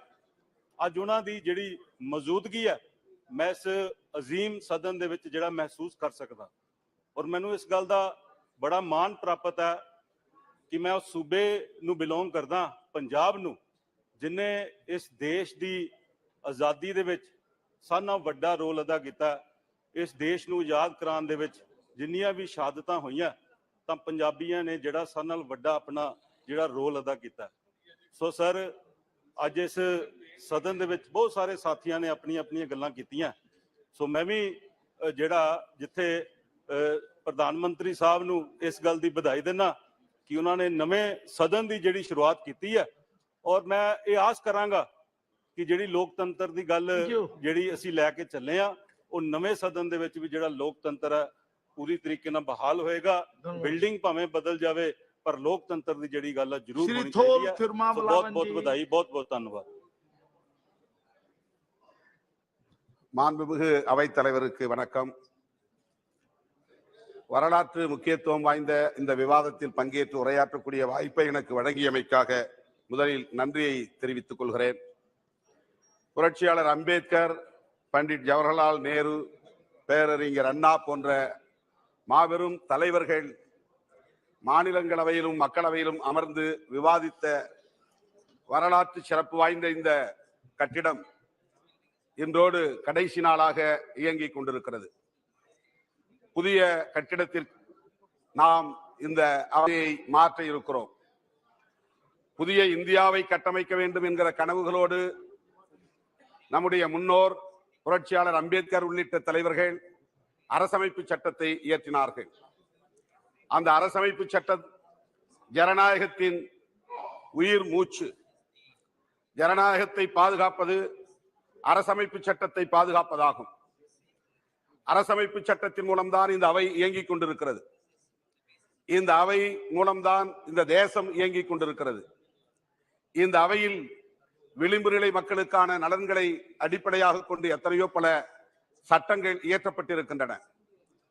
இடஒதுக்கீட்டு சட்டம், அதே போல நகர்பாலிகா, பஞ்சாயத் ராஜ் போன்ற ஜனநாயகத்தை ஊராட்சி வரையிலும் விரிவுபடுத்தக்கூடிய புரட்சிகரமான சட்டங்கள், வன்கொடுமை தடுப்பு சட்டங்கள், இப்படி எண்ணற்ற பல விளிம்பு நிலை மக்களின் பாதுகாப்புக்கான சட்டங்கள் இயற்றப்பட்ட நிலையில் கொடா தடா போன்ற பயங்கரவாத சட்டங்களும் இந்த அவையில் இயற்றப்பட்டிருக்கின்றன. விளிம்பு நிலை மக்களின் குரலை பிரதிபலிக்கக்கூடிய ஒரு அவை என்கிற முறையில் தான் நானும் இந்த அவையில் இரண்டாவது முறையாக உறுப்பினராக இடம்பெறக்கூடிய வாய்ப்பை பெற்றிருக்கிறேன். இந்த நிலையில் அரசமைப்பு சட்டத்தை பாதுகாக்க வேண்டியது இந்த நாடாளுமன்றத்தின் முக்கியமான கடமையாக இருக்கிறது. ஆகவே அரசமைப்பு சட்டத்தில் செக்குலரிசம் என்பது மிக முக்கியமான ஒரு கோட்பாடு என்பதை நாம் அறிவோம். அந்த மதசார்பின்மையை காப்பாற்றுவதற்கு இந்த பாராளுமன்றம் உறுதியேற்க வேண்டும் என்பதை வலியுறுத்தி வாய்ப்புக்கு நன்றி கூறி थैंक यू। माननीय सदस्यगण, आज लोकसभा के इस गरिमापूर्ण और ऐतिहासिक कक्ष में सदन की बैठक के अंतिम दिन अत्यंत सारगर्भित और सकारात्मक चर्चा हुई।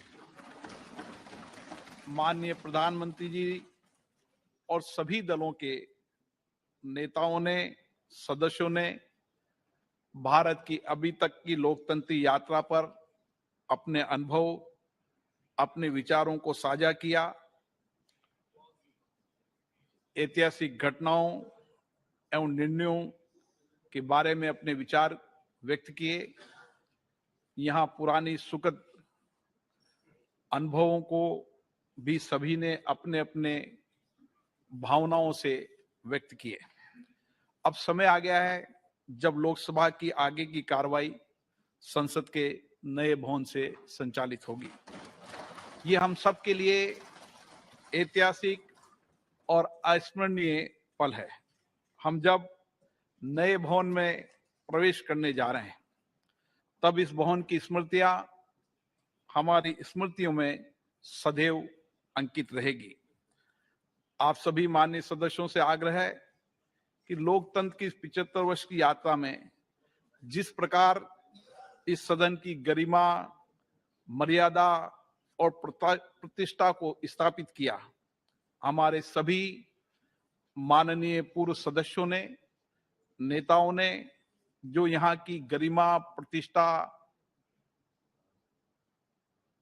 अच्छी चर्चा, संवाद, जिसके कारण हमारे लोकतंत्र की सामर्थ्य बढ़ी है, देश में प्रतिष्ठा बढ़ी है। अब हम नए भवन में हमारे संसदीय लोकतंत्र की यात्रा शुरू करेंगे।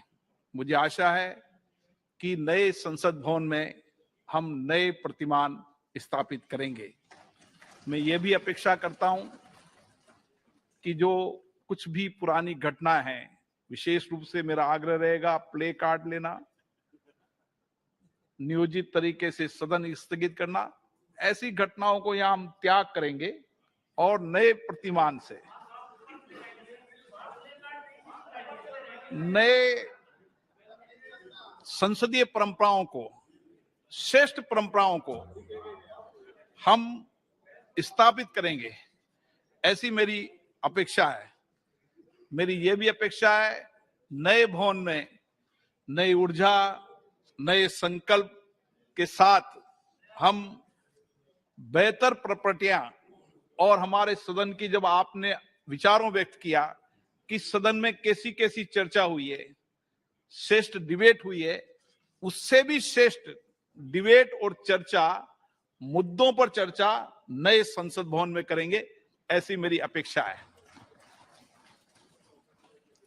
मेरा भी इस भवन से बहुत लगाव रहा है।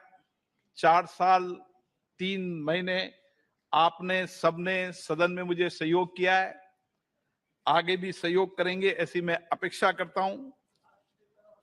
और मेरा अनुभव रहा है कि सदन में जिस तरीके से कई गंभीर मुद्दों पर पूरे सदन ने एक मत होकर देश और राष्ट्र के हित में निर्णय लिए हैं, उससे भी बेहतर नए भवन में एक मत से, सामूहिकता से निर्णय लेंगे, ताकि भारत की लोकतंत्र की प्रतिष्ठा विश्व में और बढ़े। आज भी भारत के लोकतंत्र पूरे विश्व के लिए मार्गदर्शक की भूमिका के रूप में है। मुझे आशा है नया भवन आपके लिए नई ऊर्जा के साथ इन संकल्पों को पूरा करेगा। आप सभी को जो चर्चा की, उसके लिए मैं बहुत बहुत पुनः धन्यवाद देता हूं। माननीय सदस्यों, सभा की कार्रवाई कल मंगलवार दिनांक 19 सितंबर 2023 को दोपहर 1:15 पर नई संसद भवन के लोकसभा के सदन में प्रारंभ होगी। सभा की कार्रवाई आज स्थगित की जाती है।